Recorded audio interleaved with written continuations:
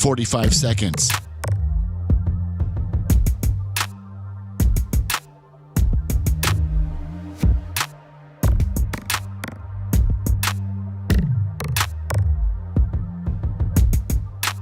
Seconds.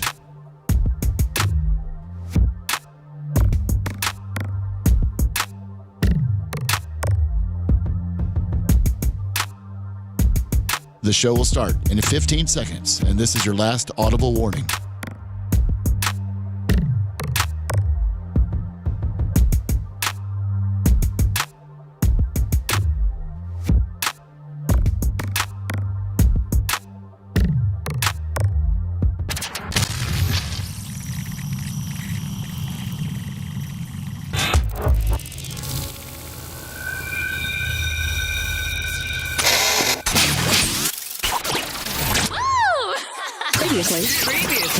Previously on the Bubba the Love Sponge show. I got to tell you, man, I'm not going to do a Russ Rollins funeral or anything like that because Russ is my friend. But, if we did beat Russ, I don't know when's the last time Russ has been beat.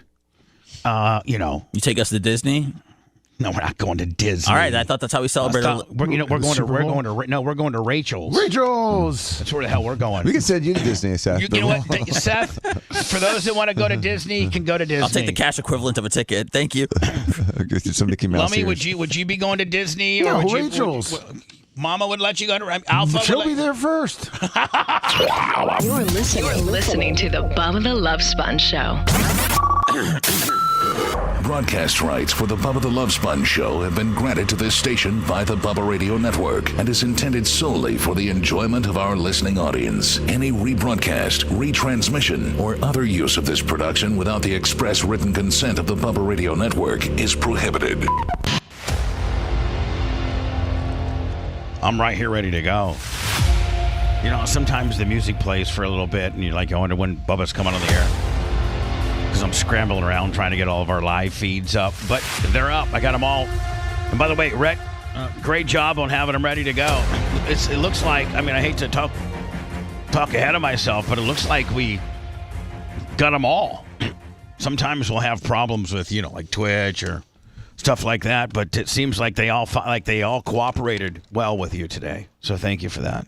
Yes, sir. Even though you're in a little bit Rhett, are you okay, buddy? I'm a little bit worried. Like your body actions and just just the vibe that you were giving out today during our pre-meeting with me, you, Lummy, Macho Man, and Seth.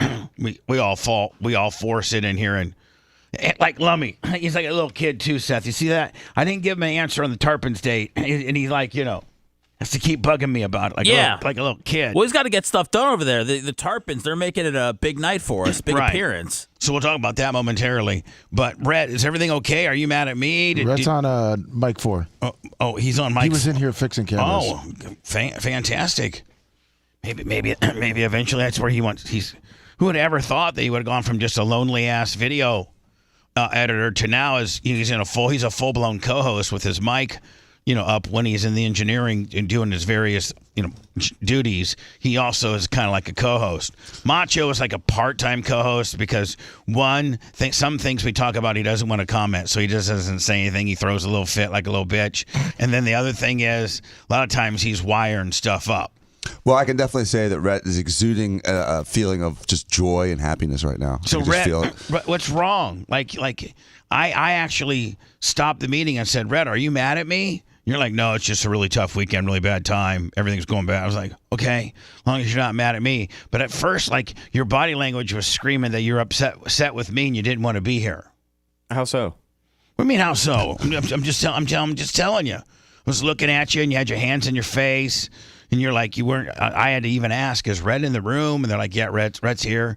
So you didn't walk in and say good morning or hello to let me know that you were here. And then, I was looking at you on the couch, and your hands were in your face, and you were visibly upset. And so I was just like, I asked, are you mad at me? And you're like, no.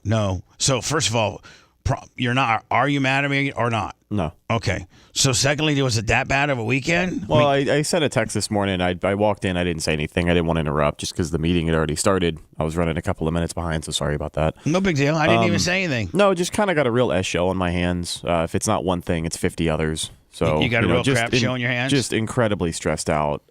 Just been one hell of a last few weeks. Has the show caused any of this? No. Anything we can do to help? No. No, for like we're all friends. No, I know. Like I mean, I know you and I are probably least friendly. But I don't know why. I don't know why. I feel like that's your choice. No, I love you. I mean, I have my girlfriend. Well, you're second least friendly, but Anna's gone now. No, I have my girlfriend like full-time babysit your dog.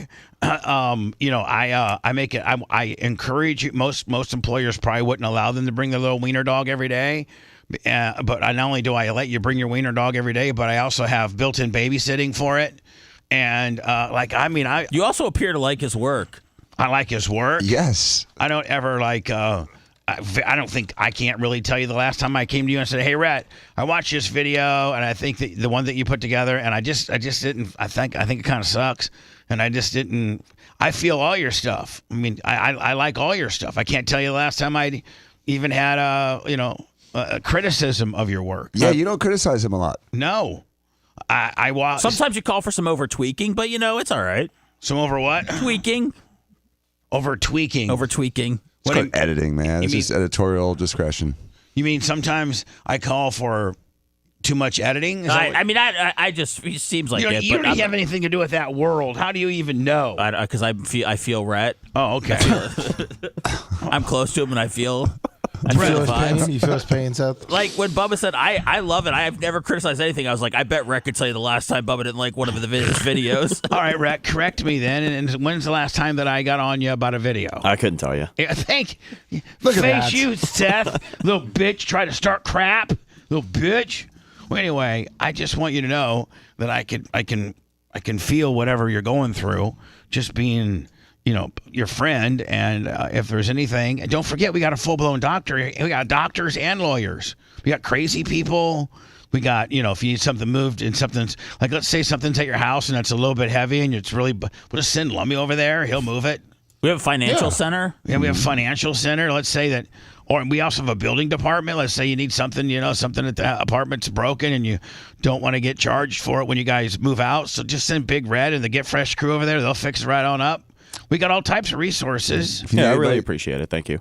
If you need anybody to disappear or anything like that. No, we don't do any of that. Write that down on a piece of paper. Oh, please, I wish we had that power. No payday cash advance? No. I've had to hit that up a couple times. Yeah.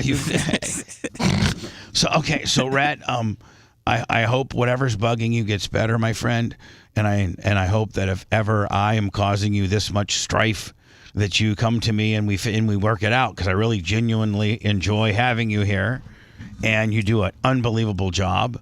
And when you hurt, I hurt, buddy. No, I appreciate being here. I appreciate all the help. It's nothing to do with anything at work. It's not you. It's not anyone or anything here. Do you need some money? No. Did you get thrown a curveball financially and you need a little something? No, it's just been anything you can imagine, really. Is it the girlfriend gimmick? No, that's going well. All right, so if it's a girlfriend gimmick and a financial man, and if it's not financial and it's not about the is it your car? Is it no. your car? A little bit, but no. We can fix that right up. Terry's Automotive. Okay, it's fixed. Jay will have it fixed while it's in the parking lot. Before the show's over. Jay will have it up on blocks by 7 o'clock. So what was the problem with his car? Was it valve stem or was it a nail? No, there was a nail. Oh, there was something in it. It was an IKEA. It was an IKEA tool thing that got stuck in there. Actually, to be precise, yeah. So it's probably, and he probably went to IKEA to buy some cheap furniture. No, I did not. I don't go to IKEA at all. But somebody clearly got frustrated with the furniture they were trying to make, threw it out the window, and then I had to suffer from it. Yeah. But yeah, they fixed that thing right up there, did a fix-a-flat gimmick, and man, I was flying 80 this weekend, no problem. Now you got to bring it in for brakes one of these days. Yes, absolutely. So, I'm working on that. I'm starting a GoFundMe today for the brakes. Brakes are for pussies. That's even better. Who needs brakes? Dan, you're so stupid. I mean, they clearly work. So let me. Yeah, exactly. Get them fixed before you got to pay too much, though, because my brakes. I had to get my brakes done last week, and I was under the impression it was going to be maybe $150 $550. Yeah, Way to go to Terry, man. My race car doesn't cost that much. Because you didn't get new rotors. Yeah. Oh, I had to get new rotors, and then come to find out, because I didn't get new rotors, my calipers were all worn out, and you know how it goes. What's a rotor and a caliper, man? I'm going to Terry. Hold on, they're two most major components of the braking system, and if your brakes are when you have an expert like Terry tells you, listen, your brakes are really, really low, and you need to get them done ASAP, because you're at a point now where your brake job will be $150. But you go another 2 weeks and your brake job will be $550, because right now they don't have to get new rotors. They can turn the rotors, and your calipers aren't messed up from going from the pad. The way you mess the calipers up is that the pad is completely gone, and now the backing of the pad is what it's using to stop the car, which usually messes up the calipers as well. Can I go one step further on that? Yeah.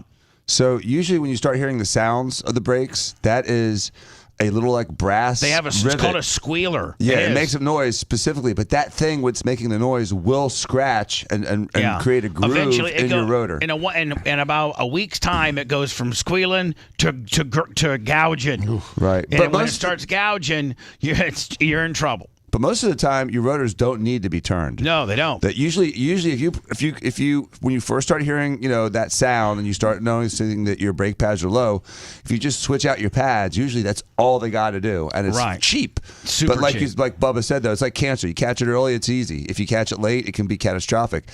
Very rarely do you ruin your calipers. Yeah, you just got to. Rhett, next time, can you just say, hey, I'm going back over to engineering? Yeah, I just didn't want to interrupt. I'm sorry. Okay. So is that where you're going? So is there anything to fix? Is there anything you need to fix? No, we're good. You sure? Rick fixed it. SOS Automotive. I appreciate it, though. Thank you. But I don't know if I don't know if we're in better standings, or I don't know if he feels better about this. I don't know. I don't know if he feels happier because we had a little conversation. Happier, or he's mad. He had a smile on his face. I did see the smile for the first time today as he walked away. He did smile. Good. So happy Rhett. Rhett, go out back and get high. I mean, for real. Like I'm the boss here, and I'm telling you, if you want to go out back and get high to take the edge off. You think maybe there was no time to roll one up this morning? Yeah, I think maybe. I think true. that's the problem, Rhett. Your other microphone is I got your engineering.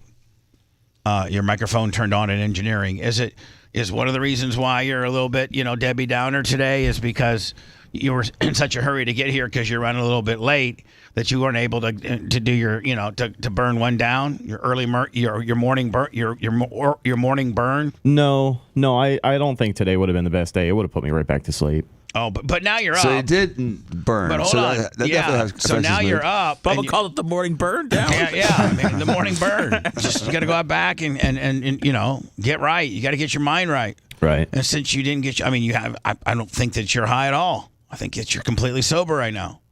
I think that's the problem. You need mushrooms? Nothing that hard. Just go back there and hit your joint or whatever, however you consume your marijuana. Right. You do have weed, right? You're not out? I don't have any on me currently, no. So you're completely out? Just about. Just about. I'm whittling down to nothing on the pen that I had. That's depressing. All right. Well, how about starting to taste metal? Oh, that's the worst. We gotta get. Yeah. So Bubba, fix this. So what if I get a big sumo hog leg, like a big old nice hog leg? Oh yeah, I'll never turn that down. Lamb chop. Yeah, that'll probably get you in a better mood. Get you a lamb chop. Go out back and take you a pull off that.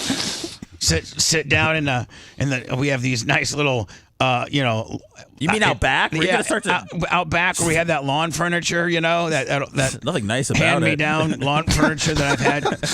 It was like I originally bought at my mansion. It's a redneck garage sale. Yeah, it is. Listen, it's a white Trizash Wonderland back there, is it not? It works though. I mean, I got a car lift. I got an oil changing station. I got tools. We got an overhang to keep you from your thing. Lummy, I do have to tell you something, buddy. I got a couple things with you. Of course. One. Yes. Buddy. Listen, buddy. Yes. One, I drive around all the ponds around here. Yes. Okay. And even the pond that's across the street that used to be a swamp, as you're going to the airport, You know, like if all those hotels are on your left, on your right there, that's like a big swampland, but they've cleared it all out and made it into like a regular pond. Did you see? And you know what? So here's a regular runoff pond that they don't have anybody looking at it. The state of Florida doesn't do anything to it. No, they spray it. I watch the guy. I'll do it all the time. Okay, I even talked to him the other day. Can we ask those guys? They don't have fish in there. Okay. We have to use certain chemicals. He had all the answers ready for you. I literally talked to him. I asked them what they're using, and kind of talked to him for about 10 minutes. Okay, listen to me. Let me just say this. We have the worst looking pond around here, and we have the. Is it embarrassing, Bubba? Oh my God! You're not going to win any pond complaints or pond offs. Let me. Creative Living Pond of the Year. If our pond, by the way, we're the only morning show in America that even has to worry about the fact that they have a retention pond out back with 2 goats. Sheds. We got a nature ecosystem back there, and along with a car auto center. So I mean, what other radio stations have a car lift, a full blown car auto center? Lummy with the available to do minor repairs, and Lummy a nature wonderland that is the center point of the nature wonderland is a fairly large 12-foot deep aerated pond with 2 billy goats. That's right. Okay. And the housing that we've built for the billy goats is pretty impressive, and the car lift is pretty impressive, and the overhang, like everything looks pretty cool back there, except for the pond. And I have memories because we've been in this building since January of 2012, and that pond's been here pretty much the entire time. Although I forget what year. What year did I dig it out? I dug it out one year. I think it might have been. I think it might have been like 11 when I dug it out before we moved in. But it was always like designed to be like a retention pond, That's right? What, yeah. It's what, okay, I mean, it's supposed to be there, right? Yes, it's supposed to be there. Like I just didn't. That wasn't better. That wasn't flat ground. The one day when I got, Sunbelt sent me an excavator and I dug just out went, a pool and just didn't fill it with concrete. And I just went crazy with it. Well, I mean, like if somebody sends you a free excavator, you got to dig a hole. Oh, right. Of course, yeah. Right? You got to. What it is. I mean, yeah. Yeah. I mean, so. I mean, the pond is, commercially and the way that we're, the zoning, the zoning for this particular plot of land requires for that to be a retention pond. I understand. So now we've drudged it out, because make it better. Because it gets a lot of silt runoff. So we have one time we drudged it out. It seems to be during rainy season about 12 foot. 12 foot. About that, yeah. 12 foot at the best, and maybe 6 feet when we're really dry. Have you shocked it yet? Well, we're getting there. So, we average between probably 6 during dry season. I mean, it never gets lower than 6 foot deep. No. It's a really, really, really nice pond, and it's got 2 little aerators. It's got a fountain, and then it's got an aerator. But somewhere along the lines, our pond got sick. And yes. Now we can't seem to fix it.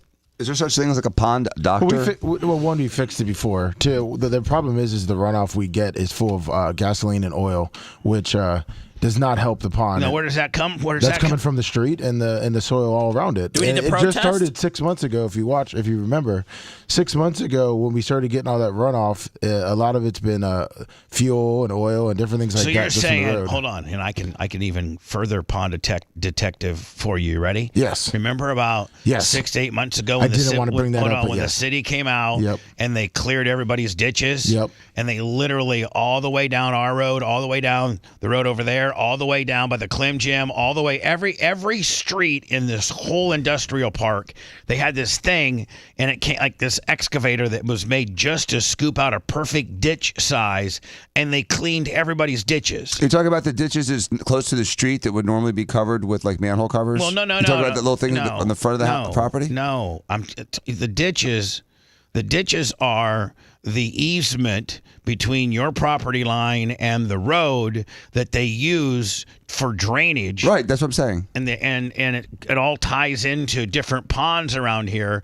And our pond happens to be one of the ponds, Lummy, that all this runoff goes into. Correct. Yes. And so that's- you're saying we were good, but after they cleaned the ditches and the ditches now work more efficiently, Yes. taking, rain and runoff from the streets down to the ditch, inevitably in my pond, that's what some of the unhealthy is. Yeah, it's a perfect effect. When I was talking to the city worker that was working on the other one, and with us having all the 3 oak trees we have, it was like when we had all the rain and then that pollen, it was all just one big mixture and messed up the pH level of the pond so bad. And we couldn't shock it because otherwise we'd kill all the fish. So we've had to do a slow roll on it, and it takes about 2 weeks. So that's why, if you look at it, it's all red now. That's all the duckweed dead. So, Lummy, one time creatine, Travis and I went back there with the scooper, and it is quite the job. That's the whole problem with the duckweed. It is, oh my God, it is quite the job. Like, I thought you'd just be able to scoop it, maybe like between me and creatine and Travis, if he scooped for 10 minutes and I scooped for 5 minutes, because he's double more. Of course, he has double the cardio. He was in shape at one point, right? And now he's just a little scrawny bastard. Yeah. But has he lost weight? Oh my God, he's lost muscle volume. He's so mad at me. Sorry. Bubba only wants really muscular men taking care of his pond. I might need to put much. I think maybe even Big Red might be more jacked than Big Red's Creatine. huge right now. Yeah, his arms are huge. So Lummy and me. Yes. And so me and Creatine Travis tried to do this, like what you do, this duckweed dip out. Yes. And it is far more of a task than anybody would ever imagine.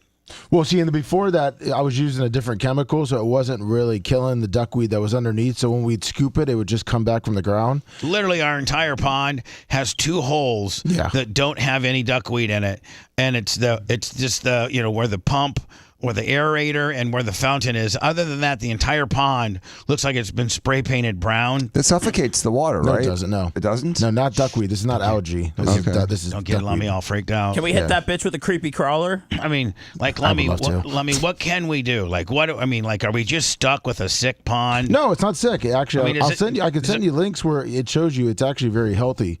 I don't want to see these links. I just know aesthetically when I go back there and look, it looks really bad. Yes, I know. Well, like I said, it takes about 2 weeks to kill it. It's like a vagina that was really, really, really, really, really, really hairy.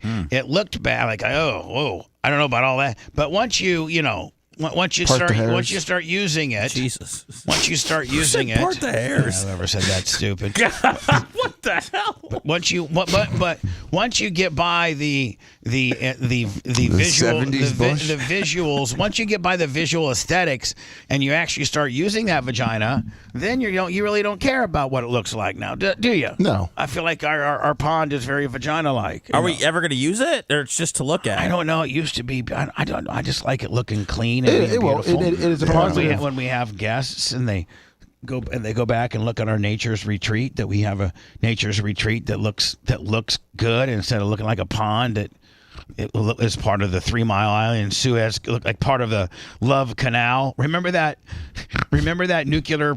What was it? And somewhere in New York, it was called the Love Canal. Remember? 3 Mile Island. 3 Mile Island.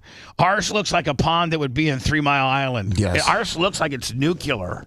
Well, right now it's red, but the positive is there's no rain for like 2 weeks, so I should be able to get everything out and get it under control. So here's my dumb question, Lummy. It's twofold. Number one is the higher volume of rain that's about to start for the next 4 months going to destroy it again? No, because I got a chemical now that the city uses that it's a preventative. Okay, and then so you don't have to like divert the drainage from the pond? No. Once we get it situated. We can't. Legally, Dan, we cannot divert the drainage. Like legally, we can't change the system. It's not the ditches that are designed. What am I going to give Lummy a big load of dirt and say, Lummy, go fill in all these ditches. Go fill the tube up. And then all the streets around here start flooding and everything, right? I don't know what you're talking about. So my idea. So Lummy, okay, so you can assure me that that the pond is going to, but listen, buddy, I'm not mad at you or nothing. I love you. I love you a lot, especially after that unbelievable unboxing repack show. Oh yeah, thanks. We'll talk about. that did well, but you could have sold out had we promoted. We're going to get into that momentarily, but I wanted to first talk about the pond. So is there any relief in sight, or are you just telling me what I want to hear? No, like last time I gave it, I said we need 2 weeks, and after 2 weeks, it was all cleared. When did those 2 weeks start? I started it about 10 to 14 days, so I'm going to start clearing it out now because it's all dead. I had to wait till it turned all red. Okay, buddy. It kills it. Okay, when you get the pond project done, will you let me know? I'll take a picture and send it to you. No, I want you to give me, when you're completely done, I'd like for you to give me a little walkthrough tutorial. Hey, listen, look at Bubba. Like get in the pond? No, not in the pond. Okay. But like, you know how you take your paw after you've done something really, really, like you've made something. State of the pond. Let me give me a state of the pond report. Okay. Hey, can we bring a podium out there? I have to, absolutely. I'll be the cameraman. Okay. On the selfie stick, and I'll be like asking you questions. Be like, Lummy, Lummy, you might want to take some pictures of it now at its worst. Yes. So that I can be like, Lummy, it used to, and then Rhett, of course, post-production, because he's so good, and he wouldn't get mad about putting this in for us. I go, Lummy, here, look, this is what the pond looked like, 30 days ago.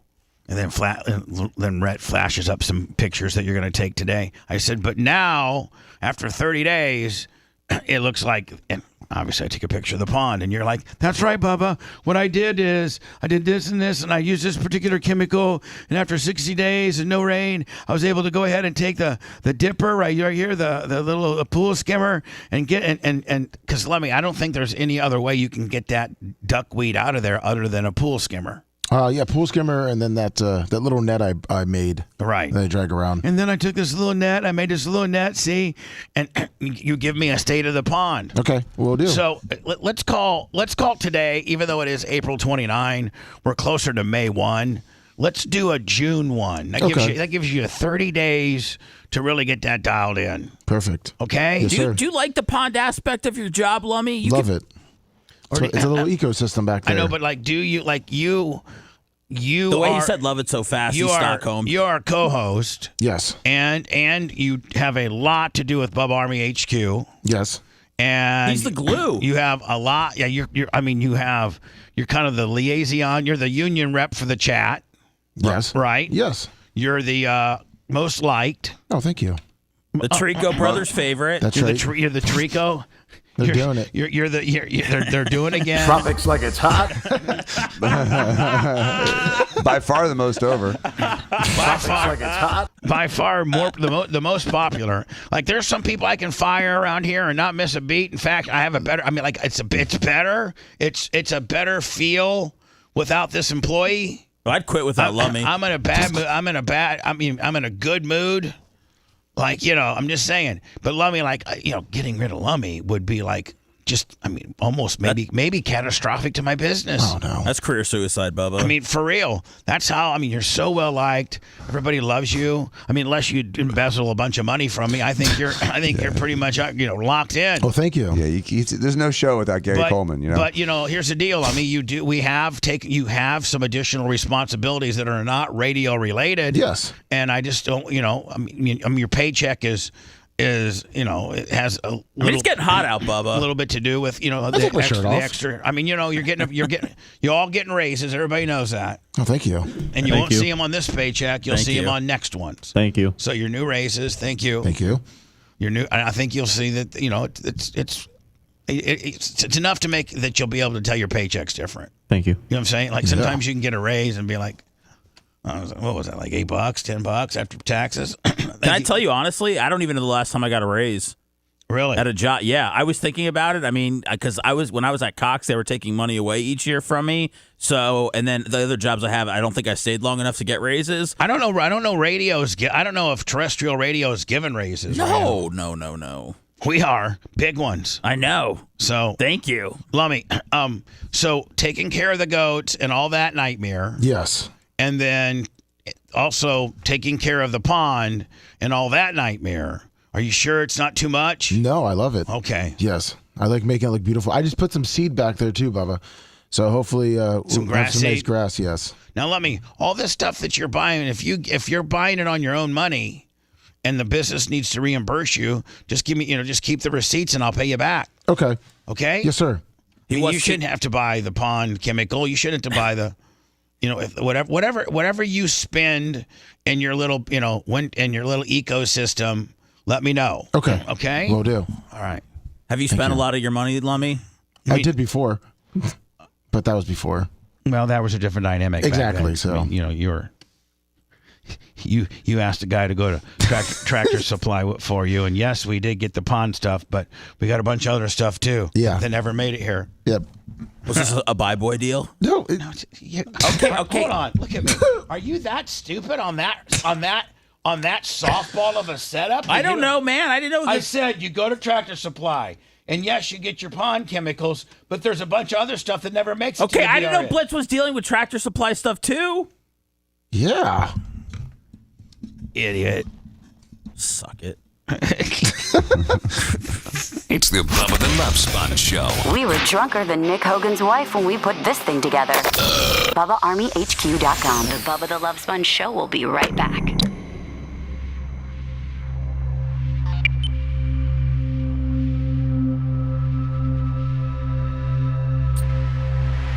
Lummy, maybe you could shout me out on the air like everybody else gets. The $1? Yeah, that'd be great. So Bubba knows that I'm contributing to the show twice as hard. It just gave a reminder that we have accepted the $1. Well, can you accept it? No. Can I take it back? No. Oh, I Good morning, can. group of lips. Tack and Dog, 843 Bubba, Iggy, Berto, Two Knock Doc.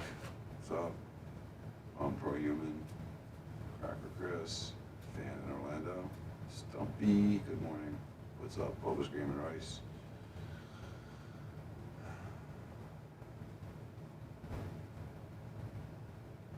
What's up, Nick the Gun Guy? Blow Bug.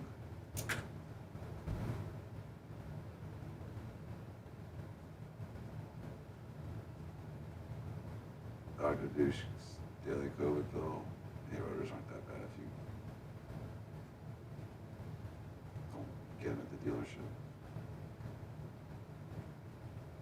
I went from carbon to steel on the race car, and it's like 1/10 the price. They still fucking stop.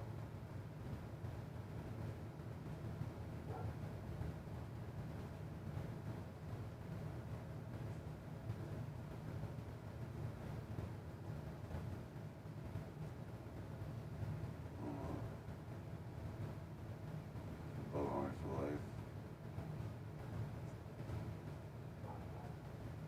Tag the dog. Berto, Perez, what's up, Stumpy? Yes, there was football. It's a fucking unbelievable story. What's unbelievable story? Oh, what happened Friday night at the football game? I'll tell you if you want. It's a crazy story. I had a crazy Friday fucking night. I'm Pro Human. It's great. Thank you.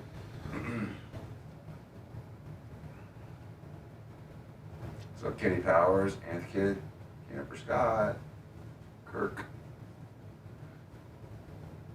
Hey, what's up, Carl?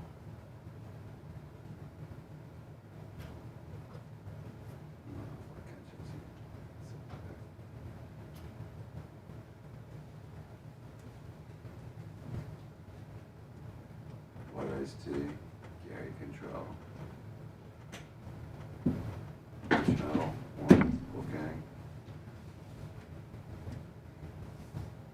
It's a lot of chat on YouTube. I was up here on Saturday busting my hump. What's up? King Brian. Really? Check the tape. I wasn't here. I know. Nobody was. That's why I made sure to walk in front of every camera so I could be on the recordings. What's up, Diablo? Dad. It's great. I'm doing some business right now. I should fuck up.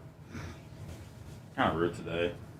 Who is? You. No, you are, bitch boy. Oh, because I didn't pick up Yeah, on your you're blitz really takes. No, you missed off. So I mean, you're usually 96%. Now you're fucking up my group. I just wanted to say. Why don't you put stuff back and then get back in your little area? You're infringing upon my area. I just am. Okay. I just wanted to say Do I, bye need to draw, boy. do I need to draw a little line right there? I just don't think anybody brings up bye boy or Yes. Joey Logano enough. Bye boy, No, we're. Joey We Logano. don't speak to. He was a pillar of fast, fresh seafood. He's a pillar or something.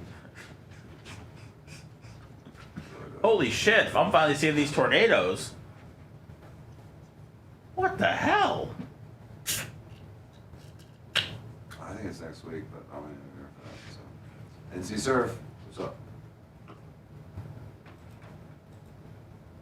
If I got caught in a tornado, would I just get spun around or would I get sucked up? You get sucked up and then spun around. So I wouldn't go all the way up into the sky. I would just. You could, depends on the power of it. Cows and trucks get brought up in the sky. They've seen cows and trucks 3 miles away. Yeah. They go up and then they get spun out. Holy shit, man. Problem is, as you're spinning around, you could get hit by other stuff too. And then you get dumped to the ground, you know, from anywhere between 5 and 50 feet, which doesn't do well. All right, I'm going to give up being a storm chaser then. Yeah. Probably.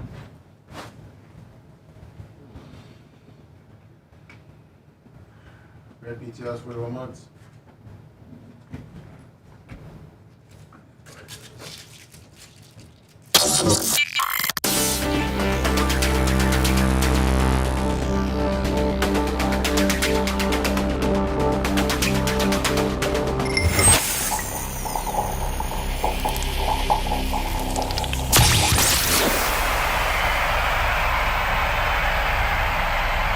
He's the biggest export from Warsaw, Indiana. Oh, yeah! Bubba the Love Sponge. Now back to the Bubba the Love Sponge show.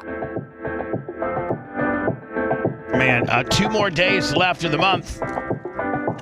You know, we're like a bunch of used car salesmen. We got to make that last minute push. Venmo, PayPal, and Cash App. On the Cash App. Cash App's being wonky. What about it? What were we going to say? Well, we have Seth Kushner. You know, he $1. Yeah, from Friday, $1. And here's the thing. By the way, John Costica. Does the train horn sound extra loud? Yes. Like it's left, like maybe it's less muffled. I like it. Oh my! Sounds crispier. It's very loud. Does it, Lummy? Yes, it does. Sounds, yes. Mach, did you move the position of the horns, or was there something in front of them causing them to muffle? Because they sound more crisp and louder. Oh, yeah. His bicep was in front of him. I'm sorry, I'm scanning audio for a potential problem. So I can't participate right now. Sorry. He didn't hear what you said. Oh, potential problem. That's not good. I'm sorry. I'm scanning audio for like that makes me like what he just said makes me feel real good about this show. And, you know, the possibility that we might have an issue with regards to being on the air. I'm sorry. I'm wired. No, it's not a major issue. We're just trying to confirm if there was something that should have been dumped in the first segment. He's been listening back to it, and he missed what you had asked him. Oh, okay. But yeah, he did make it sound like he was piloting a submarine back here or something. I don't know why it was like super I was scared. dramatic. It gave me anxiety. Yeah, my God. Anyway, can you whatever. So whatever. They said that on the Challenger. I don't even know. The question was, the horn sounds less muffled. Was there like, I know that it's underneath the stage, and there's all a bunch of, and you've been underneath the stage. Underneath the stage is this vast. It's got you know the boards that are needed to keep the stage built. You know the support various, but it's also very hollow, and you got a lot of stuff run. A lot of the wiring from the microphones and up on stage, and a lot of wiring like to be able to plug in like the DJ booth and stuff like that. So there's a lot of stuff going on underneath the stage, a lot of wiring and stuff. And I think that's where the horns are. And I thought maybe there was something that was maybe in front of the horns up until recently, because it seems like the horns are louder. So I didn't know if you moved something. Actually, Big Red cut a piece of fabric that was kind of like a door to the second part of the stage. Right. And that's now missing, so yes, it's more open. Oh, okay. Now, do we need to eventually put that piece of fabric back so aesthetically the stage doesn't look like it has a hole in it? No, I mean, from the outside, you can't tell. It was inside. It was from the first stage, Bubba. The old stage. The old stage. Then we Like a built false onto door, a false wall. Okay, I don't even know what you said, but it's okay. Great, no problem. We'll just go with it. Somebody, Yoko Anna in chat said Anna's cavernous nostrils were absorbing most of the sound from the horn. That's why it sounds louder now. People are brutal, are they not? Sometimes their crafty writing deserves a shout out. Yeah. Lummy. Yes, Bubba. You wanted to move the Tarpons game. You're in here, and we were doing our pre-show meeting, and I was, I'm getting all kinds of different things, going through different things with what the clickbait's going to be, various prep, why Rhett's depressed, whole 9 yards, and you kept asking me, Bubba, can we move the Tarpons to the 22nd? I go, Lummy, just give me a second. Then 5 minutes later, Bubba, can we move the Tarpons to the 22nd? Man, you really tore up about this deal, aren't you? Just wanted to lock it in. I'm sorry. It's a fun time. People are traveling for it. Yeah. All right. Yeah. We can move it to the 22nd. Okay. Thank you. It's not a big deal. It's a Saturday night. Yes. I don't think it interferes with Bubba 199. I don't know if we even have a Bubba 199 scheduled in June yet. I don't think we do. Let's get that on the books. I don't think we do. I don't think we do. Let's do 3. Let's do what? What? One a week? Do you want to do it? Danny 198? Why do we want to do a Danny 198? Why not? Generation. No, we're listen. No, just trying to help. Are you saying in conjunction with a Bubba 199? In conjunction or in addition, whatever you prefer. I'm just offering to help. It's Bubba 199. Okay. Quit trying to get up on my tip. I'm not trying to get up on your tip, dude. I'm trying to help you, bro. No, listen. He did one a long time ago. I know, it's but helpful. It comes a point, man, where you're just sticking it to him too much. Okay, that's fine. We got a lot of we got a lot of merchandise products coming. We got a lot of different ways we're going to be sticking it to him. Yeah, Dan. so Dan, you just can't keep sticking it to him. You got to give him some relief. Okay. Don't forget the new Bubba Army, Fat Bubba dunking a donut, Trump-inspired T-shirt. But those have all been prepaid. They're here. They're supposed to be here within the next 2 or 3 weeks. Bubba Army. Alpha. Oh, look at you. See, as critical as I am, man, you're ready to go there, buddy. Yes, You're on sir. top of your game, you pond cleaning mother effer. Thank you, sir. Thank you. Bubba Army Alpha's coming. I'm going to ask, for some money on that deal. So no, Dan, we're not doing a Danny 198.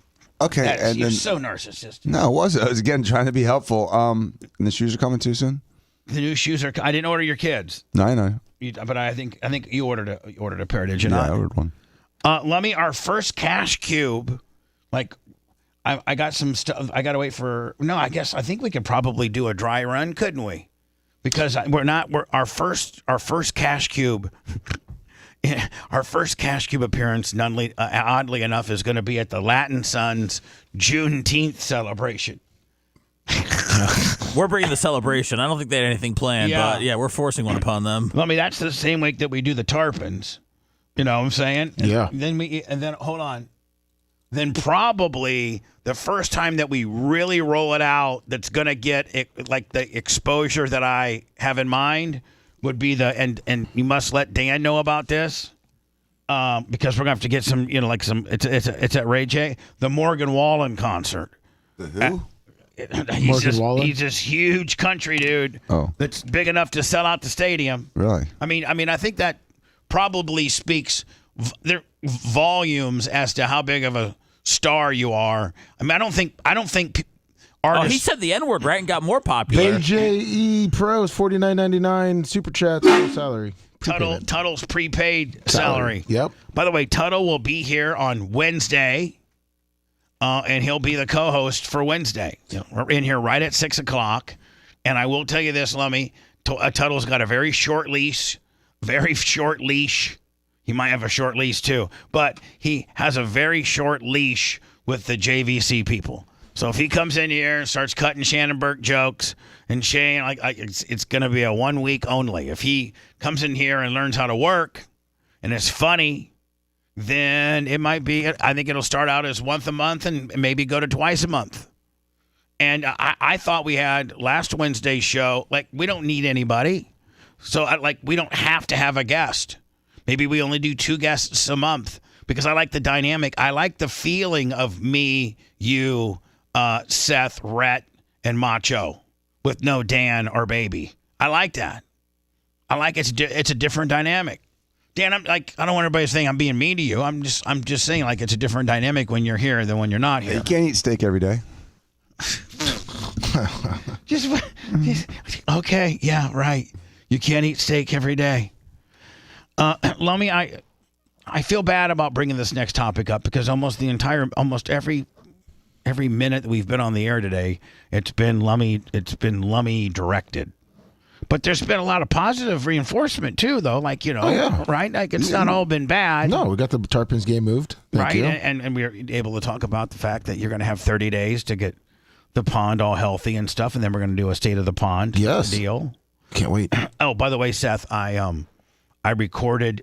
We had that back inversion thing in the gym, in the Clem gym up front. It's this thing that I bought years ago, and it does work. Well, I mean, Seth, I'll ask you this: did you think that it helps? Did you feel stretched out, or did you feel different, or less? Just did it do anything for you? I did get stretched out, but it's also really tough for me to have all the blood go to my head and still feel normal. Right. So that kind of threw me off, though. But I'm a dizzy little bitch. I think a real man can handle it. Right. But it is weird being just straight upside down for, a while. Dracula style. Yeah. Like you're hanging from the rafters. Yes. So I did record that and put it up as a video. Hopefully, Rhett will thumb that up. It's the continuation of. I don't know if that's manning up, Seth, or I don't know what. Well, as long as you're not tickling him, it's manning up. Well, I mean, putting a guy on an inversion, table isn't necessarily, I think, manning up. Oh, but anyway. It's still pretty erotic, right? Yeah, I'm turned on. And then I think I sent that other one last week of him trying to put air pressure in his tires. So if we could like to get those up here relatively soon. Yep, they'll be up today and tomorrow. Sorry about that. Thank you, bud. Lummy, the next bit of video is already up. And when we put videos up, man, they almost always debut almost always on our YouTube channel. So, our YouTube channel is definitely one that you want to follow. Like, most definitely. Like, that's where the food review is going to be. That's where you're first going to see the food review. That's when you're going to see what Rhett and Lummy are doing. It's just where you're going to see, a lot of whether I'm at the track and I got this. Let me get this new. I saw that. Oh, well, yeah. Did you see it? Yeah, on the trailer. Whew. Brush cutter, stump. Kind of like deforester. That's nice. Of course, I ran it for an hour and broke it. Really? Come on. Yeah, I was getting a little too aggressive with the trees, Lummy, and they got wrapped around the. You're supposed to, slowly go into the, and I kind of was going a little too fast because when I'm in a skid steer, you can work. So I like to work fast. Right, you're like overboost Bubba. So I ate too big of a tree, and it got all wrapped around. So I just went and parked it and said, "Hey guys, I'm leaving. You guys fix this. Make sure it's fixed by Friday. So I'll be back and be. Oh my God." So anyway, I think the Merch Crick has a little bit of video of that. We'll put that up on our YouTube channel. But a lot of stuff that we get ourselves into after hours, whether it's changing Seth's oil or whether it's whatever a lot of things. My food review, Lummy, your goat report, bunch of stuff lives on our YouTube channel. Appreciate you. And Rhett does like a throwback. Oh yeah, Rhett's doing all kinds of special. Rhett's and Gary Cantrell's, and I mean they're throwing together Hogan shorts. I mean, Rhett threw together a Hogan short. I think one of your shorts, Rhett, is approaching 8 million views. Yeah, that's all Gary. Okay, Gary. Like that's. I don't know a lot of shows that can just terrestrial radio shows that can say you have a short or any video for that matter that's got 8. Nearly 9 million views. Come on. It's the Hulk Hogan talking about Andre the Giant never brushing his teeth is at 7.8.5 million. Yeah. And then Hogan on the Ultimate Warrior basically saying that he sucked in the ring. That's at 7.7 million. Those are our two most viewed. And that's where you're going to get all this stuff is on our YouTube channel. So there's just no reason why you shouldn't follow us on our YouTube channel. That's at The Bubba Army. In fact, everything that we have, every form of social media that we have, with the exception of TikTok, and you can thank Lummy for that. But everything from OnlyFans to Instagram to Twitter to Twitch to X to Rumble to YouTube to Facebook to Twitch to locals. Lummy, did I forget any of them? I think you just named them all. I think it's all at the Bubba Army. It's really that simple. At the Bubba Army. And you're going to find some unbelievable stuff and stuff that you don't hear on the radio. Lummy, one of which I'm going to have to turn to the staff here today. And they're going to have to be honest with me. Because, sometimes, you're right, I forget stuff. I do. And you guys bring to my attention that I forgot it, have some type of documentation, whatever. That or you gang up on me and I just give up. But which I'm sure there's a couple times you guys have ganged up on me and I was right, but you guys just beat me down to the ground like I was, a pro-Palestinian at UCLA. Like I was a pro-Palestinian protester at Austin, Texas, because there's some states that are putting up with it, and then there's some states that are coming in. Did you see that Georgia? Let me on my Twitter. That Georgia cop. He comes in and grabs this guy like he's a suitcase and takes him right out. Right to a squad car. That's right. Was that the hold the line one? Yeah, I think so. No, this was one I think when he got arrested and then they went to the ground and he just picked him up and took him to the car. By the way, you can get all that unbelievable footage by following me on my Twitter. Protesters seem like they're very light and easy to carry. Yeah, well, lately it seems like it's really dying down. The guys are. The girls are heavier. But it seems like this protest world is really dying down right now. Like it's not nearly as cool to protest this week as it was last week. But you saw that Stein got attacked at the one over the weekend. Yeah, really? Physically attacked. Yeah. At Austin, was the University of Austin? Yeah. Let me see. I think this is it right here, isn't it? Let me see. Now, is there language in it? I don't believe so. By the way, this is on our Twitter account at the Bubba Army. Yeah, the trans can beat him, but you touch one and you go to jail forever. We're here at UT Austin, where I just got assaulted by transgender pro-Palestine people. I didn't realize gay for Palestine was actually real. But watch this video. Hey, can I ask you a question? In Palestine, aren't they mean to trans people? Aren't they mean to trans people? We're here at UT Austin and trans people. And by the way, that's not even it's more of like a gathering. There's more parents at Dan's flag football game than I'm just saying. Yeah. Dan has a bigger audience of parents watching their kids play than the volume of pro-Palestine protesters at UT. Well, we got assaulted too. So we had an assault this weekend as well. Dan. Yes. I have it written down that I'm going to get to it. I'm setting it up right now. Don't get ahead of yourself. Okay. All right? I'm just saying. I got to rhyme to this reason here. Just because I opened that door, we're going to go down that path, but I got to close this one first. People? Aren't they mean to trans people? We're here at UT Austin and trans people are out here protesting for Palestine, but don't Palestinians throw gay people off roofs? Hey, sir, can you please leave? Yeah, no, I'm just going to hang out right here. Can anybody tell me do they do any pride parades? Get the fuck out of here. Dude, what are you going to do? Of course, he bleeped it out on his text. You guys are all idiots. You guys are transgender. But you guys aren't even. I can't play it. It's so good. I know, but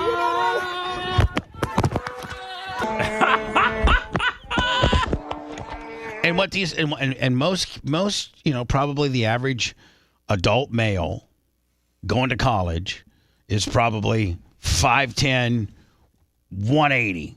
Yeah. You know what I'm saying? Yeah. That's about right. The average dude that rolls down is 5'9", 5'10", about 180. Yeah. 75. Yeah. And that's probably the average dude. Well, Stein's big boy. I mean, Stein's 6'3", 240. And so when these little gnats, Stein can usually overpower them. For real, how many videos have we seen where they just physically don't even match up to Stein? Right. He's pretty tough. It's some of the transgender gatherings that he's really tosses people around at. So let me ask you a question. These people here at the University of Austin, Texas, University of Texas at Austin, which is their main university, these people are protesting for what? Like, what is their stance on what particular topic? For Palestine? I believe they're transgendered all for Palestine. All right, so these people are all identify as transgender and they support Palestine.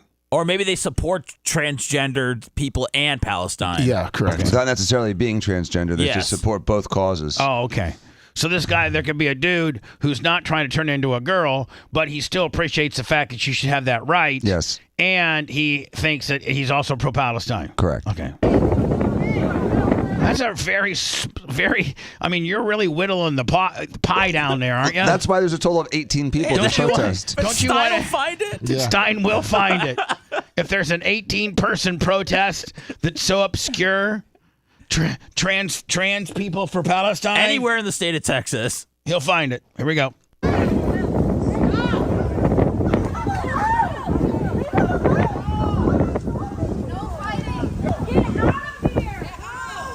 Watch this, Bubba. This is great. By the way, this is on our Twitter account. Go follow us on Twitter at the Bubba Army.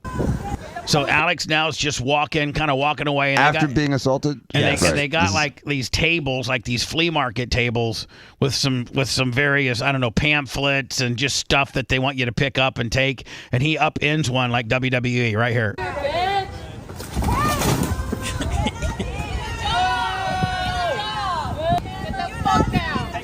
Oh, another F word. Yeah, I'm trying to bring awareness to Gays for Palestine movement. He said, yeah, I'm trying to bring awareness to this Gays for Palestine movement. That's what he's doing there. And look at that stuff, Bubba. It goes viral. Like the second that he puts it out. Yeah, and it did pretty good for us too. You had asked on the show last week about like colleges kind of standing up to stuff like this or what they're doing about the protests.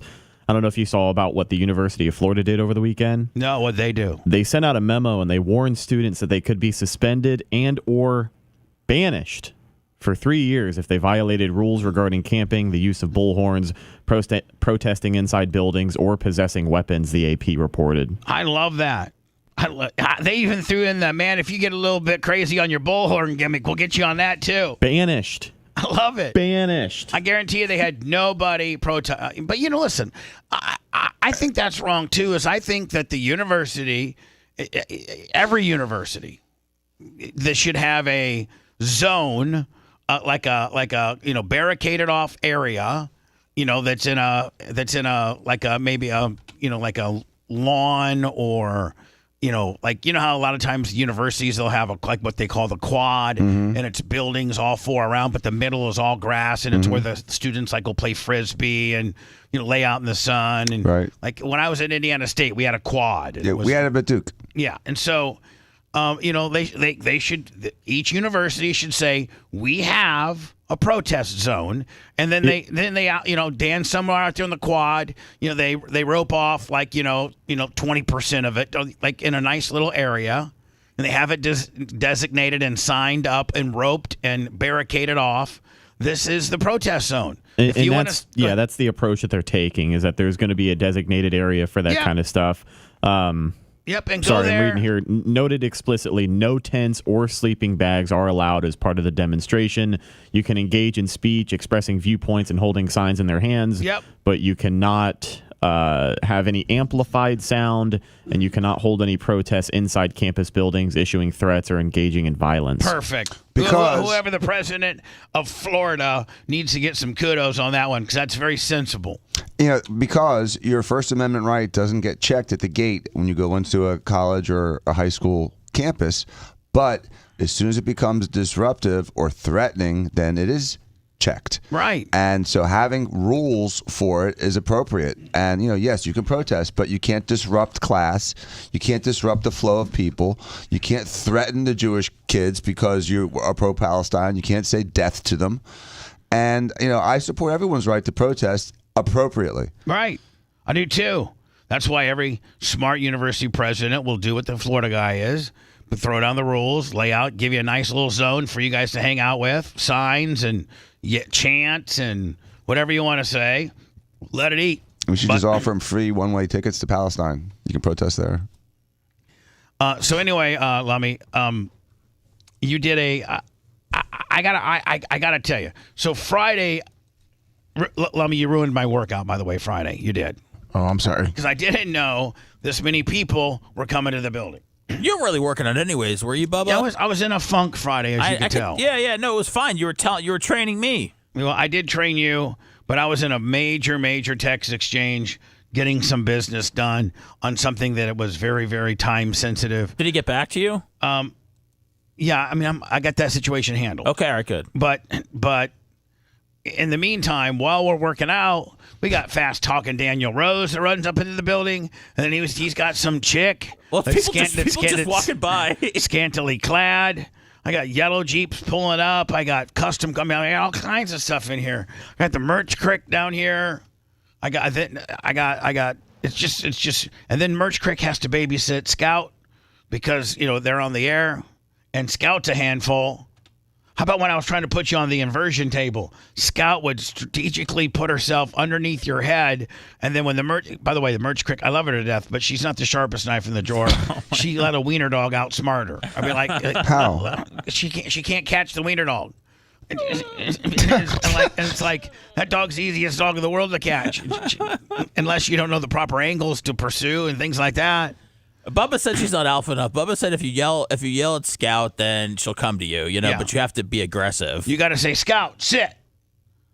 It's gonna be hard for her to change direction or chasing that dog. Right now, Scout's allowed to do anything. I mean, I don't think Rhett ever I think Rhett just lets her. I think she's just she runs the show. Scout runs the show. She does. I can see how she rolls around, man. She rolls. She absolutely rules the show. There's no rules for her at all.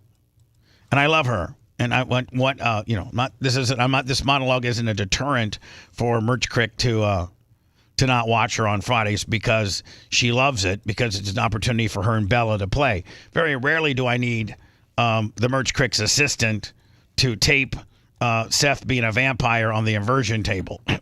But when I did need it, Scout was making it very difficult. That in conjunction, so I'm trying to get in the right mind frame to work out. Oh, of course, me too, because I was blasting my tries. Yeah, and I got all these people coming to the building, and then you tell me, well, I told you that we were doing a show on Friday. Lummy, you never told me on the air as a talk break. You never promoted this event. And we never talked about this event. Now, that's my recollection. I'm not saying what I'm saying is the gospel. If you have others that will back you up and not back you up just because it's opposite of me and you're Lummy, the most well-liked guy, but intellectually be honest and back me and back you up.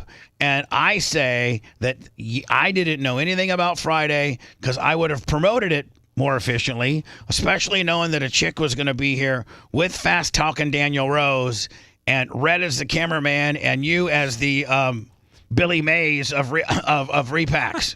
Well, I mean, I don't think we talked. I mean, we talked about it on 199, and then you even played the commercial. Hold on. Little thing minute, which you said was lame on Tuesday, and it was kind of like a parody, which that's what the point was. When I was out there with the goats talking about the skunk pack thing, we played that on the air. And then we played that on the air. Yeah, you played it for the minute it was. Why don't you get it for me again? Because I don't think that it specifically say coming this Friday. Well, after the Bubba show will be this big extravaganza of repackness, if you will, I will be the Billy Mays of repack, slinging it. Well, you cut it off, and then you said, "When's that going down?" I said, "Friday after the after show." And you said, well, what time? I said, whatever time the after show gets done. And that was it. But yeah, that's when you played that. That was Tuesday, and you brought it up on Seth, Wednesday. you weren't clear on this Friday extravaganza, were you? Oh boy, I really love Lummy. I mean, Seth talked about it when we did the commercial because he kind of made fun of it. So I mean, I guess if he forgot that part, then... Okay. I feel like I remember commercial, but I feel like it was for the first time you did it. And again, I'm not saying that Bubba's exactly right, but I just do know that him and I both were very jolted when people were walking through. Yeah, I told Daniel Rose not to go through the front part. So I mean, I gotta talk to him again, which he didn't listen. But I told him not to go through the front. If I'm in the building, fast talking Daniel Rose is gonna find me to pitch me. I know he'll somehow always find you. Yeah. And here's, by the way, I love fast talking Daniel Rose, but when I first get off the air, like I literally just got off the air, I really need some downtime. Like I need 35, 40, like even the merch crick knows. Like I need some time to just decompress. I really do. No, 100%. I always try to have you. Here I am on the leg extension machine trying to do a set of 15, and I got fast talking Daniel Rose, right in front of me with this chick in a pink disco going to the nightclub dress, and then I got you there, and I think you're trying to whisk them away. Yes, but they're not getting whisked. I mean, so maybe it was locked into talking to you. Yeah, you were also yelling at him, Bubba. So what was I yelling about? About you didn't know anything about this. I'm like, Lummy, I didn't know anything about this because Lummy, we should promote it. If you got one of these, Lummy, Billy Mays repack willies, and you're bringing in a girl and. I mean, people are making money and slinging repacks. We need to talk about that every day. We need to be like, don't forget this Friday. Hey, Seth, guess what? What's going on Friday? This Friday.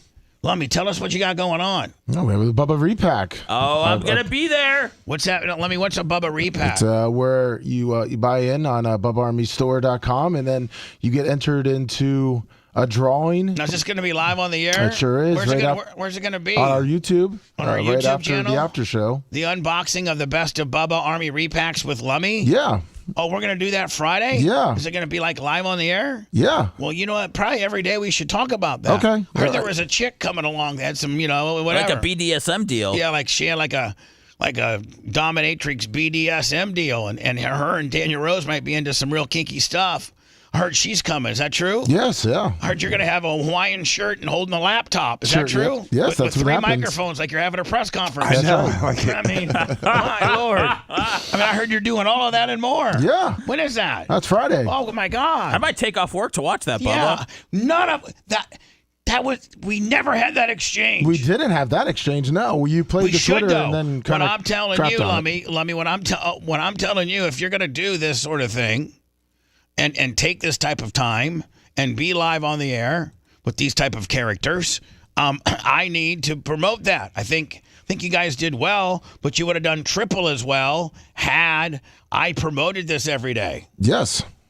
What do you mean, yes? You are correct. We would have done better if you promoted it every day. And you didn't. We didn't promote it at all. We promoted it 3 out of the 5 days last week. Rhett, come on. Step up and be honest.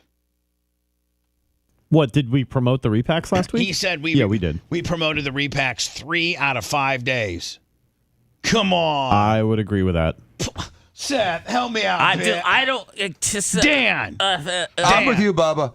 Bull. Well, no, hold on. No. I have no idea. No. Dan, let me just ask you a question. Do you were here 3 out of 5 days last week? Mm-hmm. Do you remember at any time us talking about the fact that Lummy had a repack show with a chick wearing a tight pink dress on Friday?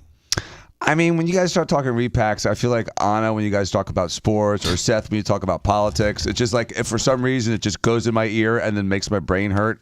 But I remember you guys mentioning it at least once last week. Yes, once. But I wasn't here the whole time.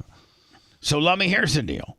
If we're going to continue to do these, I have to, the Monday of said repack. Yes. You are to make it a talk break. Yes, sir. You are to shoehorn yourself into and say, Bubba, I just want to remind you that it's the Monday before a repack, and you instructed me to tell you that Mondays before Friday repacks, I'm supposed to tell you and drive you crazy on promoting it. Okay.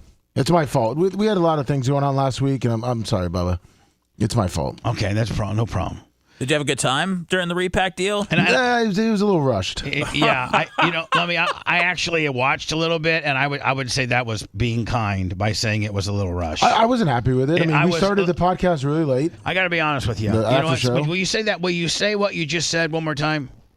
I didn't like it either. It was so rushed. It was rushed. I think you I said had to get out of there and go to said- Leesburg, and you said I don't feel happy about it. I was not happy about it. That was, you know what? You're reading my mind. He's got too much going on, Bubba. No, we started the show late. We should have started at 10:15. We didn't get on until about 10:35, 10:40. Because fast talking Daniel Rose is worried about messing up my leg extensions. No, I'm saying the after show with Colton and everything. We didn't. Oh, that's on you too. That ain't on me and Seth. Well, we couldn't get in the studio until 10:25. Why? Because you and Seth were in here talking. Were we, Bubba? No, I was recording a Mint Mobile deal. I think we were talking. Oh. Did you tell me about my raise?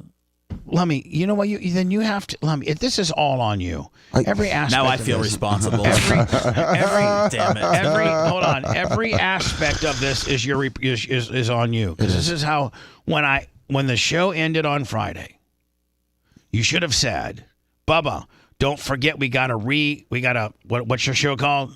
It's a weekly wrap up. Yeah, don't forget I got Colton coming in with Brett.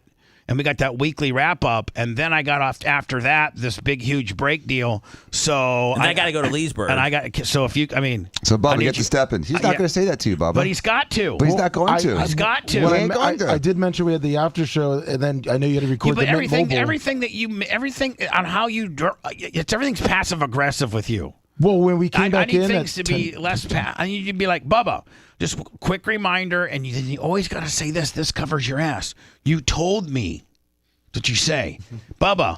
Quick reminder. You told me to tell you. Right. Always say that. Start with that. Even if I didn't lie about it, I'll forget. Okay. You'd be like, Bubba. Be like, what, Lummy?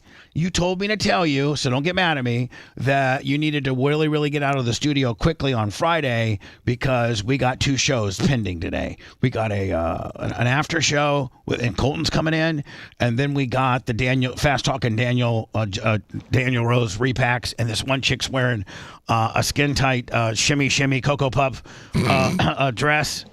And it's going to be super great, but that requires you getting out of the studio as quickly as you possibly can. And by the way, Bubba, what you told me to tell you that? Okay. Well, because let's practice, okay? Yes. Hey, so it's Friday. What, Seth? It's Friday. Let's go. You want to go train? Yeah, let's just kind of sit here and talk. Hey, for a little Bubba, you bit. told me to tell you that I need to get you out of the studio. We have an after show that's going to start at 10:15, and then I have the repack. All right. Well, listen, Lummy. I got this Mint Mobile. But you deal told me do. to get out of here. I know that. So let me just cut this Mint Mobile deal. It'll take 3 or 4 minutes because I mess up 10 times. And then me and Seth won't have our long-winded meeting, and I'll be out of here by 10:05. Yes, sir. Thank you. Boom. That would have resolved everything. But that requires you having some balls and standing up to me. Well, now that I got the approval, because on Friday I tried to come back in with Merch Crick at 10:15 to ask you if we could get in. Well, that probably maybe even matter as soon as I see her in here. Yes, you did. You yelled and said, "Just give me a minute." And I pretty much went into an innie and walked back and said, "Well, I guess we'll start when we start." Now you got the golden ticket. I know, that's what I'm saying. I didn't have it then. So you're saying when you did come back in here at 10:15 and I yelled at both you and the Merch Crick, that scared you more? Oh, yes. And I said, well, I went back and told Rhett and Colton. Right. I said, we'll start when we start. It's all my fault. It's all my fault. No, it's my fault. I'm sorry. It's my fault. I insist. I'm sorry. He's like a beaten dog. He's afraid. All right, let me raise your hand. He starts shaking. Yes, sir. Pees all over himself. I got a bunch of news stories to get into, but next I would like to get into your repack show a little bit. You know, I wasn't happy. I thought it was horrible. It was horrible. You did well. The people were happy with the product. I was not happy with how it went down. It was just very rushed. It was horrible. I would actually I could almost get a hold of my best friend Rhett and maybe unpublish it. It's so horrible. Well, then we lose the 1,900 people that watched and the people that. But the people like the products that we got. I would prefer, maybe wait till the next one. We have more time. I would think that and here's another thing. I think it showed lack of preparation. Well, that's what I was saying. It was rushed. It was all rushed. Yeah. I didn't have time to set it up correctly. Well, we're gonna go through this. I mean, it's bad. It's bad. You look like a used car salesman. Well, that's the point. There comes a point of being bad and being funny, and then being bad and not being funny. Well, this one wasn't funny because, like I said, it was rushed. I know. I mean, I wasn't happy with it. Well, when's the last time you had a real vacation and really got to relax? Poor guy. I know. I'm seeing him just. Yeah, but hold on, Lummy. Don't you have a couple days off coming up next month? And I'm going to work that concert. Yeah, but I think he's driving to work a concert. Hold on. I think that when we do have days off, I don't think I mess with you. No, not at all. No, do I? No, I feel like you're mad at me. I know work's stressful enough. But I don't think I reach out to you and ever give you a hard time. No, never. That's what scares me, though, sometimes. What do you mean? Well, you don't say anything, so I don't know if you're mad at me and you're not talking to me or you're talking to other people. Everybody will tell you here, man. If I'm not texting you or communicating with you, it's not because I'm mad at you. It's because I'm enjoying my time away from you and you're enjoying your time away from me. Okay, that goes for everyone, right? Yeah, it's for everybody. Yeah, don't hear from you. Everything's cool. Lummy, let's go. Can we go through this really, really horribly produced? Yes. I mean, like it comes to a point where I gotta be like, Lummy, I gotta kind of worry about the integrity of. Do you want to have a production meeting before this happens next time, Bubba, to kind of sit with everybody? And no, I don't like to micromanage. Like for them to figure it out themselves. Well, I need to have a talk with Daniel Rose because he was talking a lot during this, which just frustrated me more. And that's you. See, I mean, that's you not being able to control fast talking Daniel Rose. Well, I was just trying That's to you get being through a this one. With this particular relationship, you and Rhett have to be alpha because you're protecting the product. He was just reminding you to not forget the Super Bowl packs, Lummy. Yeah, every single That's time. all. So Daniel Rose was in the first row off camera, just shouting stuff at Lummy the whole time. That's not distracting. He was the heckler that threw the stand-up comedian Well, completely off. And it's funny too because these new iPhones, for some reason, whenever you go live on YouTube, I don't know why, but the microphone behind the camera is way louder than the microphone in front of the camera. So Daniel Rose was like back behind the stage, standing in the middle of the studio, but anytime he said anything at all, it came in louder than Lummy does. So you can hear everything that he said throughout the stream. Yeah, Lummy, you completely being the co-host here. You know, it doesn't, the unboxing of the best of Bubba repacks with who? Tracy Nix. No. It says with Lummy. I didn't know if she was put in there. Okay, with Lummy. Can you not see my screen? Up there, see it? Yeah, I can see it now. So can you read it? What the description of said video is? Unboxing the best of Bubba Army repacks with Lummy. So Lummy at this point's the star of the show. Yes. You should, when you're the star of the show, you shouldn't let the guy in the front row, host half the show. Correct. Yeah, I almost thought about canceling the show before we did it. Wow. So I thought about pushing it to Monday or Tuesday, but you know what? We'll get into this extravaganza next. Okay. Holy shit! A lot of people have worked here. Glad we built BubbaArmyHQ.com for all the PTSD memories. Bubba the Love Sponge Show. The Bubba the Love Sponge Show will be right back.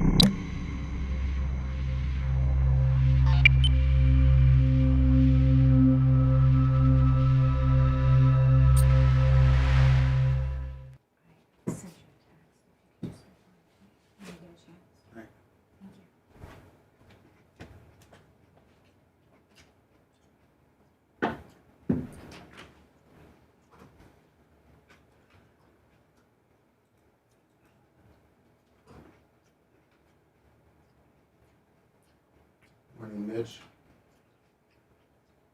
Hey, Mitch. Is there any sexual chemistry with you and Tracy Nix? No. Did she give you a good chest slap? Woo! Is it the type of wrestler she was? Is she a wrestler still? Yeah, I think she is. 31 Ember. I don't know what the Morning, photo Mitch. you're referring to. Bubba, just one morning, you gotta just send Lummy to Clearwater Beach. Just let him fucking chill. Give him a bag of weed What's up, and a Lummy? 12-pack of beer. And Yeah. Mitch. I couldn't do that. No dad responsibilities. No BRN responsibilities. Just Lummy time. No, that's boring. You need a Lummy. I need this. Hey, Lonnie, can I ask you a question? Yes, Dr. Danny. What up, Long? What up, Grouper Lips? Patriot Party. I don't know. NFL draft, love it. Today? Yeah. I thought so. Great draft. Great videos of the GMs calling the kids. Super prolific. Love Right. seeing the kids visiting the teams with their parents. A couple people like that lately. The Bears drafted a punter that Donald Trump put over a couple of years ago. Good morning, sunny days. Is that a kid from Iowa? Yeah. So I thought that was fake until I saw it, and that's real.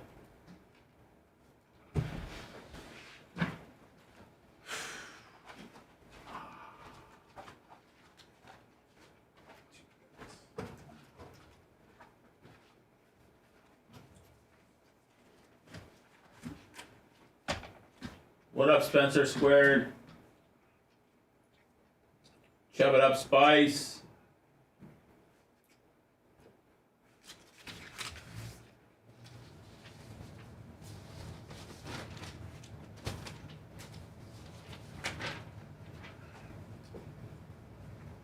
Yeah, the only teams that I saw get pretty beat up were the Falcons and Denver. I guess people hate Bo Nix. I don't know.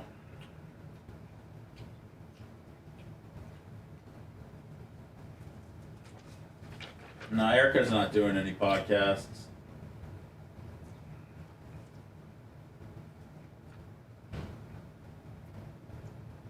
What up, Iggy?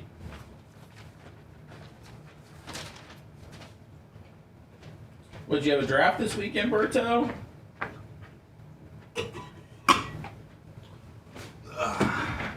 I don't know, man. I don't know why everybody hates Bo Nix. They needed a quarterback. What up, Beach Metal? What up, Dark Match Steve? DMS?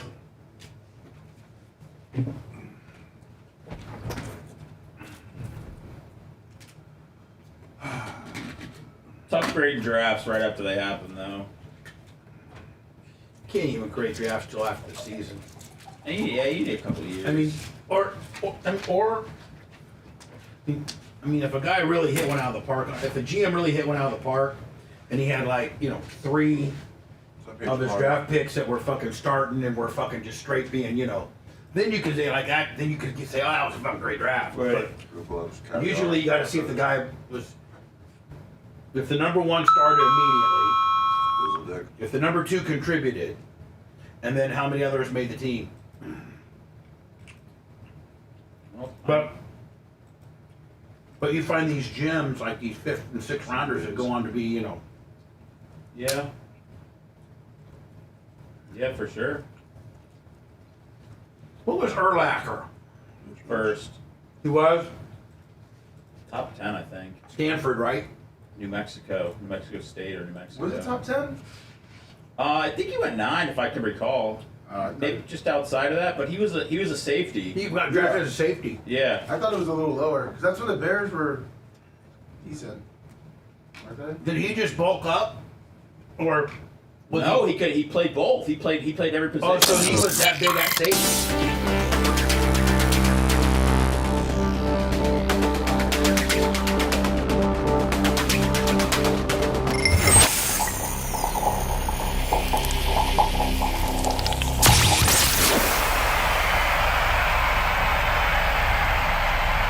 Bubba the Love Sponge. The only man that thinks ketchup is a food group. It's pretty tasty. Back to the Bubba the Love Sponge show.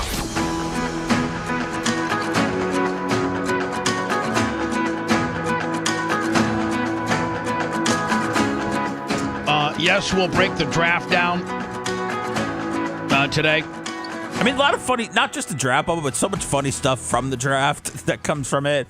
Whether it's, hearing some of these guys answer questions for the first time or seeing them visit the facilities with their parents, or whether it's the GM calling the kid. There was a GM that called a kid, and the guy's like, Coach, I'm going to do it. You're not going to regret this, Coach. And he's like, well, I'm actually the general manager, but I'm going to put you on the phone with the coach. So there's just a lot of funny moments. Was that the during white guy? That was the white kid, right?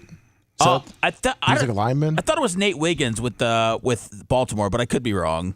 Lummy says that was the white kid. There was only, I don't know, maybe 300 white kids. Well, no, it started going viral. This white kid kind of did the same thing. I couldn't remember his name. I tell you, it was fun to watch. If you're watching the draft on ESPN or wherever they had it, I watched it several times over the weekend. But it's funny to see the different, like the Los Angeles Rams. In fact, Seth gave me a story for it on Monday about their draft room. Yes, Bubba. I thought that was interesting too. The different draft rooms, they all look different. Like some are real jobber. Some are like two banquet tables with some skirting and some high back chairs with a TV behind you. Well, it's their war room, which it's probably just their big meeting room. I'm guessing. But I mean, some teams have nicer war rooms than others. Yeah, right? and some are all facing the same direction. Some are in a circle. Some are on square tables. Some have multiple tables. Some look like they're in like the NASA control room. It's amazing the difference between all of them. Some have 5 people. Some have 15 people.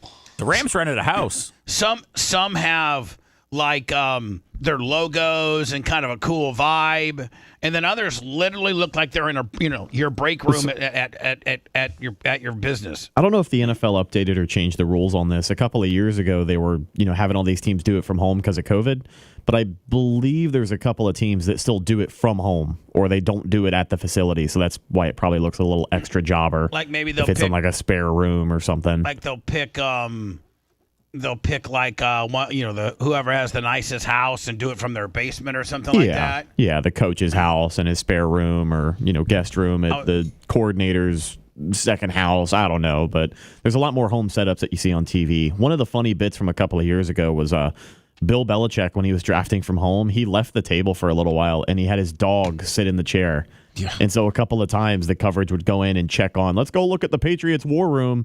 And it would just be Bill Belichick's dog sitting in the chair looking at the computer. That's awesome. So what do they have? Like they have a representative at Detroit, on boots on the ground, probably an army of people there. Yeah, they got a couple people they call into. And they call in, but everything's done from the war room, right? Yes. I couldn't find. You that had it, story. Bubba. It's the X. It's the other thing was, I'm sorry. Oh, no, I was gonna say it's the X one right there. This yeah. one. Yeah. Oh, okay. The other thing that was interesting was the difference in ages of the people in the war room. So there would be, the owner who's usually an old guy, the coach and the general manager who are like, older but not really old. And then a bunch of young guys. There'd be a couple young guys. Yeah, guys look like they were 24 years old. Like, the math, and the stat guys. That's what those guys are. Those are the nerds. Right, the Moneyball guys. That are walking up to the GM. By the way, so most places, 31 NFL teams had their war room being either like a meeting room within their facility, with some logos and with a couple of chairs here and there. Like Dallas has had that semicircle, and Jones was in the middle, and then they had a big cowboy logo behind them. That was the majority of them. And then the Rams decided to rent it was a 9,150 square foot draft house, Hermosa Beach. on Hermosa Beach. I got a picture of it now. It has a game room. $16.5 million, man. Look at this. So, I mean, can you draft better from there than you can, Oh, yeah, definitely. I mean, Better decisions. You're happy. I mean, Vitamin there's so D. much downtime at the draft, too, that you can go play some you're pool probably or right. go swim, and then, yeah. I know, but I got to think that there's no draft time. I mean, I got to think actually, Seth, that there's no downtime because let's say you pick and you're not scheduled to pick for, 30 more teams, right? Yes. Well, you probably got somebody working on the phones and people are calling you. I mean, I got to think that, they got 5, 6, 7, 8, 9 phone lines from different teams that might want your pick, or you might need to move up. Let's say, okay, we're 30 picks a row. We just don't go out and enjoy the pool and wait for our next pick. We have to be taking people off the board. We have to be strategizing on what our next pick is. We have to be realizing that if we want that guy, that he's going to get picked in the next 29 teams. The guy we want is going to get picked. So do we want this guy so much? Does he score out so high that we go in and trade to get up higher in this round? Because they're all about that. And so Yeah, but I you gotta can do that from the pool. Where Yeah, it's we like, get hey, VR goggles on a floating. Come on, man. A big It's like- floating in the pool. Come Why not? on, man. It's just like, hey, you have your board planned out ahead of time. Like, you have all the work done. There's going to be scenarios that present themselves where you have to have a discussion of, hey, do we want to take this guy? Do we want to take somebody else? But really, with the later you get in the draft, the easier the trades are to work out. Like, if somebody wants your 5th round pick, then you're probably going to have to give your 4th round pick next year. Like, it's just kind of very easy to work those deals out. So I think it's fine to have a place to hang out, a nice place where you're going to sit, for I think LA, 3 days. LA did it, LA, man. I mean, 3 LA, days, too. it's LA too, man. And LA is like, bitch, we're LA. Right, and it's not just like one night. It's like Seth says, it's over 3 days, and I'm sure there's some downtime. And I'd much rather be in a house. Well, you're going to spend the night too. Like so, Right. most of the Right. guys that do it from the facility, they go home to their house and to their wife and to their kids and all that. Other dudes, man, they're like, I got the second bedroom up top, And then you have. Then Seth, you hire in a caterer or a chef to make all the food, right? Yeah. Right? And you might as well throw in a DJ and a bartender and about 15 girls. They didn't send one of those nerds down to Walmart to stock the shelves. They got everything made to order and cook. And if you're gonna spend that kind of money on a war room, you're gonna rent a $16.5 million home. In LA, you're gonna have it catered. It's gonna be fully catered. Definitely. Anything that you would want is gonna be there. I like looking at some we're talking about the draft on ESPN. I like some of my favorite moments was when they would go to the person's that potentially could be getting drafted house, and you have his entire family there and his girlfriend and then his aunt. It's cute. And some you saw some. I mean, usually guys that are highly heralded in the draft are studs on their college campus, which means they got pretty hot chicks. Do you know what the difference was though, Bubba, between this draft and like maybe drafts from like 4 or 5 years ago, is that 4 or 5 years ago you would take a kid that, you know, busted his ass in high school, busted his ass in college, is a hero, but has been poor his entire life. And on that day, he becomes a multimillionaire. But now you have these guys with the NIL deals, and all the first few picks had like $100,000 watches on and $100,000 necklaces on. And you seem to be less, I don't know, I felt myself being less happy for their financial success because they've already had financial success. And so it's almost like expected now. I think long term, well, no, I think at modern day, the NIL is destroying college football. It's just that and the transfer portal. Remember back in the day when you transferred, you had to sit out a year? That's what I thought it was. Yeah, I remember those days, and guys would really get penalized for moving around from school to school. The portal's great. There just needs to be a limit of how many times you can enter it, I think. Yeah, Guys, I think so that's too. what it is. Yeah. Because there's guys that literally have transferred every year. I think one guy's already up to 6. 6 times he's transferred. So he goes to one team, doesn't start. Next team. Transfers out. Next team, doesn't start. Next team. Which I understand, but at some point you have to. I don't understand. I don't understand Shiloh and Dion's kid. He initially went to South Carolina, played 2 years. Then he, you know what? I guess you know what? I think he started South Carolina maybe as a redshirt freshman, so he had 2 years there. Now did he? I thought he had 2 years at Jackson State. Then the COVID gave you. They gave extra year. Gave you a year. For so COVID. now you can play 6 years. Yeah. So he played last year at now. So Colorado, this should now, be his last year. So then, technically Shador. Technically Shador will probably come out after this draft. Yeah. But he technically, I think, has another year. Yeah, I think he has 2 more years because then you can even do a graduate. I mean, I think there's one player that's on his 7th or 8th year because of the COVID. The NIL and the transfer portal is going to ruin it. The betting odds are Shador to be the first pick in the draft next year. Really? Yeah. That's incredible. It's going to, I mean, they That'd play be awesome for him, man. They Can you play imagine? That's awesome. UCF this year. Yes, they do. At UCF. Oh. Yeah. You going to go? Yeah, of course I'm going to go. Of course I'm going to go. Let's go. We'll rush the field. Tear down the goalposts. God, you guys are so stupid. Bring the cash cube? Sorry. I mean, let's rush the field and let's tear down the goalposts. From 2 of the best co-hosts I have. Oh, wow. A double one. On Z100. It took an hour and a half. So, Lummy, this is... Special gifts. It's the Bubba Army repack. This is, by the way, this is how it starts.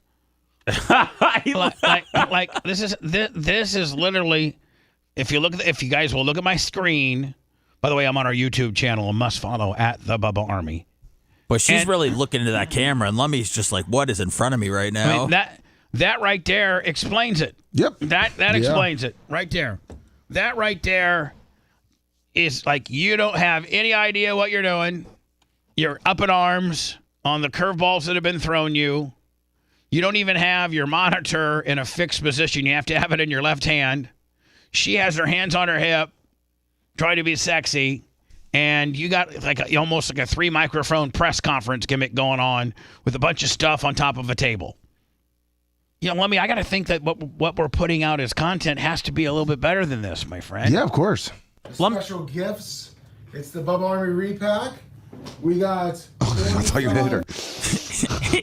She flinched. Lucky people right here. We're only going to do 10. We had some other people where I was just hitting the button, letting it go. So we got your boxes right here. We have not shuffled them yet. Tracy. By the way, Lummy's audio is absolutely horrible. Well, I mean, I can't really do anything about that. I understand. Where's your mic? Is it those 3 mics? No, or do you have it's a phone. The phone mic. Okay. We might want to invest in like one of those little microphones that you can lapel mic that you can talk into, perhaps. I don't know. He's going to shuffle. Oh, they're numbered already. They're pre-numbered. They're pre-numbered, as you can see. And then also what we're going to do is we have the random.org. Everyone's name is in here. By the way, you can't see nothing, but look like I'm looking into a snowstorm. Right now, I'm going to only hit it 10 times. And that's going to be it. So if you're That's number it. 3, you're number 3. Yep. Not going to hit it any more Daniel times. Rose talking. So I'm going to go down here right here. Lummy's now showing you all this. Hit it 10. You're just trying to make it fair, right? 1. This last time, didn't we? A little error It'd be down. nice if we Let had... me now, at this point, are you thinking, I'm on the air live. Not doing so good. No, I mean, I just wanted to get through it, and messed up. it was good stuff, so that's all that mattered. Mac laptop, if you can put that on the wish list. Oh, Daniel Rose with the jokes. We got 2. Can you see it right here? Yep. That's a little arrow down right here. All right, so let me just tell you this. I'm going to go ahead and X out of this. Yeah. It doesn't get any better. Nope. But the products were good, and everyone liked it. Products, great. People liked it, and they'll be back. Hold on. Products, great. Presentation and hosting, horrible. Yep. So I'm just saying. What'd you hate about it, Lummy? I was rushed. It wasn't set up right. Didn't have time to get everything done after the show. We didn't want to go past 12 o'clock because we told people it would be at least by 12. We didn't get done with the after show until about 11:45, and then had to set everything up. And I had to get out of there. Why did you could have gone longer than 12? I mean, I didn't go to you and say, Lummy, I want everything out of here by 12 o'clock is when we told people that they would start. So we wanted to make sure we had 15 minutes to set it up. And at that point, in between there, Daniel Rose was pretty much bothering you in the gym and wasn't helping set up. And I was pretty much running around. And pretty much, say it. Yeah, pretty much. It was bad. Now, as I begged the Bubba Army if they knew a hookup or had anybody or an insight to Cash App, I think we came up dog piss Willie on that. Did we not? Yes. Like there's several ways to get a hold of us. You're still in jail? Show at thebubbarmy.com or what is our official email address? Show at bubbarmyhq.com. There you go. Show at bubbarmyhq.com. Yes, Dan, we're still in the death penalty at like almost we were SMU when Eric Dickerson and who was a white running back? Craig James. No, who was it was Craig James. No, it was Eric Dickerson and who was the white running back? I thought it was Craig James. It might have been Craig James. It was Craig James, yeah. When Eric Dickerson and Craig James, who were the first true gangsters of the NIL, I mean, like, Seth, isn't that a crazy what they gave SMU a 10-year death penalty for players getting new cars and stuff like that? They're now regulating and allowing on college football. I mean, I don't think SMU's program has been the same since. Well, at least Reggie Bush got his Heisman back. Yes, that's true. But that's kind of cool too. It killed SMU. Well, I'm sure it did. And, it's so funny how they were so, like, pounding their chests about the ethics of that policy. And yet Talking about Reggie Bush. Yeah, and players getting some kind of compensation during college. And yet this year, Michigan cheated, and they still were able to get a national championship. And all that happened to them was their coach had to not be on the sideline for one game. Wow. I think that shows the way that their priorities are a little distorted. Hey, I'm going to be honest with you. I sent a picture of Reggie Bush getting his Heisman back, and the story that was affixed to it. Reggie Bush gets his Heisman back, and the actual, I think the NCAA, the headlines or one of the excuses they used to give Reggie his Heisman back was they said the football landscape has changed. The college football landscape has changed so that now what, Reggie did's not so egregious, and we're going to give this back. So I actually made that into a little bit of a news story, Lummy. Oh. And I sent it to a couple radio executives, and I said, don't you think the radio landscape has changed, that it's time to give me another shot? Smart. I don't know if it's smart or pathetic. Oh, it's brilliant. I'm sure Seth will come in with it. I think it's smart, boss man. Yeah, you're such a liar. If you want 24/7 on-demand Bubba and the crew, go to BubbaArmyHQ.com. Right now. The Bubba the Love Sponge Show will be back after this.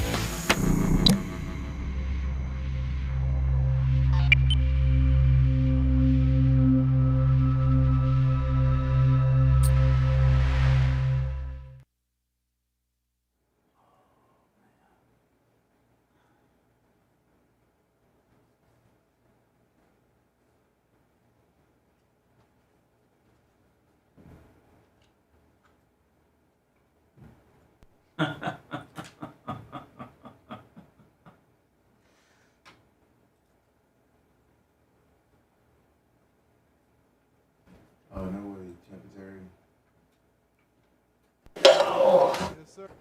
Destiny, Los Angeles Rams. How you doing, sir? Hey, Brady.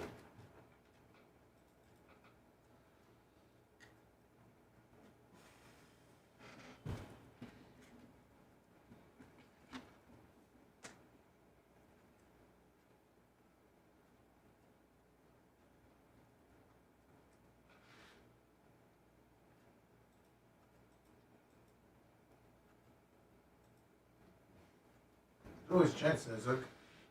Possible now. What's up, Program? Oh shit! I sent this email to the wrong person. I don't even know who that is. I'm sorry, I never sent it to you, Bubba. What?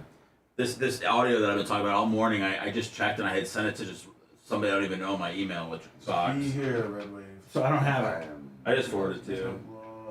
Yes, I am listening. I had those pancakes yesterday. I ordered. It says, man, there's Someone country else. folks and then there's country Did folks. the whole house like him as much as you did? Oh, yeah. When did you roll it? Doc Brandon. They're good. Exactly, it's almost the first letter. I had it 3 times last week. The pancakes? Yeah. Tuesday, Friday, and Sunday. Delicious. Did you have Uber Eats? Did you have? Yeah. I think I was gonna get a fucking car and go there. Like Chargers. I just didn't know if that was too far from him, but It was too far for me to drive.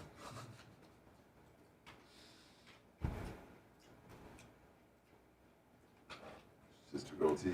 Master's Mugshot 52 months. There's a Lizzie. Sure, Iggy. Trainee next door. Yes, Nizik. Who's Tory Taylor? That's the Bears. That's the guy that bears the punter. Oh yeah. That's the guy Donald Trump talked about a couple years ago. And we have this beautiful, big, strong, physical specimen. I never knew they made punters that big. I didn't think. So because he complimented him, now he's stained. No, they put him over. No. It's just no. I thought it was cool. Okay. It deserves. Wasn't it? Oh, is Lummy in here? Yep. Lummy, isn't it because Iowa wasn't scoring at all this year? Correct. So Now, hold on. was a big deal. Brett, I mean Seth. Yeah. In this, where's this audio at? Right up here. Oh, okay, I got it.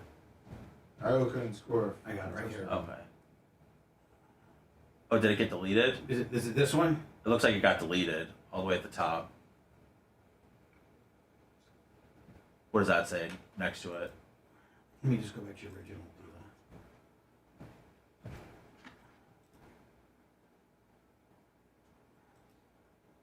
When I click on this, is this it? Oh, the post got suspended. It got suspended.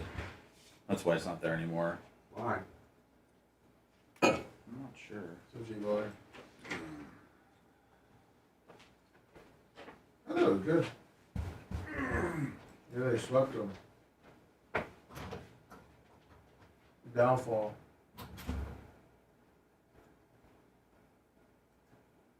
I think what would yours be a 2X? I think it was an A. What's that? Show me, sorry. Oh, no, well, not really. I mean, Okay. the White Sox didn't suck a dick, but Oh, yeah. fucking sweep the Rays. That's pretty embarrassing for you You guys. think? Did you? What did they go into the series? 2 wins, I think. White Sox had 3 wins. 3 wins, yeah. So What's the Rays record now? 13 and 17. Oh, it's losing. Oh, they're 3 games below 500. Yeah, they just got swept by the fucking White Sox. White Sox got their what is it, 6 wins now? White Sox are on pace to be the worst team in I didn't see it. baseball ever. Well, that pitcher was I don't know if you watched the game Marcus yesterday, Taylor, yes. but that pitcher Oh, was. He No. looked like fucking Noah Ryan. I won't be at the Ferrari sweep Probably either. like 15 batters. They had to go into the ninth.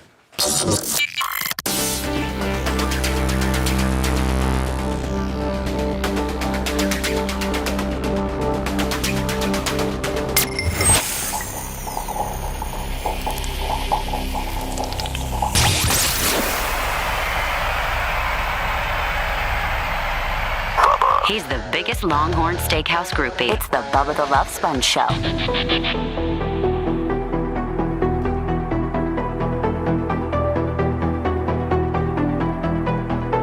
Bubba Army HQ.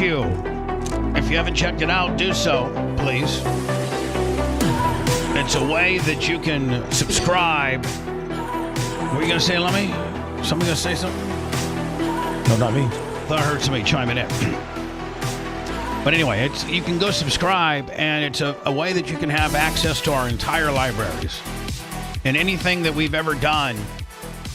And we're finding stuff that we've done that has never been posted. Like the majority of the stuff on Bubba Army HQ are either, new shows like today's show, last week's show, every other show.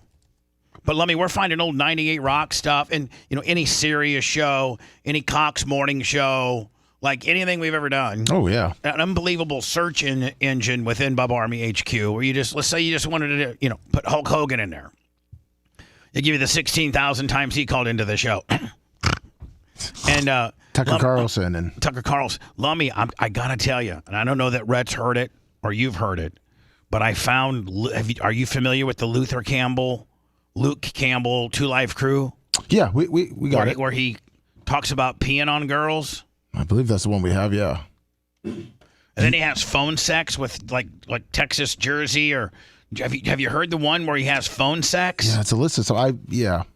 Oh, so we have to be careful where we put it. Yes. But it's pretty dirty. It's real dirty. Now that you're right, we just can't make that a regular video. That has to go somewhere. That probably has to go to either OnlyFans or just a download.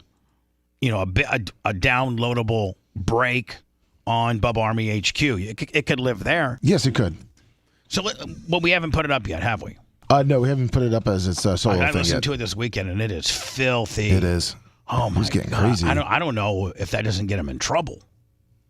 Oh. I mean, I guess it was just over the phone, so you can't really get in trouble for talking naughty to somebody on the phone, on the radio. I don't think. And both parties knew they were on the air. So I don't think, I mean, but Luke Campbell's like, man, Jersey, I'm going to tell you something. I want to pee all over your face. And he talks. Oh, wow. He gets crazy, man. I was listening to this weekend, and even, it's tough to shock me. I was like, whoa, I was doing stuff like that back then. I look at some of the stuff I used to do back in the day. I'm like, whoa, that was some pretty crazy stuff. Definitely couldn't get away with it now. All right, so I'm gonna talk about, and this is, I might have to just turn Dan's mic off because Dan is very pro-Trump. I think the show skews pro-Trump, but we cover them both.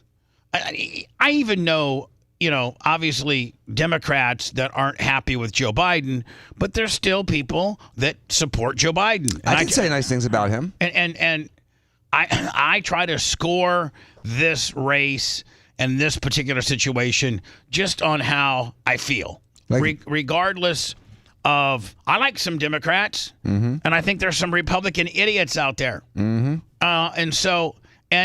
more often than not, our president of the United States, Joe Biden, is the subject of a gaffe or a fall down, or a being lost or, dementia kicking in. That's the way most people report him. But two things. One, and I actually retweeted this and said, whatever the White House has figured out, whatever the magic concoction that they gave Joe for tonight, which was the 2024 White House Correspondents' Dinner, which is kind of every president has it. And I think Trump canceled it one year during COVID. I think. But anyway, it's kind of it's not a roast on the president, but it's where the president kind of gets up and is not as presidential as he usually is, and they tell some jokes and it's a lot looser of an atmosphere. And Joe, let's be honest, Joe hasn't had a record of saying funny things. Most of the things that Joe says are, used against him. And so I got to tell you, I watched a little bit of this, and I actually thought he had a few good lines. Here are some excerpts of Now, is this all 9 minutes? I don't know if I can go through all 9 minutes of it. Let me, as a matter of fact, I might have you just try to find me the high spots. One, I think where you said it was a stormy weather ahead, which that's pretty well written. Mm-hmm. Well, he had good writers. And he's on a good concoction, you're right. And he's well dressed. He looked like, let me go find me the highlights. But he looked like they had him dialed in. Mm-hmm. And I think the president might have, some handlers that are in charge of dialing him in. And I think most days they miss. Yeah, they've done it twice really well at the State of the Union and at this correspondence dinner. So I am as all my social media and a lot was going crazy on Howard Stern's interview of our president Friday. Now, Howard actually, I think, came in from his Hampton studio. They don't do the show from the Sirius studios anymore. They have three different ways they can do the show. Howard, they have it where everybody's remote, and they've really figured out a quite seamless way to do it, and it comes across pretty well. Robin's at her place. Howard's at one of his two places, one of three places. I think I don't know if he has studios in the Hamptons, his apartment, and West Palm Beach, but probably. So he has probably three different places that Howard could be. Robin's at her place. Ronnie's in Vegas. I think Baba Booey moved somewhere in North Connecticut. Yeah. I sent you that Joe Biden stuff. Thank you. And so they're all over, and so they can do the show that way. Where, let me see, I just want to make sure thank you, Lummy. So that's the way here we go. That's the way the majority of their shows go. Is the majority of them are from their home, and they're able to put together a good show. Or if they have like Metallica or a real big group that's going to be in, they'll put them in the Sirius New York studios, where in Howard's old studio, they'll have the band set up in there, and then Howard will be on a big screen where he usually would sit. There's a big screen of his feed, and everybody just chimes in, and they just mix the live appearance in on the whole Zoom deal, and that looks pretty good too. So that's the second way you can do it. And then the third way is the most rare, but that's that Howard actually comes into the studio and sits face to face with said guest. I think he's done this with Paul McCartney. I think there's a couple of people that he'll actually come in from his home studio and interview them. And this past Friday, Joe Biden. Well, that was a powerful cough. It was medium. I had the cough button. Seth, did you not hear it? Yes, I did. No problem. Damn, Johnny Heavy Cougher.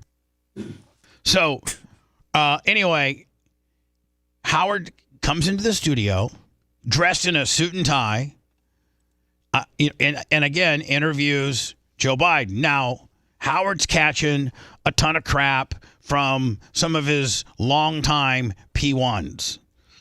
Oddly enough, the reason why I'm going to not stick up for, but the reason why I'm probably going to take a different than usual Bubba stance on Howard's interview with the president is a couple things. One, this is truly how Howard politically aligns. This doesn't go against the grain of what he, for the last, since probably Donald versus Hillary, where he's infused himself into the presidential race.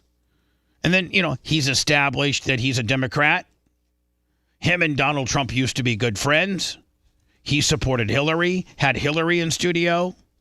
And he, from his COVID beliefs to other beliefs, is very much skewed, Democratic. I never knew Howard really got into politics when I worked with Howard. I don't know that we really were into politics as much as his show has involved into it. But listen, we've all changed. Howard used to have girls that rode the Sibian, and stuff like that, and interviewed different people, and did butt bongos, and just and just like, and our show has changed tremendously too. We had those same things, and that's just no longer. I know for a fact that it's not tolerated terrestrially, and I don't think that some of the things, Lummy, that we used to do with the girls and things like that would even work on Sirius in today's Me Too. Yeah, but you'd be killing it on OnlyFans, Bubba. Perhaps. So Howard does an interview with Joe Biden that's got a lot of people mad. And here's the thing: who cares? Like, who cares that Howard is supporting Joe Biden? Who cares? It's his right. If you don't like it, then don't listen. Just like we've ran off some people. Jamie from Northern Heat and Air. I mean, Lummy, we've lost some people that used to be huge listeners of the show because we skew Trump. Correct. And I don't even necessarily want to campaign for Trump. It just seems to me that Trump is a little stronger of a person and makes a little more sense in the world that I live in. Eric Rogan 20 on the Venmo. But in the world that Howard lives in, he obviously thinks that Joe Biden is his candidate. Yeah, the Hamptons. And so let Howard feel that way. And let Howard ask him softball questions. Because I got to tell you right now, if my guy, if Joe Biden is Howard's guy, then I would say Trump's probably my guy. And if I had Trump in here, it'd be such an honor to have him in here. I'd wear a suit if I had to. If you had either one in here, you'd have a different decorum. You'd have better attire. It's the president. Even if you don't agree with the president, you still treat the sitting president and a past president with respect. So even though I'm not a huge fan of Biden, I would still give him the ultimate respect because he's the president. Right. And so Howard interviewed him. A lot of people are mad. Howard, you've changed. You've sold out. Yes, he's changed. No, he hasn't sold out. But yes, he's changed tremendously. Howard's life isn't the same as it was in 2006. He's not fart man anymore. No, he is, listen, when the president of the United States is granting you an interview, then you are considered a very important person. And Howard has now gone from the butt bongos and the fart mans and the Sibians and the shock in the vaginas to interviewing now the president. That, and Howard has always been so fair to me and so good to me that even if I don't agree with what Howard's spewing, I'm not going to publicly talk about it. Is it because the birthday card? Well, no, it's one of which I'm going to show you right now. This guy, now, you can say what you want, but at the end of the day, I'm loyal and I appreciate a good friendship, especially in this business. And if you have a guy that's Howard Stern, then anybody that's ever sat behind a microphone and did radio doesn't respect for the for the super highway that he paved for people like me and others. And then not only take it a step further and realize that he literally took me under his wing.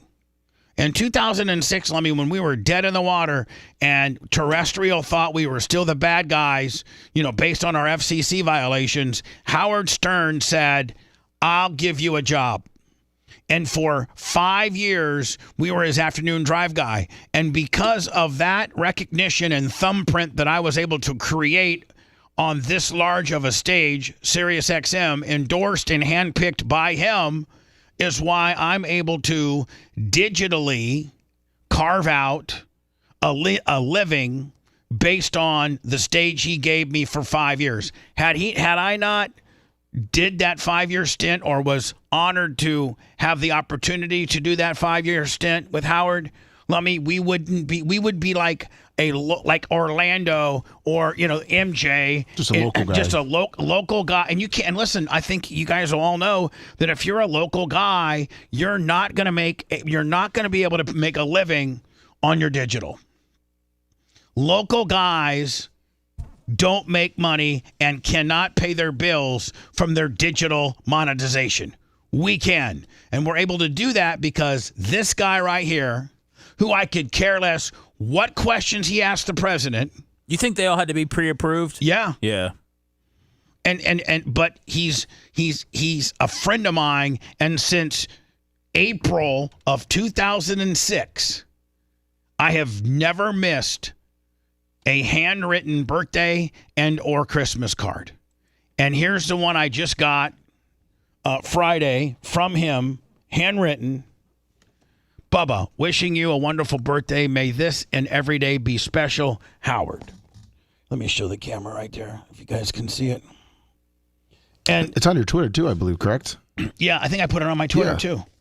And people shouldn't lose friendships and family members over political conversations and differences. I mean, back in the day, who cared what they voted for? You vote for who you vote for, they vote for, and the day after election day, everyone's still friends. I mean, for people to just permanently exile people because of a political disagreement is disgusting these days. And quite frankly, Howard, like, you're criticizing and getting mad at a guy who doesn't care, doesn't need the job, doesn't need your input, married to a smoking hot wife, has more money than the next 7 generations of his family could spend, and is by far the most successful and the most popular and the greatest of all time radio broadcaster in the history since Marconi invented radio.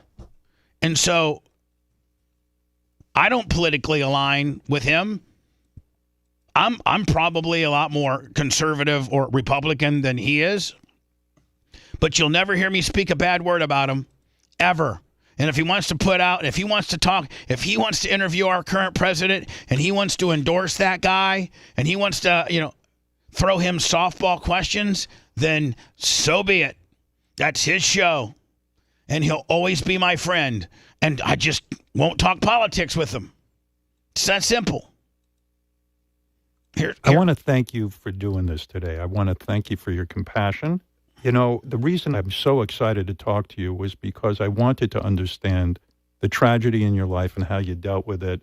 And you're the kind of leader I love, because we're lucky to have you in the Oval Office and serving as the father of the country. Because if you're a good father to your family, which you are, I know you'd be a good father to the country. And I want to thank you for providing a calming influence, an organized administration post-COVID, getting that vaccine out.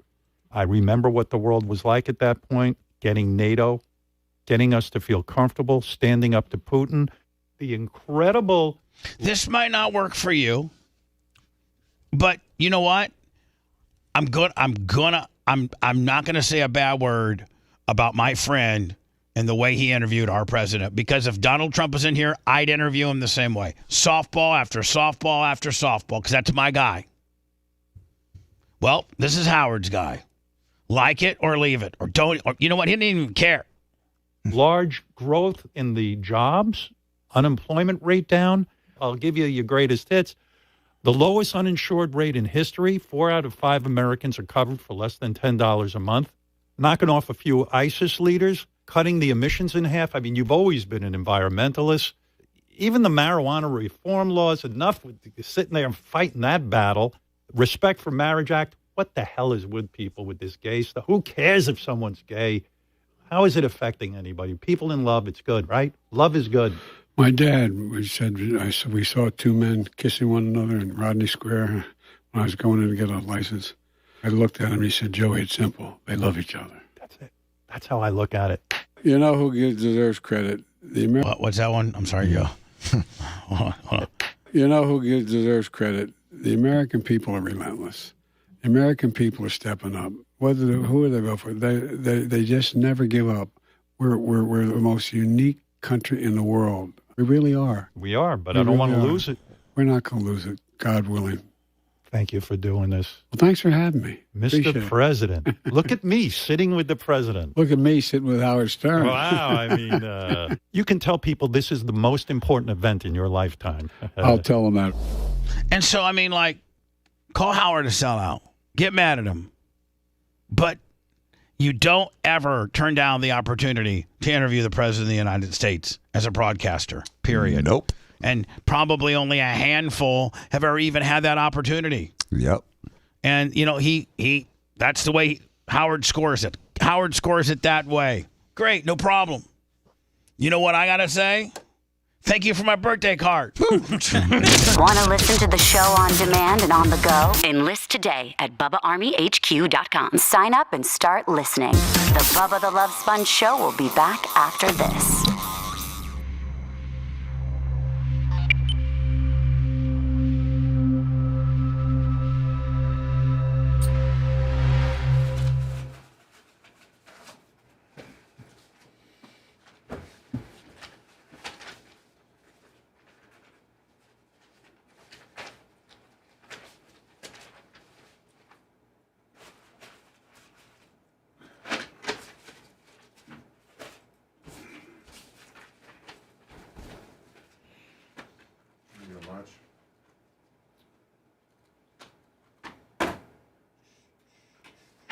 Thank you, here, Eric Rogan.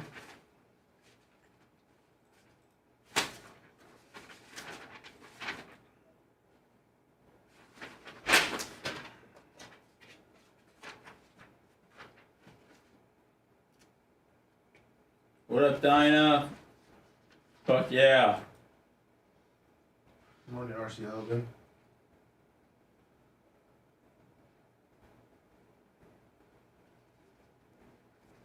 Oh shit! You know what, Bubba? Oh, never mind. You seemed excited there.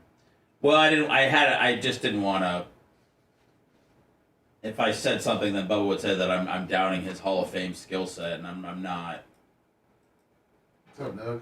I just know that we had the Afro Man song about Hunter Biden. People would probably go crazy after hearing the Joe Biden stuff. Well, I'm not. As you can see here, stupid fuck. I still got one more Joe Biden thing ready to rack up, going into it next. So look at it right now, right up here. It's actually on my screen, right? I got right here. No, okay, yeah, exactly. So you can see that I'm fucking chalked up, ready to go with Biden. My note says Biden and fucking Hunter gimmick. Yeah, no, that's why it makes sense. That's why. Right. No, but like you're saying that I didn't. No, I'm not. I'm just saying that it clicked in my head just now. Because the crowd's not happy. I got it fucking ready to go. No, but the crowd's gonna go wild. I know. Right. This is why I stopped myself. Does that bring him back, Seth? What's that? The guy that did what's his name? Afro Cracker. Oh, Afro Man. Is he gonna be selling out stadiums? That was kind of cute. I'm not sure, but if he comes to town, we'll get him in the studio. What's up, Beetle Bailey?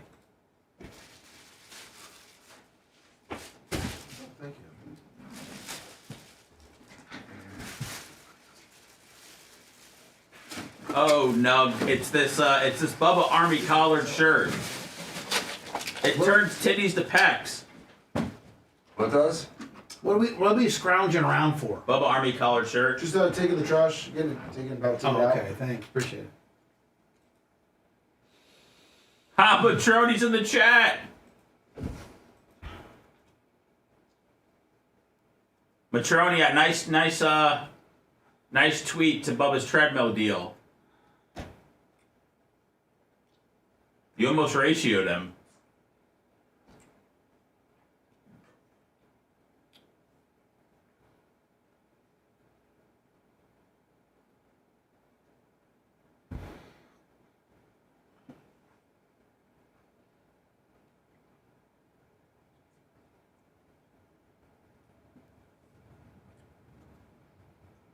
What's up, Brian? Shalom.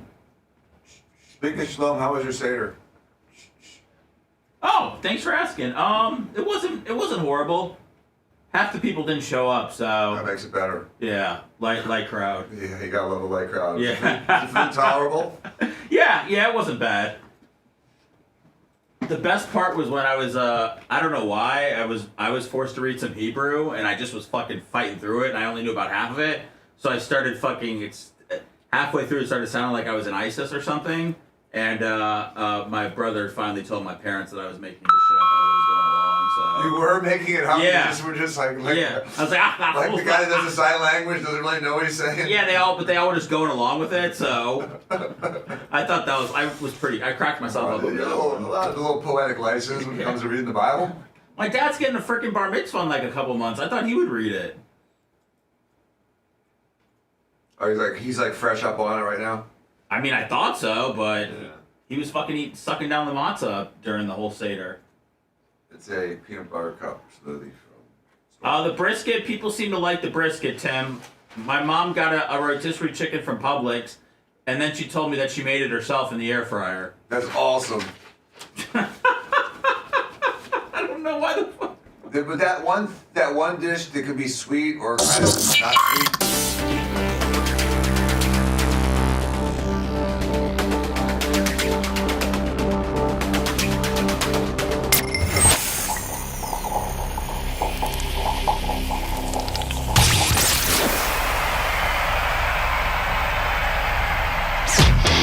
Make sure you subscribe to Bubba Army HQ. Otherwise, Bubba will have to take action. And there's a lot of power behind those short arms.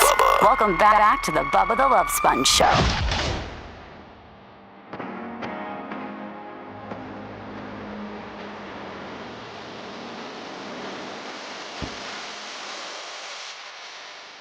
Today's after show is now. Have we changed the Monday after show to a visual Willie?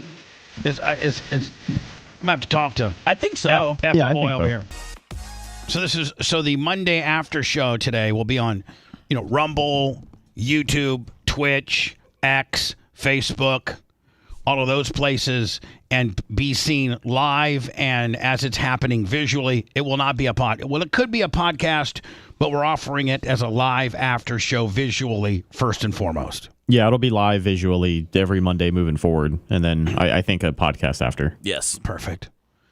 So as I continue my marking out to Joe Biden, getting people full hot of the deal, I'll pull the nose up. You got to be fair and balanced, ladies and gentlemen.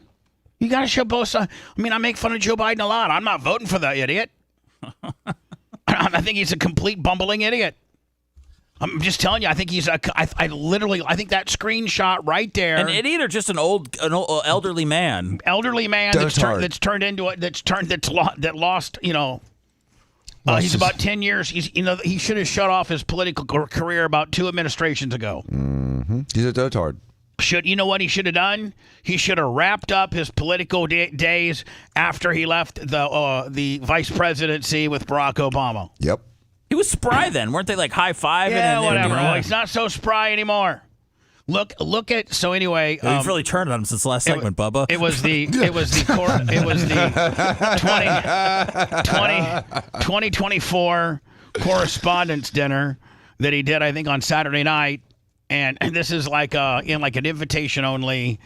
I think all the networks get like a certain amount of invitations to send their high profile. I don't think Megyn Kelly or anything like that attended, but like the people from ABC, the people from NBC, I don't know that is Fox allowed. Yeah, Fox was in there. Yeah. So this what's is his name? Peter. This is the White House Correspondents' Dinner. It's supposed to be kind of loose. The president's supposed to go up there and take a few ribs, give a few ribs, and so 90% of the time that we see Joe out and about talking, he just he just looks like he's just barely getting along. But I got to tell you, I watched excerpts of this dinner on Saturday, and whoever is one of his handlers and shoots him full of whatever they do like, Dan, you've been a team doctor, and a guy will come in at halftime, and if he's got a tweaked ass knee, it's not uncommon for the doctors to shoot him full of some stuff in his knee to get him through the game. Am I right? Allegedly. Just saying.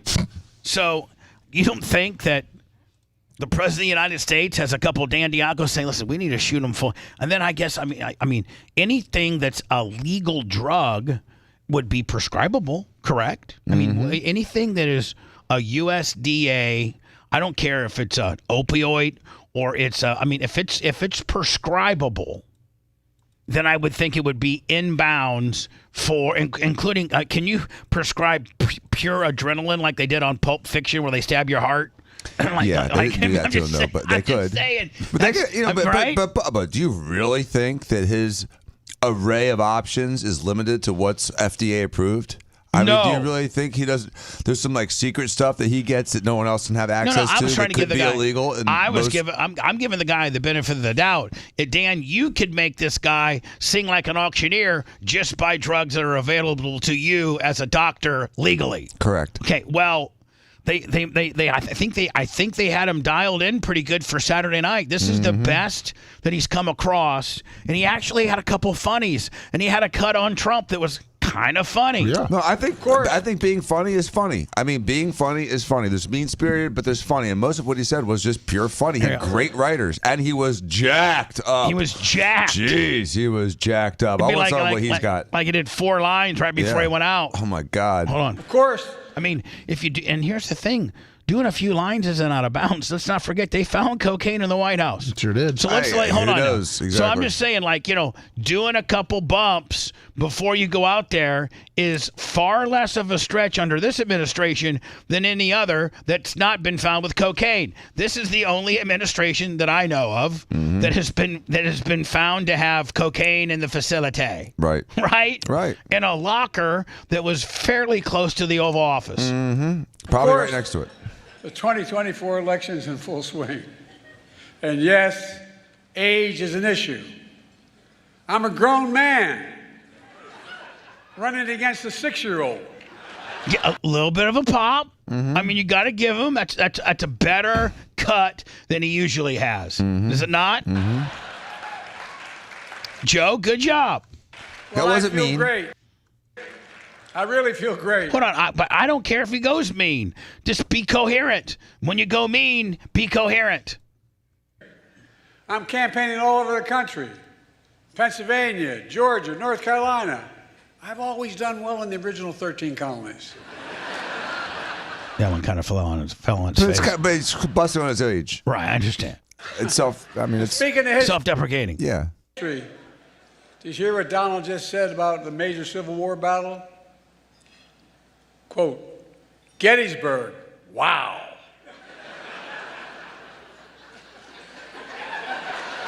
Trump's speech was so embarrassing, the statue of Robert E. Lee surrendered again. I mean, that's pretty funny. I mean, listen, by Joe normal standards, he doesn't come out with 2 or 3 zingers like this. He hasn't had 2 or 3 zingers since he's been in office. Well, he's delivering his zingers that were prepared for him well. I know, but usually he can't even get through those. Right. Right? Yeah. Yeah. Usually he can't even get through those, and he's nailing it. But look, age is the only thing we have in common. My vice president actually endorses me. I mean, another pretty damn good one, right? I mean, Yes. He keeps touching his nose, I was too. getting ready to say, you only touch your nose when you've been doing a couple lines of cocaine. Right. He keeps like. I had took a some great too. stretch since the State of the Union. Well, Donald has had a few tough days lately. You might call it stormy weather. What the hell? Now, what the hell is about that's about the craziest thing he said in his presidency. I think that was off the cuff there. I do too. I don't think that was on the teleprompter. And that's what even makes it more brilliant. I think he just woke up and I think realized said- where he was. I think it's like, oh my God, what the hell is going on around here? What the hell?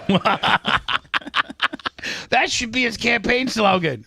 What the hell? What is the point of this, by the way? It's an annual tradition that the president has at this approximately the same time every year, and it's where they bring in all the people that cover him and all the correspondents of the networks and stuff, and they have a dinner. And the families make him feel important. Yeah, He's exactly. celebrating the media. Trump's so desperate he started reading those Bibles he's selling. Wait till you hear that. Wait till you hear the punchline. Pretty funny punchline. Yeah. Then he got to the first commandment. You shall have no other gods before me. That's when he put it down and said, this book's not for me.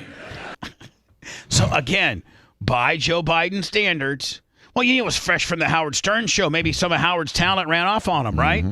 That's right. So anyway, in the midst of us marking out to Joe Biden, we have to come back to center now. Afro Man redid his song.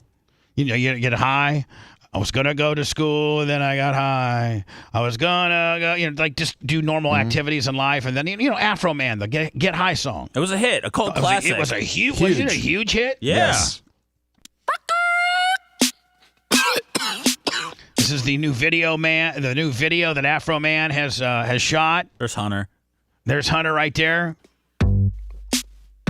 Look at Afro Man. Is this supposed to be Joe Biden? I'm guessing. Yeah.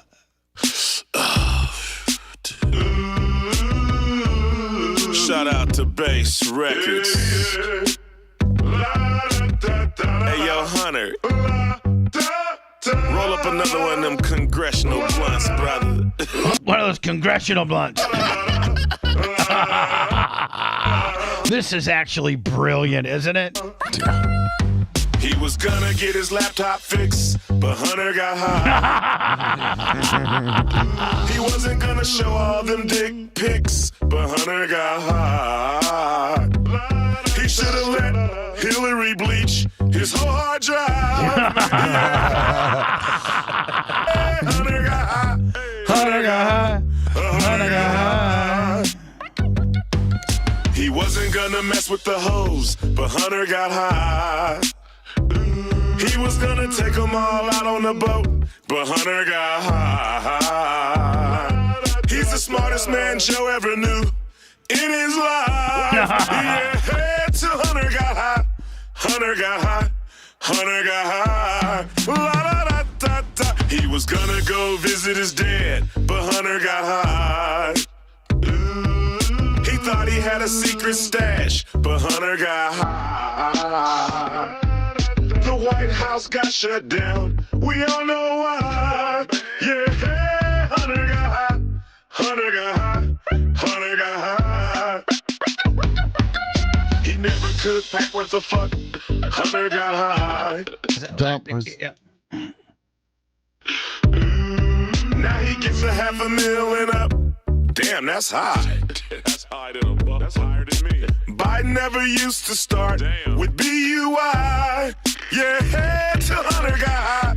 Hunter got high. Biden never used to start with BUI. As in, Biden, you're buying instead of, Hunter got high. you're trafficking drugs. Ukraine wasn't part of the plan till Hunter got high. China wasn't that big of a fan till Hunter got high. He wasn't gonna split it all with the old big guy. Yeah, till Hunter got high. Till Hunter got high. Hunter got high. He wasn't gonna go to court, but Hunter got high. He never been indicted before, but Hunter got high. His attorney's out smoking a bowl, and we all know why. Yeah, cause Hunter got high. Hunter got high. Hunter got high. All right, I mean, it's pretty. You go forever. You got the idea of it. Yeah, you got the idea of it. Roger Goodell coming, right from the very successful NFL draft. I, for the life of me, cannot even fathom being one of the 600 or 700,000 people they say attended the NFL draft this weekend. Was it that many? They said, yeah, shattering all records. 600,000 people attended. Now, I watched it on TV, and I could not think of a more uncomfortable situation than just standing, literally looking at something from about here to the International Mall. Meaning, like, if you're in the back row of this draft, party that they have on ESPN and each now. I sent you a video of it. Lummy looks like. Lummy told me, I don't know if we talked about this on the air or off the air, but Lummy told me that people were wearing diapers. Yeah. That it's like You New can't Year's lose your spot. It's like New Year's Rockin' Eve. Oh my God.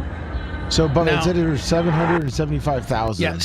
So Really? now what you have to understand is this is the back part of it. The back here, can you send me a different shot? Let's see if I can find it. Because that's just the crowd. That's not showing the stage and where, and And so, like, here you are, and let's say, you know, Seth, you and I go, Seth, let's go to Detroit. You bring your Chicago stuff, I'll bring my Packer stuff. I'm okay? down, baby. And we're like, right here.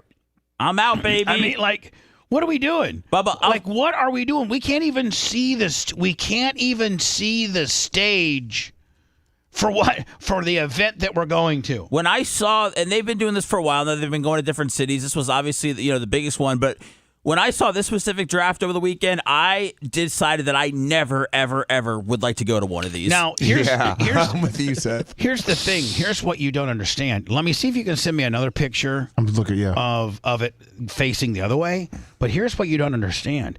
Now, as you were watching TV, you notice they had like the Hollywood Bowl. It was set up like like there was a portion of it that was covered. If you go to 30 seconds into this video, you can see. This is exactly what I need. Let me show you here a second. Hold on here.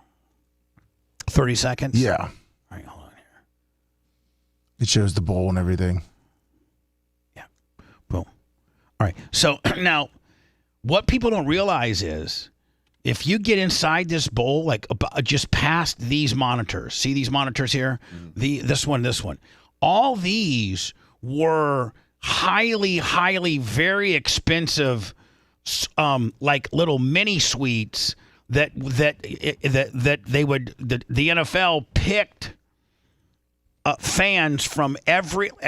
There was a Packer table, there was a Chiefs table, there was a Jets table, there was a Bears table. There was 32 tables there that. So you notice, guys, every time they would go to a team, then they would show a group of fans that were in that garb. Yep. Remember the guy, the Cleveland guy that was chewing a bone, and then they had the Dallas guy that looked like Scary Spivey's hair. Remember? Yeah, and the Bucks were in orange. Right. Yes. So the NFL staged. They got with each team, and they either sent, the cheerleaders or the cheerleaders' friends, or somebody that would represent the team. So if you got into that area, you were strategically picked by that particular franchise because they needed all of those cutaway shots. They couldn't find. If you look in here.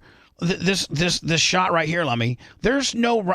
Mostly it's Detroit fans. I sent you another. I think a little better.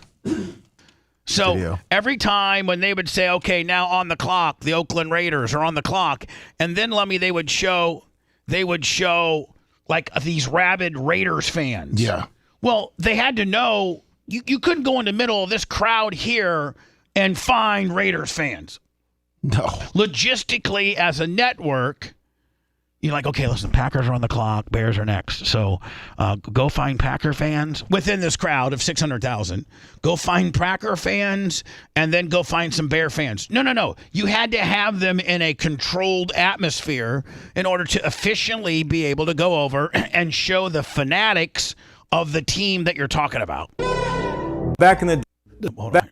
All right, so this right here, if you were under this dome right here, you were set because you had been hand selected to be a representative or a fan, if you will, of that team. Meanwhile, there's no. This is just the humanity of Detroit. I can't even see within this crowd any other colors. Nope. I don't see a Bears fan. I don't see a Vikings fan. I don't see a Browns fan. I don't see a Buccaneers fan. So think about this. Think about this. It also looks 4 miles from the stage. It does. It does. Like, Seth, this is where if you and I were just jabrones and we drove up or flew up to Detroit, got a rental car, I'm thinking you have to stay in one of these hotels around here, right? It wouldn't hurt. Okay, right. Then we got to drive, or if we're not lucky enough to get one of these hotels at $900 a night, then we have to drive, park, or bus, or Uber to the event. And right here is exactly where you and I are standing, and I can't see nothing. Can you? No, but I am my my feet hurt. I'm hungry. I got to pee. So you just jump in and do the Cupid Shuffle with this crew, or you just stay home in your underwear and watch it on ESPN. The New York Jets are on the clock. See, that's what you hear. You hear a little PA announcer saying, "Ladies and gentlemen, the New York Jets are on the clock." Listen.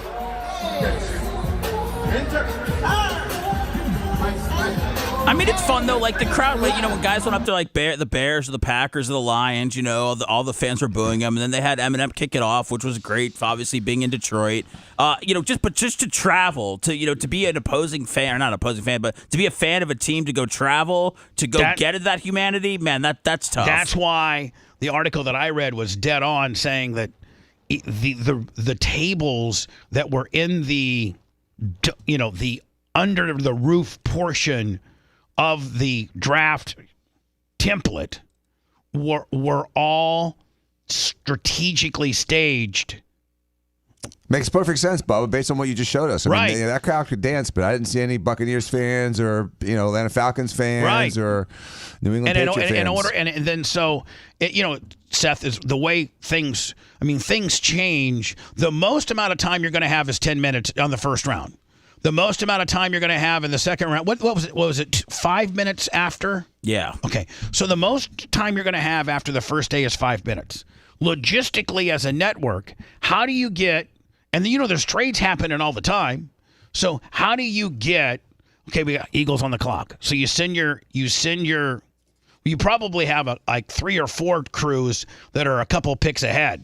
Like if Green Bay's on the clock now, but the Saints and the Cardinals are the 2 teams afterwards. They're probably already got cameramen going to those 2 tables to get the B-roll needed for when the fans go crazy over their pick. Because that's the template. They do the pick, they show the fans, right? Then they probably sometimes go to the guy taking the phone call. A lot of times now with the later rounds, they'll announce they'll have the pick pre-recorded. Like the Bucks had a parrot, I think 6 or 7 years ago, announce a pick. From the Colts had an orangutan. Right, the Colts had an orangutan. So in 2017, they leave the crowd and they go back to some of these teams have individual people, whether it's big fans or whether it's people from defended our country. They might have them announce the pick. So they kind of get rid of they kind of don't focus on the atmosphere outside of the first and second round. Yeah, but I mean, they have fan reaction throughout the entire pick. Yeah, the entire draft. There's fan reactions. Now I know they start getting a little pandering. Like they'll go to I saw one guy come up. I don't know if it was the Cowboys, and he brought up his son who's in a wheelchair, and then he brought up 2 other dudes that are in the NFL sanctioned wheelchair football league. And he introduced those guys. So they really, really, really cover, they cumulatively, like in the community sense, cover all types of causes. In fact, one selection, they brought up all the kids that played in this weekend's flag football tournament. Yeah, and the girls that were playing football, and they had the Walter Payton Award winner. Right. I mean, they tried to do a little bit almost at every announcement. But what you don't realize. There was even a big win for white people over the weekend. There was a big win for white people? Yeah, at the draft. What? So I don't know if you're aware, but the NFL has not had a full-time white starting corner since the Giants' Jason Sehorn in 2001. Who was good as hell, by the way. Really? Yeah. Second-round pick, Iowa corner Cooper DeJean is, I don't know if he's going to be a full-time starter, but he gave a lot of people hope. They've been making jokes all weekend about it. Well, good. Yeah, for the Eagles. So anyway, I wouldn't be caught dead. I wouldn't be caught dead at a draft, right? Now Roger Goodell, I think Roger Goodell was on McAfee's show, and he's trying. Now I do like the proposed changes. He's proposing, and the new. Is Jay here? Yes, he is. Yes. Hi, Jay. Good morning. How are you? Great. How are you? Good. So, Roger Goodell's proposing the following changes. Of course, it has to go by the NFL Players Association and things like that. But I like it. We're going to cut. He wants to cut the preseason down to 2 games from 4, which I love. The preseason is a waste of time. It really is. Chance for starters to get injured. Right, and it basically they know they have through practice and things like that, Dan. They know that they don't have to give a guy necessarily in-game look. Like that's what they use. Usually would use they would use usually games 3 and 4 to get your starters ready, but 1 and 2 were just these rooks that you were getting some in-game looks at that you potentially are on the fence about keeping, or we're trying to expose them so they got picked up by somebody else. Well, it was frustrating because, as a fan, you get that 3rd and 4th preseason game and you'd have a couple preseason heroes, guys that were catching, 7, 8 balls a game, scoring and doing great things, and then they get cut. So it was frustrating for fans too because they'd fall in love with this new prospect that'd be gone 2 weeks later. Right. So anyway, go from 4 games to 2, which I love because it also, that much less opportunity to get hurt. Is it a 17-game season now? Now, yeah. Yes. Yeah, it is now. Add an additional game. Make it 18. Don't like that. I do. Nope. I don't. Well, it's just, it feels inevitable, so there's not much we can do about it, especially with the TV markets making the money that they are. But it's just too many games. Well, hold on. You're going to have players that can't make it to the end of the season. You have one less net game. If you got 17 but come on, games, we cannot sit here and compare. It's like apples and oranges. The 2nd and 3rd preseason game to an extra regular season game for starters across the NFL. It's a push at best. But there's 2 more. No, it's not a push, Bubba. It's going to take 3 preseason games to get the reps that these guys get in a single game if they're a starter on the offensive or defensive side of the ball. The starting running back is going to get 20-plus carries in a real game, and in preseason he may get 4. Did you say linebacker? No, I said running back. Oh, running back. I'm sorry. And so that's like, the damage to the body in those 2 games versus the damage to the body in preseason games is incomparable. Right, maybe I'm wrong on that one. And then the other one is moving the Super Bowl to President's Day weekend because a lot of America has Monday off and you don't have that Super Bowl hangover. So does that make it earlier or later? Later. 1 week Even later? If you're going to do that, then just move it to Saturday. Like, if you know that people want the next day off, just make the game on Saturday, especially if you have to wait 2 weeks anyways. It seems like that makes the most sense, but it just doesn't seem like they're ever going to move it from Sunday. Yeah, it seems that's fair. Super Bowl Sunday is marketing in its own. Yeah, exactly. So since you can't move it on Sunday, and you want to, it's one. I think it's 1 additional week. It's brilliant. It's another week of marketing the Super Bowl teams for the NFL. Exactly. It's another week of maybe it won't conflict with BARP as bad, and our rates won't be so bad. Maybe it's another week of not being part of BARP. Well, if they go 18 games, the players are going to want another bye week. So there'll be multiple bye weeks. So that's how you'll be able to kind of push the season back even more. So they'll do 2 bye weeks, which will help with their European travel. Oh yeah, you're right. Well, that's really what they're worried about. If you liked that segment, then you'll definitely like the new redesigned BubbaArmyHQ.com. We'll be back to the Bubba the Love Sponge show after this.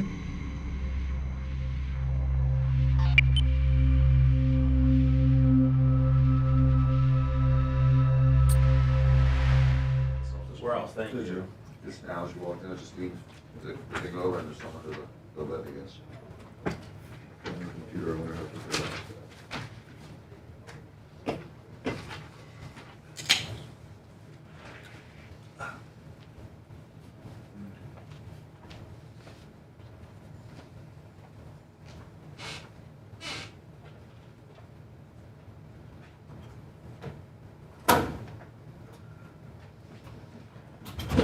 I'll step over to Dan's computer here. Morning, everybody. How you doing, Steve Jenkins? What's up, Xerxes? Jay Costine. Is Dan leaving? No, he just went to the bathroom. The computer's not on in the other station right now. Morning, everybody. Double XL Gaming. What's up?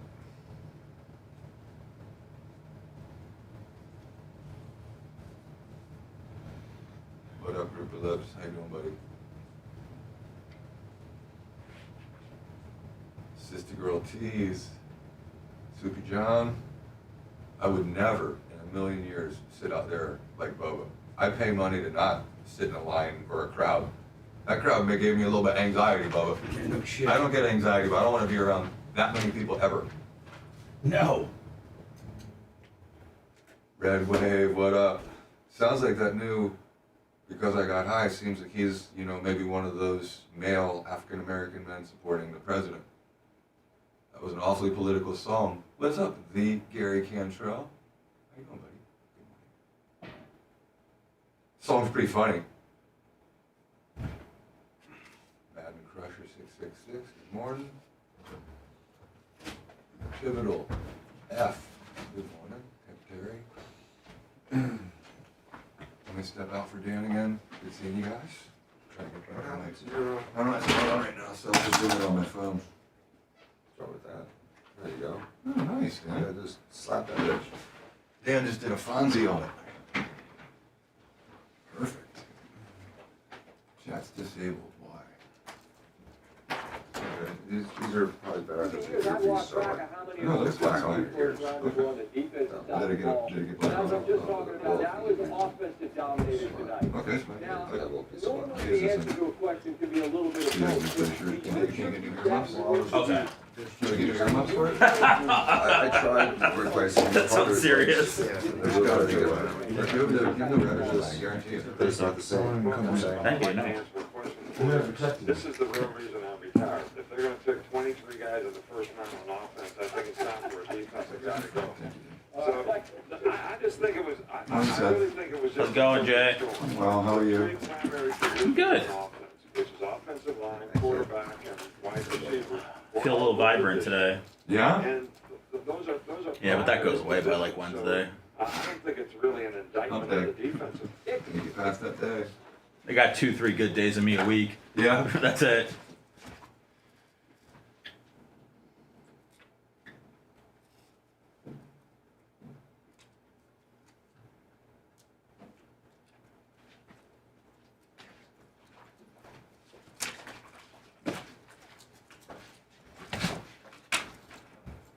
Yeah, the computer's all jacked up. We're locked up. Dude, Afro Man's gonna be getting paid to play that song at so many fucking MAGA rallies now. Like he's like. I was just saying when you weren't in here, it sounds like he's a Trump supporter, and it sounds like he's one of those African American men that they now say are going to be supporting Trump, doesn't it? Well, yeah, It's an awfully political song, man. That I sounded think- like something that Dark Max Steve would do. I think so. I think he tapped into a way to make a ton of money off of it again. But he's very nice. He's talking about all the knowledgeable stuff. It blew me away. Oh yeah. He plays it. He's way more political than I would ever imagine. Somebody might have parodied it, and he's like, I gotta do my own, you know. Well, we did. Yeah. We did. With Hunter? Steve. Oh really? Oh, great one. You never saw it? I don't think I was here. Let me find it for me. It's fantastic. The Hunter Dark Knight Steve? Yeah. Okay. He got the idea from here. That's right. And we're involved in the Donald Trump case. Yeah. Oh my God. I love this show. He's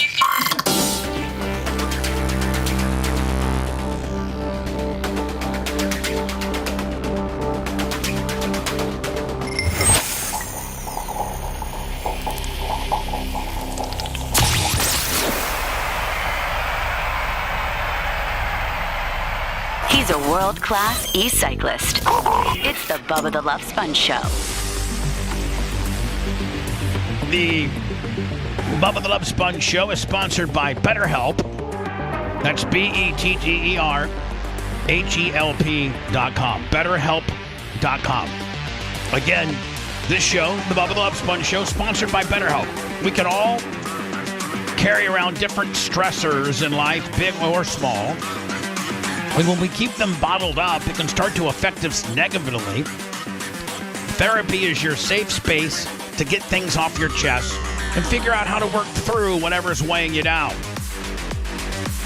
If you're thinking about starting therapy, give BetterHelp a try. It's entirely online, designed to be convenient, flexible, and suited for your schedule. Just fill out a brief questionnaire and then get matched with a licensed therapist, and you can switch therapists at any time for no additional charge. Get things off your chest with BetterHelp. Visit BetterHelp.com/BTLS. That'll get you 10% off your first month. That's BetterHelp. BetterHelp.com/BTLS. So Dan, what I finally got to it. I knew I would, because I had it written down. What type of What kind of? Is it kerfuffle or what's Kerfuffle? Scuffle. Jay, what's the word? Is it kerfuffle? Kerfuffle, I think. What type of kerfuffle did you get yourself involved in on Friday at the hold on, does Jay know about it? Oh, yeah. Almost in real time. Oh, hold on. Jay knows about it? Mm-hmm. Should I let Jay, as a person that's not as close to the situation, explain it? Or should I let you explain it, Danny?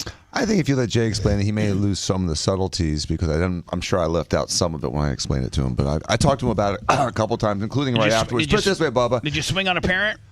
If you had been with me, Bubba, we'd have been in jail. Well, put it this way. Yeah! That's a tease. I told Dan to talk to the audience as though he's talking to the commissioner, not as though he's going backwards and is talking to these guys, because I know he was very close because the guys, you know how we watch things weekly? How does somebody get beat down at a, Hungry Howie's line? Or how do these parents do, they beat people up in the middle of a field? It was one of those moments. And So- Danny avoided it, thankfully, but that's the story. Dan, can I predict before you tell? Sure, please. I'd love for you to. Either an opposing coach or an opposing player's parent got up in your grill for whatever reason over what happened on the field, and you're the wrong person to challenge. Sorta. But Okay. it's a little more involved than that. And it has a little bit of backfilling to do. All right, so go ahead. We're playing this team that one of their players is one of my old players. One of their coaches used to coach with me. And one of the kids on the team is a neighbor and a friend of the family. So before the game, and they're a decent team. We're both 2-1 going into this game. Now, how did he get off your team and over to that team? Because he used to be on your team. It was just one of those things. It just kind of happened organically about a year ago. Nothing malicious. Okay. Okay. So before the game, we warm up on those east sides of the fields, and we give them tons of room. Now, are you talking about the nice facility over by Memorial? Yes, the Skyway Park. Yeah, the nice Right. place Beautiful instead place. of the ghetto. Right. You can say, well, from now on, we'll call it the ghetto over by Tate's or the nice place over at Memorial. You know what I'm saying? Right. It's a nice place at Memorial. Yeah, I used to hate coaching games at the other place, and I used to love coaching games at this place. This place is It's got nice. turf. It's got big lights. It's got bathrooms. Stands. It's got drinking fountains. It's nice. Yeah. It's a nice facility. It is.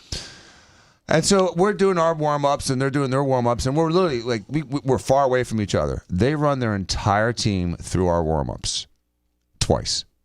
You know what I'm saying? Like just run it and we were so far away from them, they had no business to do that other than to just be dicks. But that's okay. I kept calm.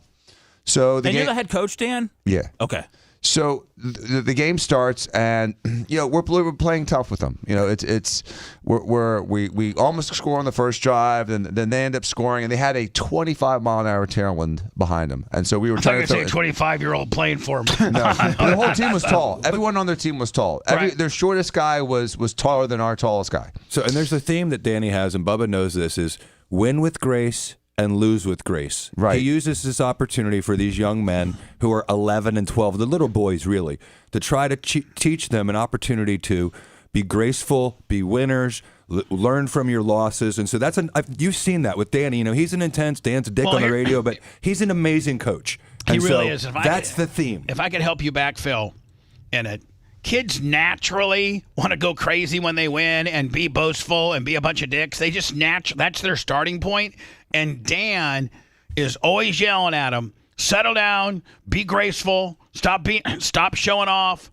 Let's not get in fact, our team was guilty last year of a couple of flaunting kind of deals. Excessive celebration in the end zone. I stopped that. As soon as I realized that was a problem, we stopped it. We only got 2 of them because you put a stop to it. Right. So you're right, Jay, in the fact that Dan is constantly working with these kids. Sportsmanship. Yep. Sportsmanship. So that's what I'm saying. Like our guys, your guys have good manners, and you after a couple isolated incidents last year, you put a nip to all of that, and you're on a pretty tight team. And none of those incidents were like taunting. It was genuine celebration. It was just too much. You can't rush to the. Yeah, they were rushing onto the field after a big score, so you can't do that. Taunting a player after they knocked him to the ground and standing over him. It wasn't that kind of like. It's not that. No, it's it was little our boys kids. being It was so- our kids going crazy. Just celebrating. Just over And, celebrating. You know, half as many kids shouldn't have been on the field. Right, they were 9 and 10 back then. I mean, right. Right, so go ahead. Exactly. So go ahead, Dan. So the game's going okay, and we're losing a little bit. The other team's a great team, and they have a tailwind, so they're doing better than we are. But my team is calm. Everything's going fine. No, It's the you eventually will get the tailwind. Yeah, so second half rolls around, we get the ball, we stop them, and then we get the ball and we score. Because we got the tailwind and they got the headwind. It's really affecting the passing. Sure, you can see absolutely. it's affecting the passing. So they get the ball back. It's like, I guess, third down, second or third down, and they're trying to get to that 50-yard line. And they throw a pass. It was right in front of me. And what my new kid, he's an 11-year-old, but he's been playing really, really, really, really, really well, goes up and defends the pass. Nothing dirty. Nothing was malicious. But my guy comes down hard, and he's just laying there on the field. And he's like just laying there.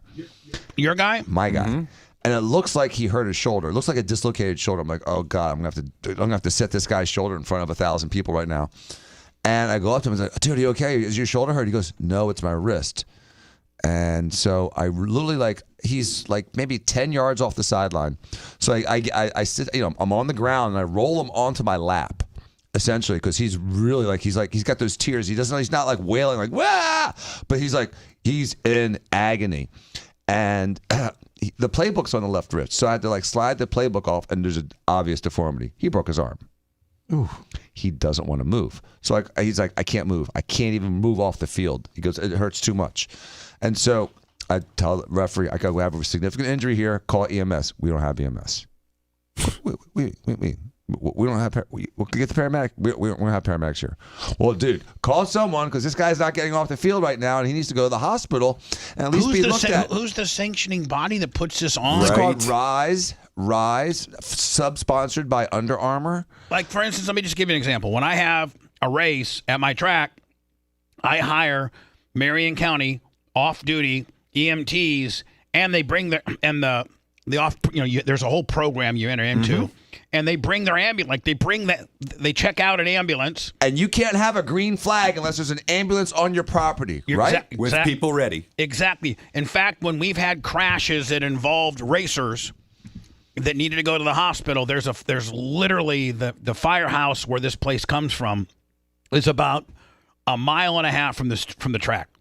So what they'll do is they'll put the guy, if the guy's hurt or needs to go to the hospital, they'll put him in the ambulance on the track, then take him right to my property line, right where that main road, and then the other EMS from the firehouse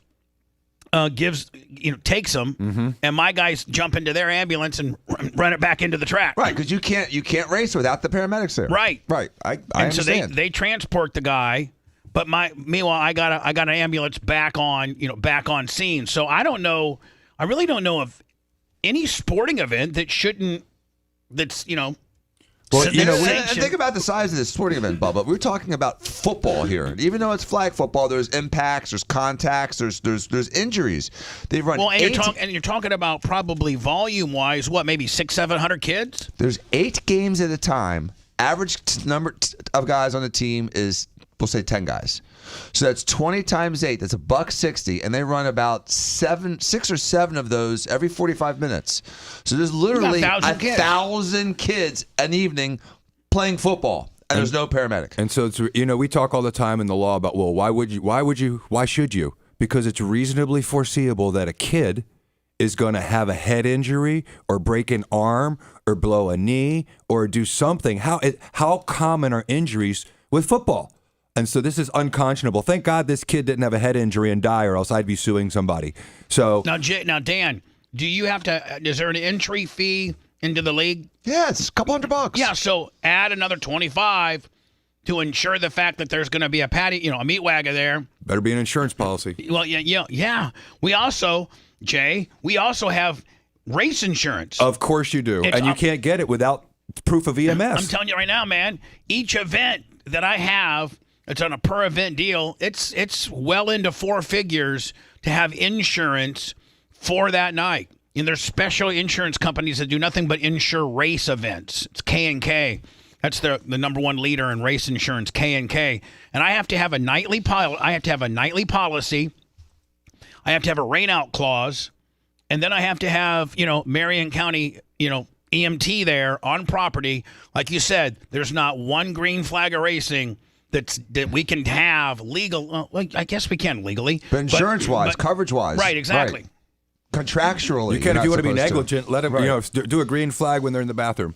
So for them not to have, a Hillsborough County, EMS off-duty, whatever unit, something. Because I mean, it's about 150 an hour, all in. That's two EMTs along with their ambulance. How many hours you talking about? 6 hours, 7 weeks. So it costs them about $5,000 for the whole season. $5,000 for the whole season. How many teams are there?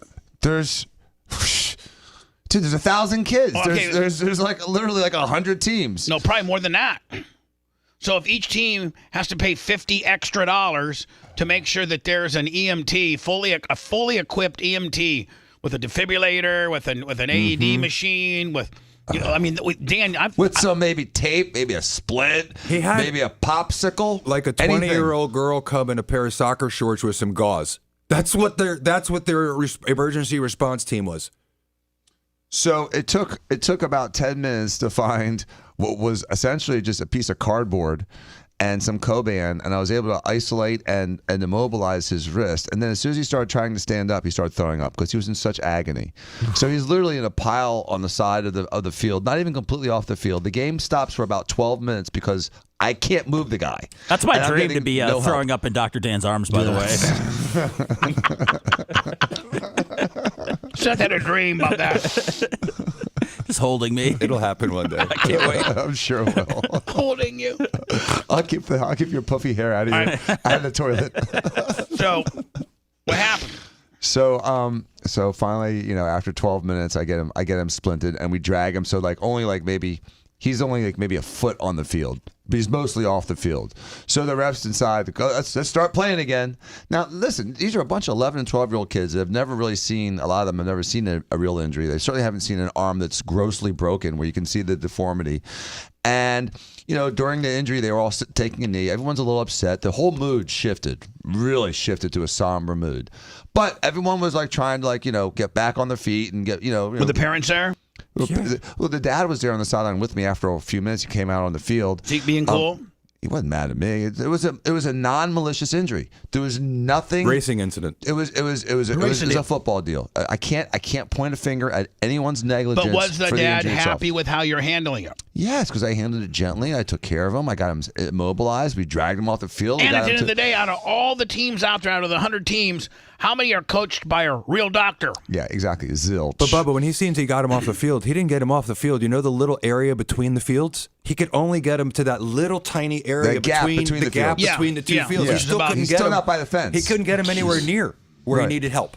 Right. And they're like, okay, play ball. Okay, so next play, the team that's already ahead, we just had our player hurt, and they're already beating us. So the next play, they decide to go for a bomb to the end zone, which is right where you're probably standing. No, I'm around the 50-yard line on the edge of the field. They're going for the end zone. But it's run up the clock while the guy's injured. They're just trying to run up the score. That's what I meant. While the guy's injured, and we would have done the same thing. Let's be honest.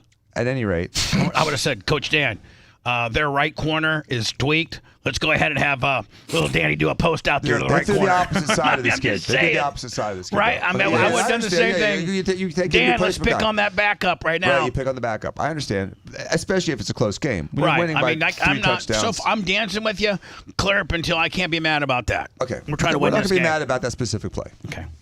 So, but then they're feeling the wind now because they got that 25-mile-an-hour wind in their face. So hold on, but they did complete a bomb into the end zone. They attempted a bomb in the end zone, but they didn't get it. And my boy, the hockey player's son. Oh, I love that kid. Intercepts it. Yeah. And what's that kid's name? First name? Evan. Evan. And yes. So he intercepts it, but he intercepts it on an offensive personal foul / pass interference. The guy fouls him, and then my guy intercepts it. Then their guy dives on him, tries to wrestle the ball out of his hand, and then they get up. Their guy Has the pushes ball. my guy. No, he pushes him. And then my guy pushes him back, and then their bench clears. Oh man! And then their Wish I bench would have been comes there. out. 11-year-olds. And the ref's trying to throw a flag for offensive pass interference / personal foul. And then as a ref, the bench is clear, and then their guy, another one of their guys, starts backing up and doing this BS with the little wave. You know what I'm saying? Bobby, look at me for a second. You know, like, I can see you. that stuff. I'm like, are you kidding me? The bye-bye stuff. And so I go to the field. I'm Hold like, on, now Dan goes from fixing a broken wrist to jumping in the fracas. And this was a kid that did that to you, Dan? A kid? No, he did that to the other, at the ball to the other players. He did it to the other players. Okay. Right. So I go, what's going on? What's going on? And I'm yelling to the coach. I go, control your players because they're being dicks. Win with grace. And Dan knows what dicks lose is. with grace. I mean, you should say, I know what a dick is. You should say, hey, Coach, I am absolutely a level 1 dick, and your kids are being a level 1 dick. I got my dickness turned down to 4 right now. You're at a number 1. Learn how to control your dickness. Right. And so, all I say is control your players, because again, I'm trying to have the kids be professionals and be adults and mature. Plus, we just got to pick in the end zone, kid. We got to pick. But Right. also, Dan's got a kid on the sidelines puking. Crying and puking. He's I know. still all over himself. His dad's in tears. He's in tears. He's injured. He's not even off the field completely. It's like his legs are on the field still. Little Johnny's hurt. And I'm like, control your players. And then the ref's like, that's it, game's over. I'm like, what? He goes, that's it, game's over. And this is actually as their coach starts rushing towards me like he's going to fight me, and the referee has to step between the coach and me. Because the guy's coming up to me, he's going to fight me over me saying, control your players. I wish you would have fought me. After an injury. Because I would have fell down. They would have had a bay flight me out there. Bubba, we're all going to the next game with Lummy and you and every Italian we know. We're all and going. Jimmy Clevis. And we're bringing Gigamo, Jeff Giganti. We're bringing every Italian guy we know to the next game. Yes, we are. There. Dan, because you're taking the coach. We're just going to sit there quietly behind Lummy. But that's not the point. No, it gets better. So hold on, Dan. It's the not coach over. the, Gets the, better.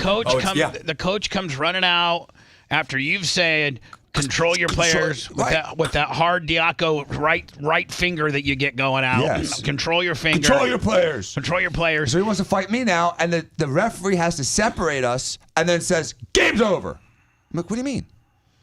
He goes, I'm calling the game. I'm like, we got 9 minutes left. We just got the ball back. He goes, the next play is going to be a fight. I can tell it. I'm like, this play was almost a fight, but not because we're doing anything wrong. They're doing it. He goes, game is over. I'm like, okay. So I collect my players. Now, at this point, you guys got beat. That's okay. Right. That's fine. That's fine. We're not upset. But he we're said to the taking boys it. with We're grace. We're taking it. We're taking it in stride. We have an injury. Everyone's upset. The game's not going well. We're fine. Okay, we'll be done. We're going to walk off the field. And I said, but what we're going to do though is we're going to do it the way a team does it, and we're going to walk our injured player off the field. We're going to, as a team, Look at some walk kind of with Roman him. Empire. You're damn right. You're damn right. It's a gladiator The gimmick. gladiator will be brought off by the other gladiators. Exactly. The wounded gladiator will be paraded out first. The guys, injured. My guys handled themselves like NFL players. They took a knee when the kid was hurt. They kept their distance. They were quiet. They didn't screw around. They had ultimate respect. They kept their heads together. They didn't pick this fight. They didn't start this fight. And they got denied the last minutes of their chance to play with a tailwind and have a nice little comeback. But that was okay. They still took it in stride like mature men. They walked on the field. They walked on exactly like gladiators. Hail Caesar, we who are about to give our lives for you. And so they walk, me and the entire team walk the player from that gap between the fields towards the fence. As soon as we get to the fence, one of the other team's little, I can't even say it. Don't say it. Punks comes out of nowhere, runs up to us, and punches one of my guys in the stomach. Oh, what? Yes. Out of nowhere. We're escorting our injured guy off the field, and one of those little a-holes silently comes up and drills one of my guys, the smallest guy in the stomach. Who keels over. Hold on, sucker punches him? Yes. Sucker punches him. And then Frankie pushes that guy to the ground. Where's my boy Frankie? Oh, he's ready to kill. Frankie's a little rough around the edges, and I love Frankie. Frankie's the guy that comes from the other side of the tracks. I love Frankie. So now it's like, again, all of a sudden it's like chaos. And now the coaches again, another coach tries to come up and fight me again. He comes up again and starts like trying to fight me, and a parent pulled him away from me. If he had, he was almost within that 2.5 foot magic radius, if you know what I'm talking about. But I can't believe the disgusting lack of class, lack of parenting, lack of sportsmanship, lack of integrity that this team exercised. And the parents were talking smack. And the kid's mom, who got hit in the stomach, was like, why are these parents getting all upset? She had no idea her son just got punched in the stomach. It was disgusting. I can't believe, number one, you should go to my Facebook and Twitter. We got lots of followers over there. Yeah, I can't believe. I got a whole bunch of heat for just turning in a Kroger driver. Yeah, I can't. I mean, everybody, this Kroger driver was going 90 miles an hour. Now, the back of his truck says his truck's governed at 65, but I'm going 90, and he's cutting people off. And I'm like, what? So I speed up and get his license plate number and his truck number and post it on Kroger. Kroger hadn't gotten back to me, but I mean, it was like you wouldn't believe how much heat I got from the fans calling me a Karen and all this kind of stuff. And I'm like, I'm not. What if I? I mean, I'm trying to turn this guy in. He's what trying if he killed me? What if he kills? Yeah. But what if he kills somebody else? I'd sue the crap out of him. Thank God you tweeted about it. Yeah, exactly. Semi-autoglass Travis 25 with a PayPal. Thank you. PayPal, Venmo, both at the Bubba Army. So yeah, that was being a Karen and all this kind of stuff. I was just hoping to cost a guy, maybe Dispatch or somebody see that, or Kroger corporate see that and get a hold. They can figure out what truck Lummy was at what. Oh yeah, they have the GPSs on them. I thought when you're in Ocala, you police yourselves. You don't snitch. Yeah, exactly. Well, I rolled right up to him in my truck and I said, "Hey, why don't you slow down?" And he was just some Rastafarian-looking dude don't you hate that when you're trying to get somebody's attention and they ignore you while they're driving? I actually found out they gave that guy a raise for being so fast with his deliveries. Yeah. Yeah, I saw some Facebook somebody Sheriff Karen Clem. Yeah. They- I like it. It had 350 comments. They're all calling you Karen Clem. I mean, I think that's Karen good. Clem, no problem. But I think that's good for the algorithm, ain't it? That's damn right it's good. Yeah, eat. Karens are rich. The only thing I messed up on, Lummy, is I should have videotaped when I tracked him down.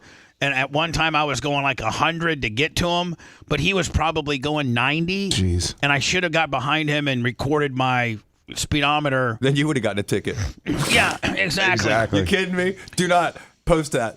So, Dan, we could post a little something about these kids and this team, calling them. I mean, our Facebook has 160,000 followers. It's bound to get back to them. Oh well, that's we'll get back to him just from what we said today. Where are things right now, Dan? Like, well, I mean, it was almost like a Billie Jean fight scene. Well, the chat said something very interesting, which is they were trying to provoke Dan to get him to hit him, probably because Dan's a lawyer and a doctor. Exactly. It's like, the paparazzi trying to get the star to pop. If you're a coach and you're arriving in like a 92 Nissan and the guy you're playing is arriving in a brand new Jag, you might want to see if you can get him to take a hack at you. You know what I'm saying? I get that. I think Do you think that they might have been? You think they might have been just dealing with people that have absolutely no class. They're a poor example for children. It's a shame that they're coaches. It's probably a shame that they're even parents, because it was disgusting, and their kids are hopeless because they have them as an example of what to do and how to grow up. And I can't believe that these kids, a lot of these kids go to Christ the King school too. So they're supposed to be Catholic and Christian, and instead they have the I think the ethics of Hamas. Whoa! Whoa! Dan just figuratively. Dan just looped in the team he played this past Saturday night as Hamas. When do you play this team again, Dr. Dan? We may hit them in the playoffs, and if they do, it's going to be a different game. Well, if you do, we all have to come, Dan. We all have to come show our support. It will be a different game because we're not going to play them with the same kind of open decorum, arms and like Jay would say. Yeah, we're not going to be decorum. You might have played him like Jay Diaco this weekend. You're going to play him like Dan Diaco next time with Steve's mad kicker. Is the league Is Lee gonna have an ambulance out there next time? I or- don't think so. They will for this next game. And I tell you what, I did talk to the commissioner. I also followed up in writing with an email defining what had happened and telling him that I think it's a little dangerous to have, it's reasonably foreseeable for someone to have a head injury or a fracture, even in a non-contact sport like flag football, because people are running full speed against each other. I've seen soccer games that have EMTs. I just text my buddy who runs the park, and I asked him. He said he's looking into it if they're supposed to have one or not. Because they rent it from the county. Right. And you'd think the county would have a stipulation. If you're having a sporting event with a contact sport, and I don't care if flag football is supposedly not a contact sport, basketball is not a contact sport. And guys get knocked out in basketball all the time. Well, because there's kids going in opposite directions and jumping in the air, and there's going to be injuries.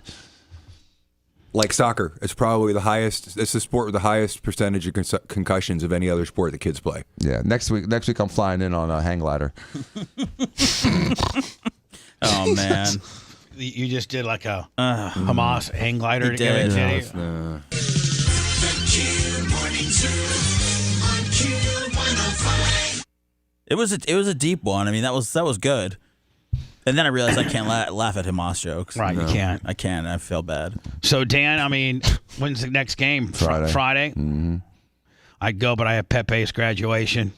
Yeah, Pepe. I'll fight this other 10-year-old if you want. It was, it was. Hold on, Seth, he'll fight the 10-year-old. If you guys can bail me out, I got no problems with it. Just full them out, lighten them up. Yeah. Just like a complete UFC deal. But, again, ground and pound. Coaches fighting is disgusting. Players, a push after a play is acceptable, but a kid coming up to another kid after a game, after they won, and then coming up to the losing team and punching a kid. Which one of our guys got punched? Ryder. Little guy with curly hair, nice right. Kid. Never, he's not a troublemaker. He's like one of the kids that's always laughing. So when he's a happy kid. So when he got hit, what happens to him? Does he go, he's keeled over, and then Frankie dove on the guy and pushed him down. You know what I mean? Man, and then Frankie. all of a sudden, the parents broke it all up, and then their coach starts again lunging at me. And this is he's a little 5'8", fat, balding guy that just hates the way he looks in the mirror. Probably hates the way his wife looks when he sees her, and probably is upset that his kid's got buck teeth and pimples. But I'm sorry, don't take it out on me because life didn't play well for you, douchebag. So I'm going to try to be calm. I don't like. Hold on. If anybody's looking at the screen, Jay just turned and looked right at Dan. It's almost like Jay vision, be like, "Shut up." I know, I felt it. Can you feel it? Because he was burning holes in you. Right. Saying shut, Bubba, I'm thinking putting Dan and Babyface together on Friday is a bad idea. I think Dan needs some headspace going into coaching Friday night. That's true. Yeah, Dan, Brian's going to be here fully loaded for Friday. That's fun. Yeah. Fully loaded Friday. Yeah, it's a fully loaded Friday. Probably wearing something that you would be annoyed just looking at. Does he annoy you naturally? Did you see what he said to me on what a dick comment on our Twitter? No, what did he say? Oh, he was a real dick. I found this. He doesn't mess around on Twitter. He's a dick. He is. Like everyone else on X. I mean, the guy looked good on the treadmill too. It's kind of a compliment. I mean, hold on. Let me play it for you. Hold on here. This is what. Let me see here. All right, hold on. Boom, boom, boom. I guess there is no sound to it. There's no sound to it. So I just tweeted on our Twitter. This is how I picture Brian the Babyface on a treadmill. This is how I picture. First of all, I don't even know the last time that Babyface went to a exercise place. He's got a place. I think he's got gym equipment at home. So now this is given. Babyface. This guy's way better shape than Babyface. Oh, I know. I'm jacked. Yeah, this guy's jacked. Mm-hmm. And this is how I just picture again. Loosen your shoulders up when you walk. And again, I just said, this is how I picture Babyface on a treadmill. Here we go. By the way, there's no sound to it. So this guy's gonna start. Hold on now. Hold on.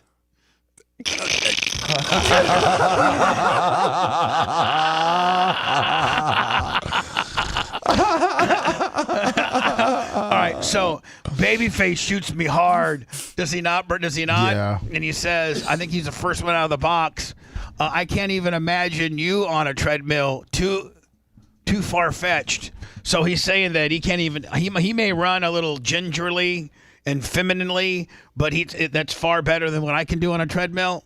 That's what he said. Yes, that is exactly what he's saying. He could never see you even on the treadmill. Right. Well, it's okay. It's okay, Brian. I'd love to fight Brian. Yeah, me too. I'd love to see you fight. Yeah, him. he could fit in as one of my players. He's about the same size. Like a Dominican little leaguer. Yeah. Brian playing flag football. Now, does Brian do anything athletic? Zero. I mean, like, does I don't think he even knows how to tie a running shoe. He said that he used to be a superstar basketball player before he hurt his knee. That was his claims. Well, we do have our basketball game scheduled. Yes. But we may have to try to find somebody different because Anna, it was me, Lummy, Dan, and Merch Crick versus Seth, Jay, Brian, and Anna. We may have to get another chick. Or we just delete What the about females. Red or Macho? No, we just delete the females. Yeah, we just delete the Merch Crick. Oh, that's easy. Yeah, 3-on-3. We tell the Merch Crick. Well, see, Video. Rhett's not in here either. Rhett, well, yeah, because Rhett's going to film. Oh, that's right. Merch Crick, what, she get cheerlead? Yeah, Three hey, better. Yes. Yeah, Bubba, Lummy, and Dan versus Seth, Jay, and Brian. We can't do that fast That's enough. a bloodbath right there. Lummy, we need to get that. We need to start planning that. Yes, we do. Might have to be like on a Saturday or a Sunday or something like that. And clearing everybody. Like Jay might be hanging 10 in Costa Rica. Like, We got to do it before it gets hot, Bubba. yeah, that. I agree with that. That and, all of us being in town for a particular Saturday is probably pretty. What about if we did it Friday after the show? Because obviously Dr. Dan will be here, Jay will be here, Hold on, Brian will be here. But Dan has to go immediately, usually to surgery or to Dan. This is something Dan would have to plan with his office, so that he needs an additional hour. You know what I'm saying? Like Dan needs to usually get out of here by 9:00 on Fridays, and if he wasn't getting out of here till 11, that greatly affect. Let's not forget Dan's got 3 jobs, maybe 4. So Dan, we'd have to get with NABA and start your Friday office. Like a month from now. Are they booked out a month? At least a month? I mean, we could probably do 3 weeks, 2 weeks, 3 weeks. But we need a week or 2 heads up. Right. People are pretty flexible as long as you give them a little bit of notice. Right. So let me maybe in 2 or 3 weeks we could do it on a Friday. My shoulder would be better. Yeah. Can you shoot a basketball right now? Left-handed. Oof, that means no. Let's play. If you want a deep dive into the Bubba the Love Sponge show from the past, go to BubbaArmyHQ.com. We'll be back after these words.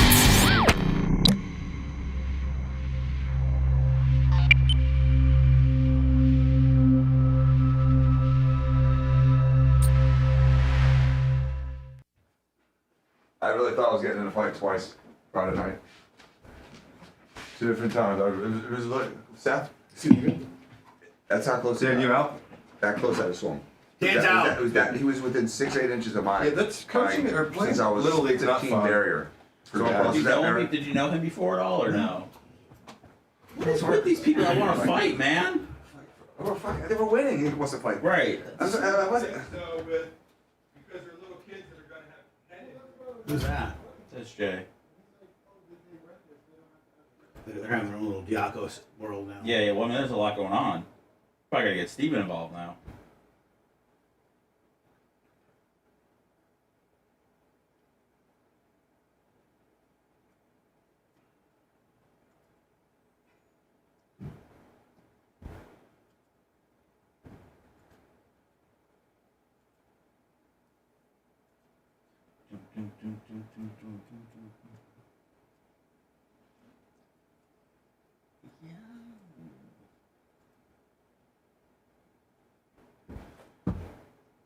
Dude, I'll play one-on-one with you this week.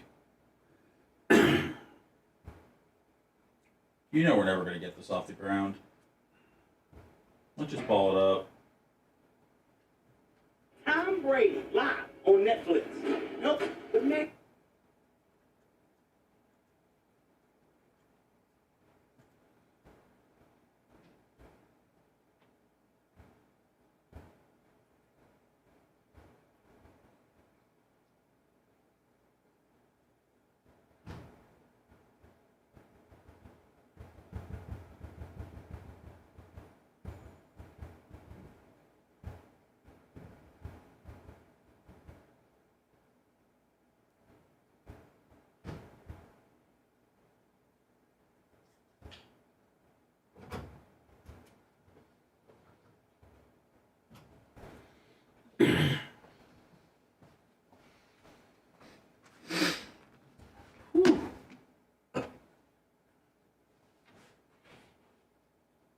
What up, 717?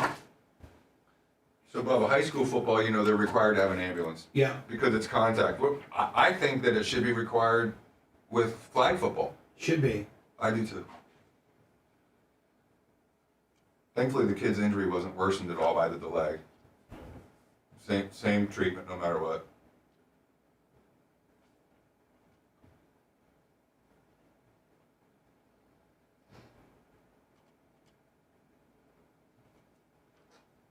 Is your daughter showing any interest in sports, Seth? Anything? Yeah. What's up, Steve? She's doing dance right now. Yeah. I really want her to try basketball.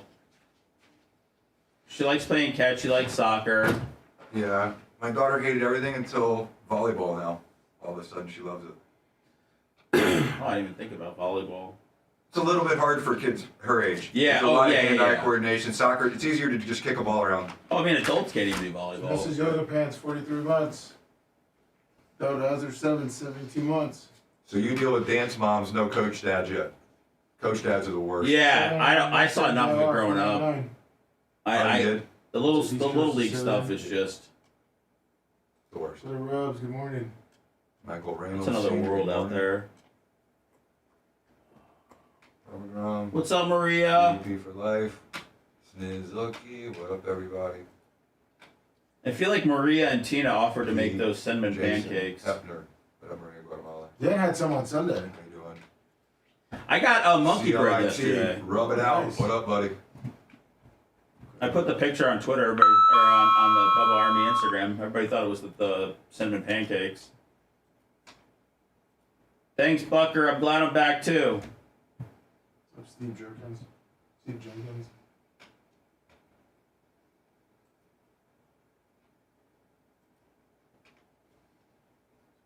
Yeah, it was a good draft. Good draft. What's up, Rubs? I mean, did anybody do a breakdown of the draft? Yeah, let me see if I can find one that's somewhat short. What do you want broken down? 18 in the morning. I got your breakdown.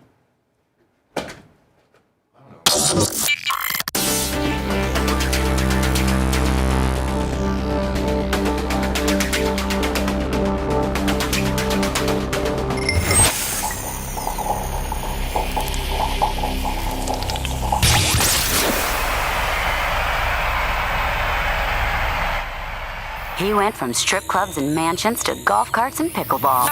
Welcome back to the Bubba the Love Sponge Show. And that's a shoot, too.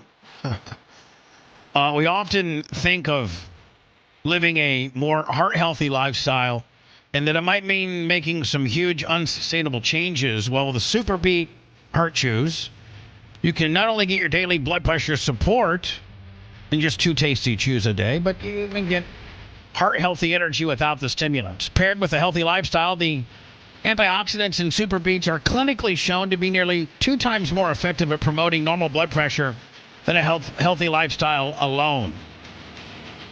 Super Beets are the #1 doctor, pharmacist, and cardiologist recommended beet brand for cardiovascular health support, bar none. Zero. Boom. Drop mic. Super Beet Heart Chews also support healthy circulation without the stimulants or the crash. No pills to swallow, no ingredients to mix or prepare. It's all plant-based. It's no artificial sweeteners and or colors. And you can double your potential of Super Beet Heart Chews and get a free month supply of Super Beet Heart Chews on all bundles. And also get you a free full-size bag of turmeric. That's a $25 value, and it starts and stops by going to BubbaLovesBeats.com.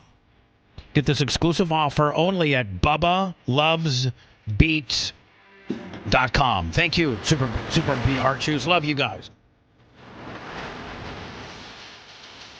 Seth, I think this was one of the phone calls you were talking about as you were watching the draft, and you were like, I kind of like it sometimes when they call the player and they say the darndest things. Is this the one that everybody was talking about, where I think the Rams made the call to the guy who had just made the team? I think this was one of the ones that went viral. Yeah, I believe this kid is from Florida State, maybe. And I think so. I think he played with Jared Verse, who I think the Rams had already drafted. Hey, Braden. Yes, sir. This is Les Snead, Los Angeles Rams. How you doing, sir? In my $16 million draft house, right? Yeah. I'm poolside right now. Good. Hey, we just traded in, I forget what pick it is. What is it? 39th. 39th, and we're going to draft you. What do you think? Yes, sir. That's unbelievable. I can't think. Oh, I get to wait. I'm playing with Verse again? Oh, and you know what? We're trying to get Verse to drive up and make the call to you, but he got stuck in traffic, so he's probably about a minute away. No Congrats. way, Enjoy it. I'm going man. to put you on the phone right now with your new head coach, Sean McVay. Braden. By the way, the Rams, let's not forget they lost arguably one of the best defensive, well, certainly Hall of Famer, and arguably one of the best ever. And Aaron Donald, he just retired. So I think their first two picks were defensive tackles. I think it looks like it. Yeah. Go on, coach. Or he's offense. This kid's offense, I believe. This is guys, I think, a guard. Yeah. Up, bro. I can't wait to watch you two back in action together. Pair you up with Kobe Turner. Hey, you have no idea what you now just you're did. going. Now you're going East Coast to West Coast, man. Yes, sir. Hey, Jared, talk to your new teammate Braden Fisk, man. Hey, Fisk. Let's go. By the way, they played on Florida State together. So this is like a reunion. Very rare in the NFL that a guy that you played with in college, same draft class, and you and him go to the same team. That's super rare, I think, isn't it? Oh, yeah. Yeah. Why no way? How about that? We got you two together. I told you, man. Oh my God, bro. Can't wait to play with you again. No, Fisk is a defense tackle. Yeah, see, I was right. Yeah. There you go. You got me. So you're wrong. This guy starts crying. Seth, very rarely do I get you on a sporting deal. No, you did. Yeah. Oh my God, bro. Can't wait to play with you again. How about that? Oh, that's awesome. I'm so proud of you. You see a 350-pounder crying, man? That's awesome. Well, we gonna do this, man. We gonna do this. I'm so proud of you, man. Oh. Yeah, man. Oh, shit. Oh, that is. I mean, it's starting to get uncomfortable now, okay? Is it? I mean, A little it's starting to bit. get a little creepy. It's sucking me in. Two grown men. Awesome. Hey, should know that, man. Hey, good luck how following cool that. is that, man? Let's go. Yeah, Verse is he's a good edge rusher. Is he? Yeah. Now, Tom Brady caught a whole bunch of crap over. They had like some type of expo or something, like a. Oh, the autograph thing. Yeah. Well, first of all, Netflix is coming out with the Tom Brady roast, and supposedly, like, it's going to be like as brutal as mine, like no holds barred. It should be if they do the real one. Come on. The man. The arena. What's he doing with his hair nowadays? Is he growing it out? He's flaunting his perfect hairline. The arena. The roast of Tom Brady live on Netflix. No helmets, no mercy, no Brady rule. No fucking problem. The greatest roast. God, he just makes money. Does he not? Everything let's not forget, he's got a 10-year, $350 million Fox contract waiting for him. Well, I think he starts it this year. Yeah. Like everything he does is just straight money, right? You really think they're going to be zinging him on like Giselle's new boyfriend and stuff like that? Oh, yes. Yeah. Yes. And I wonder what Netflix had to pay. I mean, I wonder what you had to pay him. At least 50. Oh, I would say. More? Maybe. Greatest roast of all time. Tom Brady. Live. I mean, I'm going to watch it. Are you? I mean, I guess it'll be a pop culture deal, but I'm Hosted by not me, excited Kevin Hart, about with it. A lineup of surprise guests. We're coming for you, pretty boy. I'm unroastable. Let's go. I think roasts are kind of played out. Yeah, a little bit. And then Brady goes, and so this was, I think, last weekend, and they had this conference. It's EXMA. What's it, EXMA? And it's like Is it like one of those positivity conferences where they bring in these people to talk to you about being positive? And I know Dion's fixing to do one down here in Tampa soon, is he not? Isn't it getting ready to be a big? It's like a life coach event. Yeah. Expand your world. Well, people paid $3,600, $36 or $3,800 to be a VIP, and that would be not only do you get to go to the conference, but you're guaranteed a photo op and an autograph from Tom Brady. So a lot of people paid the $3,600 ticket. There was also other tickets where you like the VVIP, where you had like a 3-hour yacht ride. I don't know if with Tom Brady or not, but a 3-hour yacht ride of the Miami skyline and some other things. Well, a lot of people, like, I don't know if Tom Brady was drunk or he was high or he just didn't want to be there, but they're saying now that the autographs that he gave that people paid for are now Beckett, which if you follow the show, you know that we're into cards. Beckett is one of the most recognizable and like one of the gold standards of authenticity of an autograph or of sports memorabilia or of a grading of a card. I mean, Seth, you know this, and Lummy knows this. I guess you and Rhett, all you guys know that Beckett is one of the big players in that space. Are they not? Yeah, absolutely. Yeah.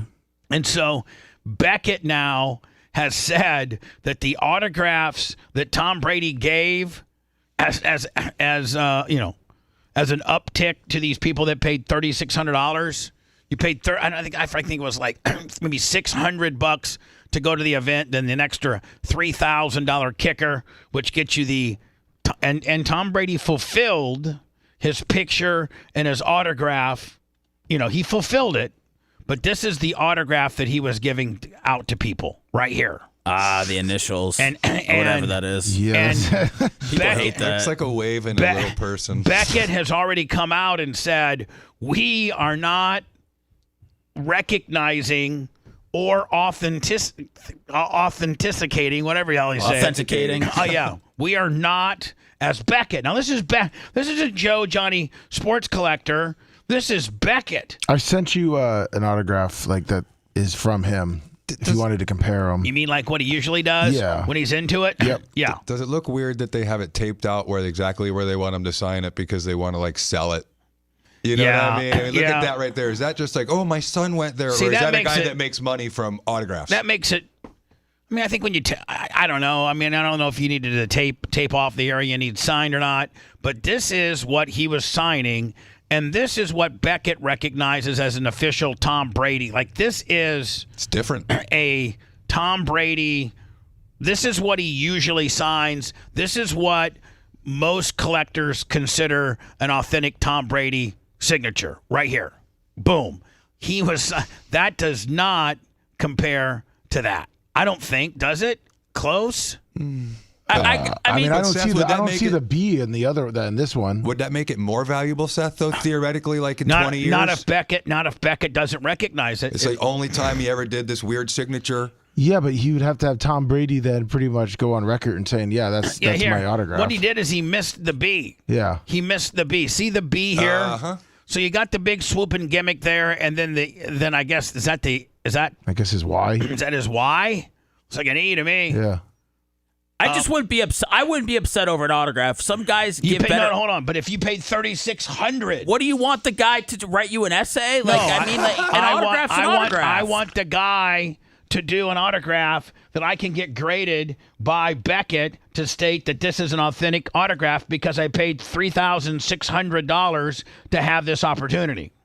Then you're just a guy that's mad because you're going to flip it and you're not going to be able to get what you hope to get for it. And you, of all people. Me, I mean, you're Johnny Flipper. I'm not flipping a Tom Brady ball if I'm paying for Tom Brady. But if you pay Tom Brady $3,600 for the back of an old Gillette Stadium seat, the seat cover, I want him to put a B, what looks like a B in there. Wouldn't you want what is recognized as his authentic signature? I don't know what guys' autographs look like. This is what his look like. This is what Beckett recognizes as an authentic Tom Brady right here. And I guess that guy, the picture we're looking at, he spent $18,000 for a trip with his son, and he's a Patriots season ticket holder. So here's what is he suing? He's suing, right? He's trying to make it right, I guess. Here's what he should do. Tom Brady should know that he's got this little bit of a black eye going on right here, and that he didn't do this guy any justice.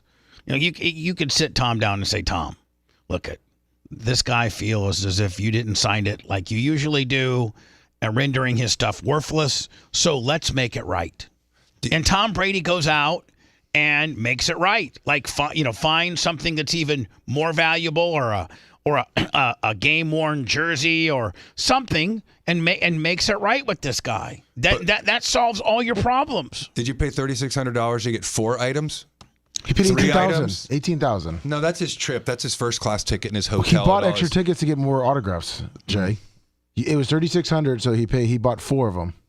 He bought 4, then his trip cost him what? $5,000, Then he $6,000. taped it all up, and Tom Brady saw it and said, "I'm going to exclude the beef from this one." Maybe Tom Brady's like, you know what, Johnny Collector, you've got this thing so taped out and telling me what to do that I'm just going to lay down a lazy one. No, it looks like he did it to other people because other people are complaining too. So what you do is you gather up. You have your Seth Kushner call these people up and say, Mr. Brady wants to make it up to you.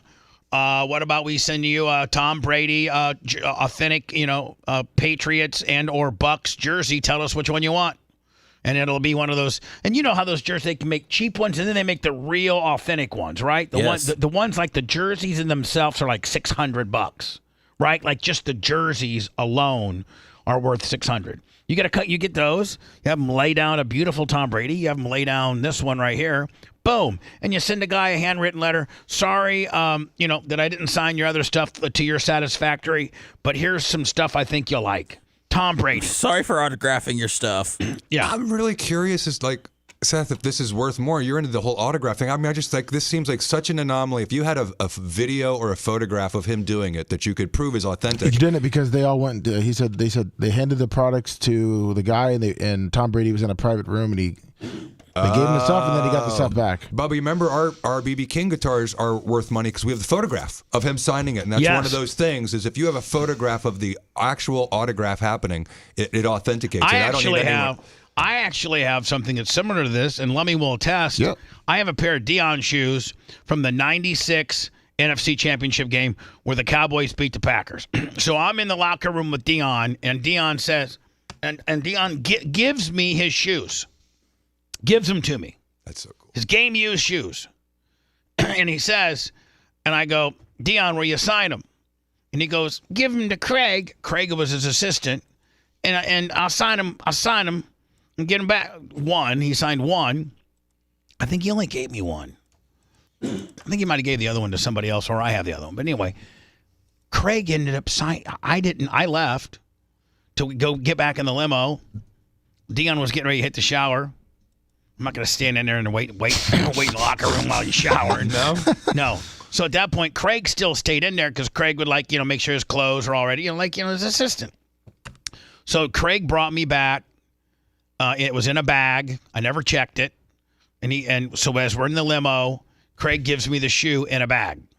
I go, thanks, Craig. And I'm assuming Deion signed it. Well, fast forward 10 years, and I got this signature on the toe, Lummy, that I'm assuming is Deion Sanders. Deion's at my house in Tierra Verde, spending the night one time. And the many times that he would come to Tampa because he would do things with Church Without Walls, and he would, always do the Derek Brooks golf tournament. So Deion, before he was a hotshot coach and all, he would come to Tampa 2 or 3 times a year, and he'd usually stay with me.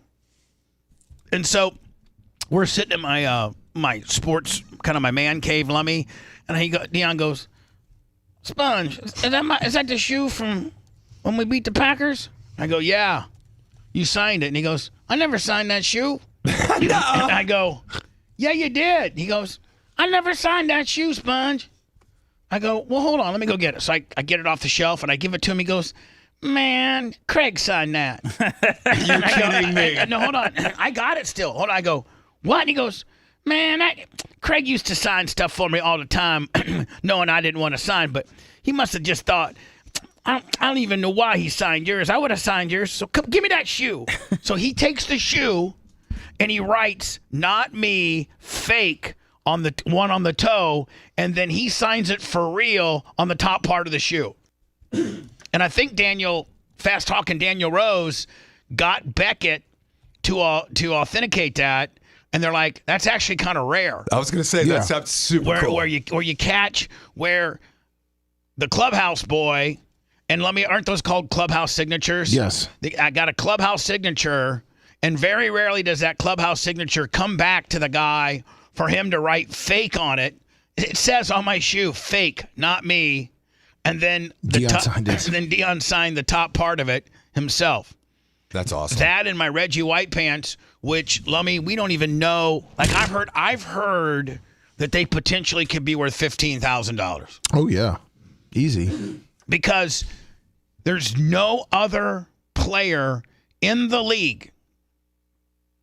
I don't know if this has ever happened in the National Football League.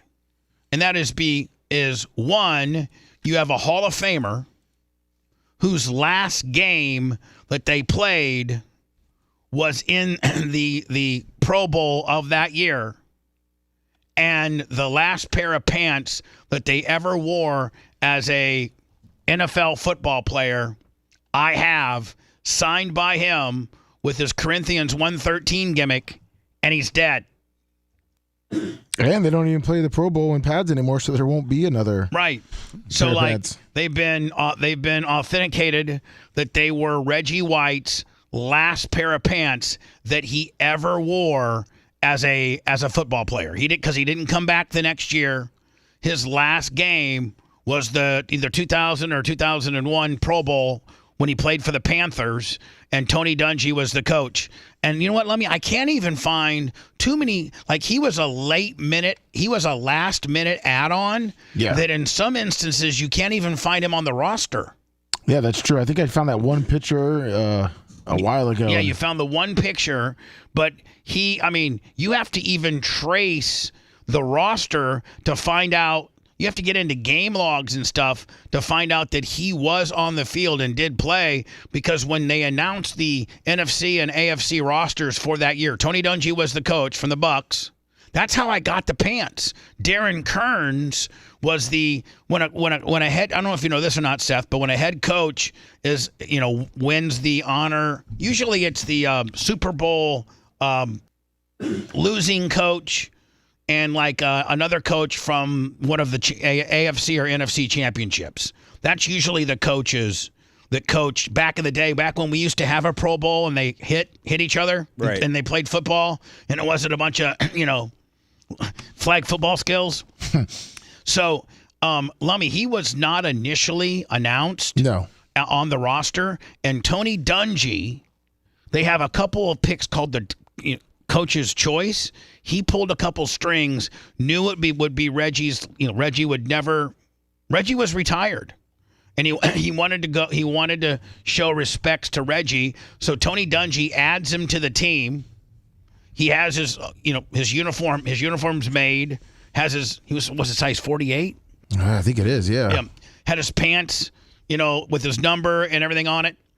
And then that was back in the day, now, Seth, that these players, they don't turn in, when the game's over, they don't turn in their pants or their pads. They take them home because they're worth a ton of money. I mean, yeah, normally they'll trade it out or give it to somebody. Well, back in 2000, man, when you got done playing, you just threw your pants in a pile and the equipment guys picked them up. That was before this whole big sports memorabilia thing hit. So my guy, I don't know if you know or not, but if you're a head coach for a Pro Bowl team, they allow you to bring your staff with you.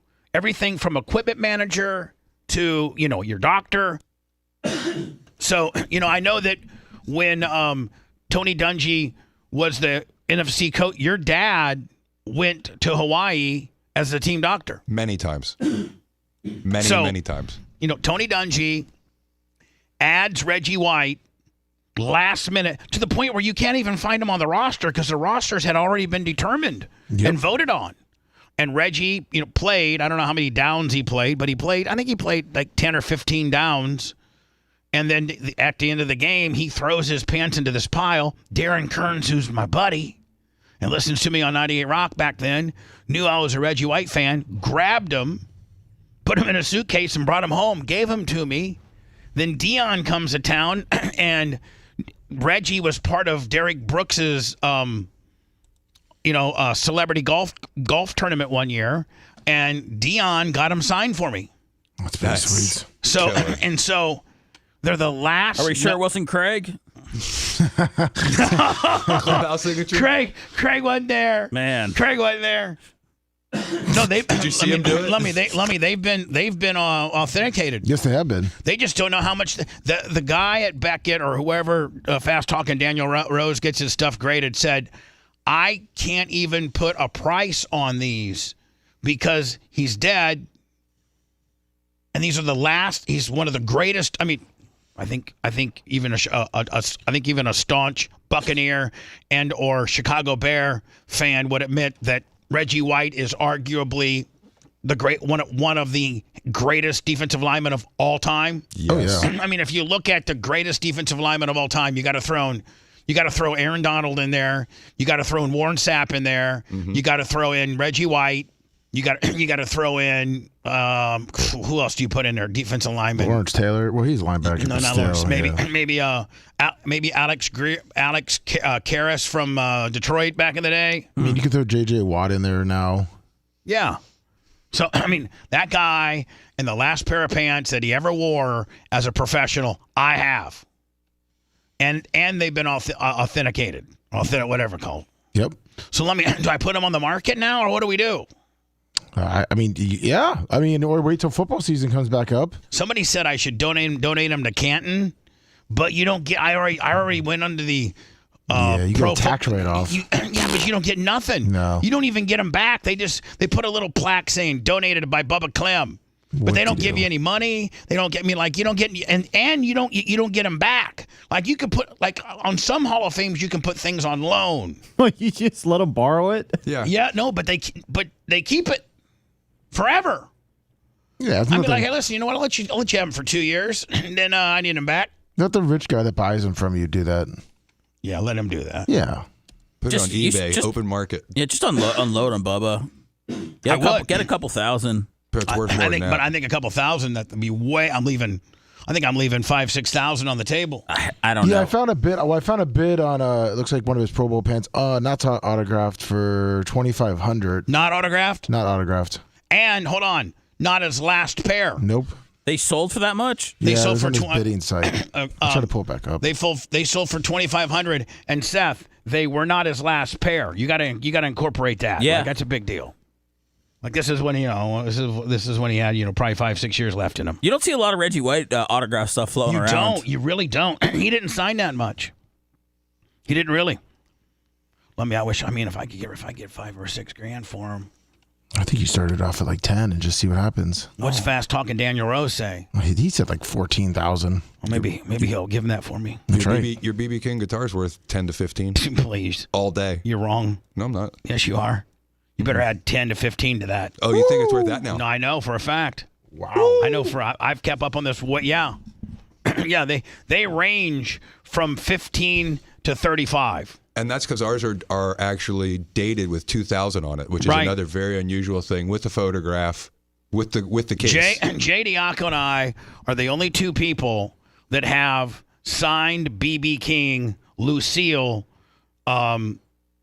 guitars by BB King. And I donated to the Bubba Army Foundation. I think back then it was a lot of money. It was $2,000, and I think we donated $2,500, which was about the value of the guitar at the time. Yeah, and because he would only sign a Gibson Lucille. He would not sign he wouldn't sign just any guitar. You had to buy. I think they were $1,900 just for the stock guitar. Those are $6 grand now. Yeah. Just the guitar. So I guess, when I do lose it all, Seth, I got a pair of Reggie White pants and a BB King guitar. That's a sweet 401k. You're listening to the Bubba the Love Sponge Show. If you want 24/7 on-demand Bubba and the crew, go to BubbaArmyHQ.com. The Bubba the Love Sponge Show will be back after this.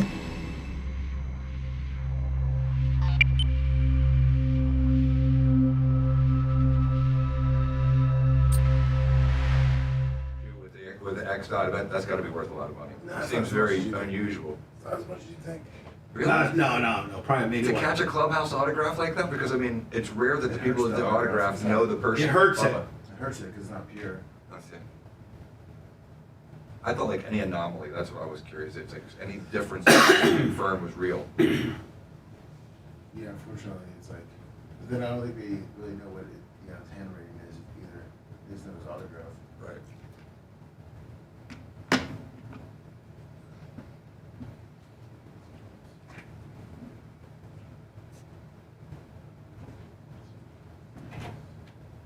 It's all very interesting.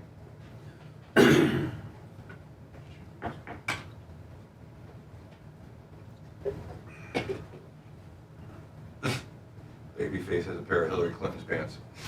That's what it says. Pantsuit. DC 123.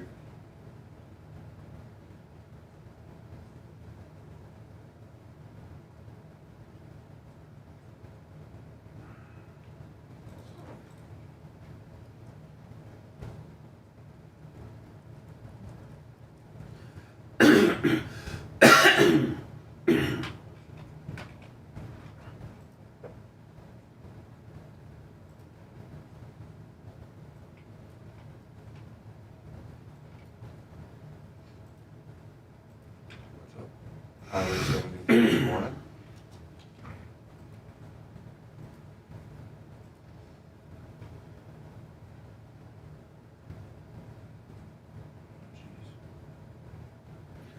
Eyes on a civilian redneck. How you doing, my buddy? NC Surf, good morning. Here you go, Jay Bowler. In the bag.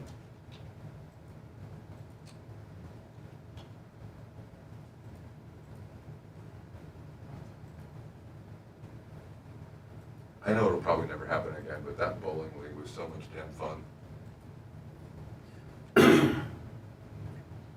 Good morning, Jay Bowler. Bowling game too. Say again? And then we were supposed to have that bowling game too. Yeah. Dan hurt his shoulder, but He can't do his two-handed Willie. yeah. There's some pros that do it now. There's a lot of them now. Yeah. It's kind of taken over. When he did it, he was the first goofball I'd ever seen do it. They all just follow Dr. Dan. That's it. I figured I'll just be like him.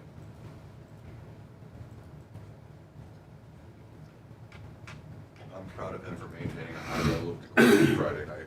What's up, Internet Fred? Yeah, That's a nightmare. That shit happens. what's up, TDP for life? NC Surf. I mean, whatever. So shit, you can't You're gonna experience it because you got a little boy, and your boy is gonna want to play sports, and so I think coaches are gonna be a little bit more weary of you than they are of Danny or me. Well, Dan's a coach though. I'm not coaching. You'll end up having to, because some coach will bail out like Dan did. I mean, you just have to do it one day. That's how he did it. I was good Seth and Bubba to take over. Call up Dan. Dan would do it. Bubba's great. He really helped Danny with just simplifying things and getting him to focus on just a couple little things, and he really made him better at it. Yeah, coaching? Yeah, for sure. And the kids love Bubba. Who does? DDP for life, what up? Nick, you tickle too hard. Heard of XXL game?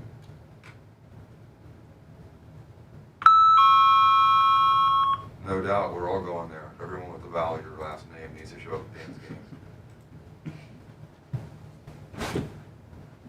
What does have Lasker brings his Hell Angels?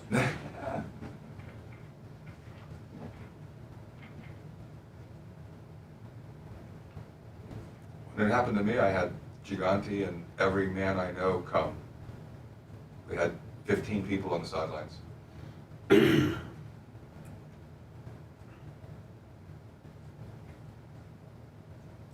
We're going on YouTube today, guys, for the show.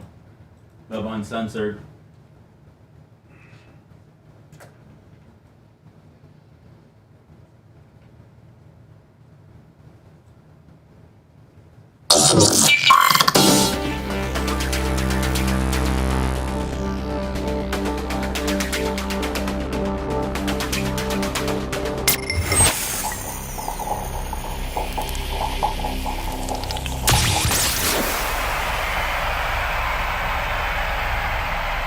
The only man who cheated on the woman that wiped his ass. That's gross. I love it. It's the Bubba the Love Sponge Show. Today's after show will be visual.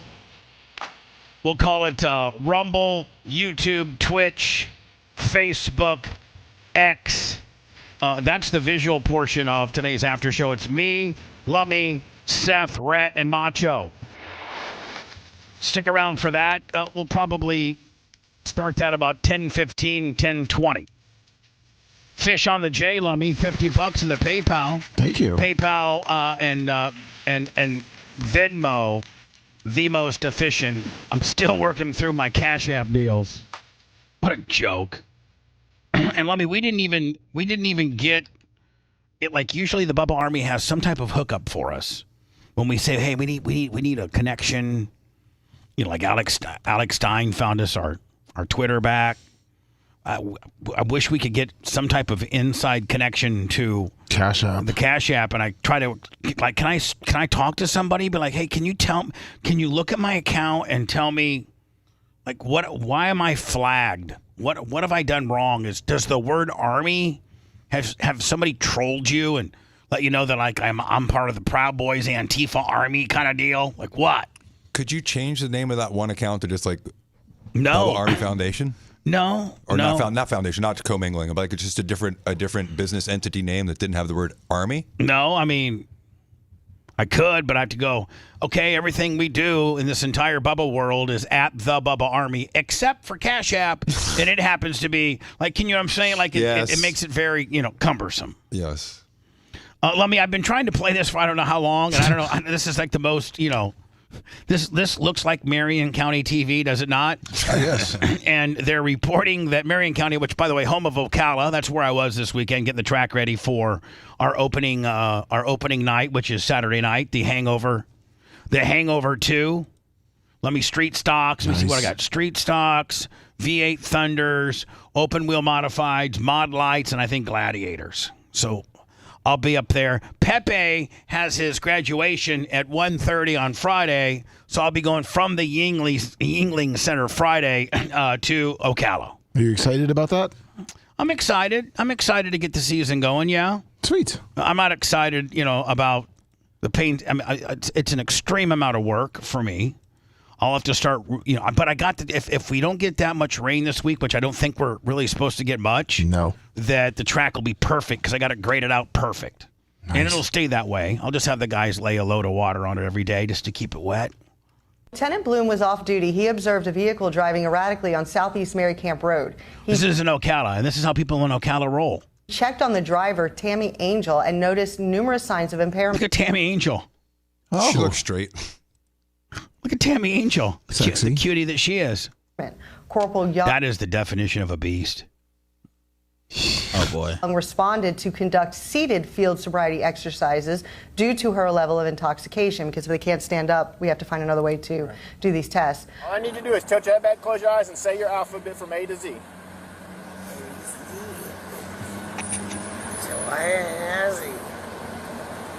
What was that? Here we go. A, B, C. That was so many years ago. She's trying to sing it. Yeah, and this woman's driving up and down the road, just ready to smash you right into you and kill you and your entire family. It's tough to do that if you haven't done it in a while.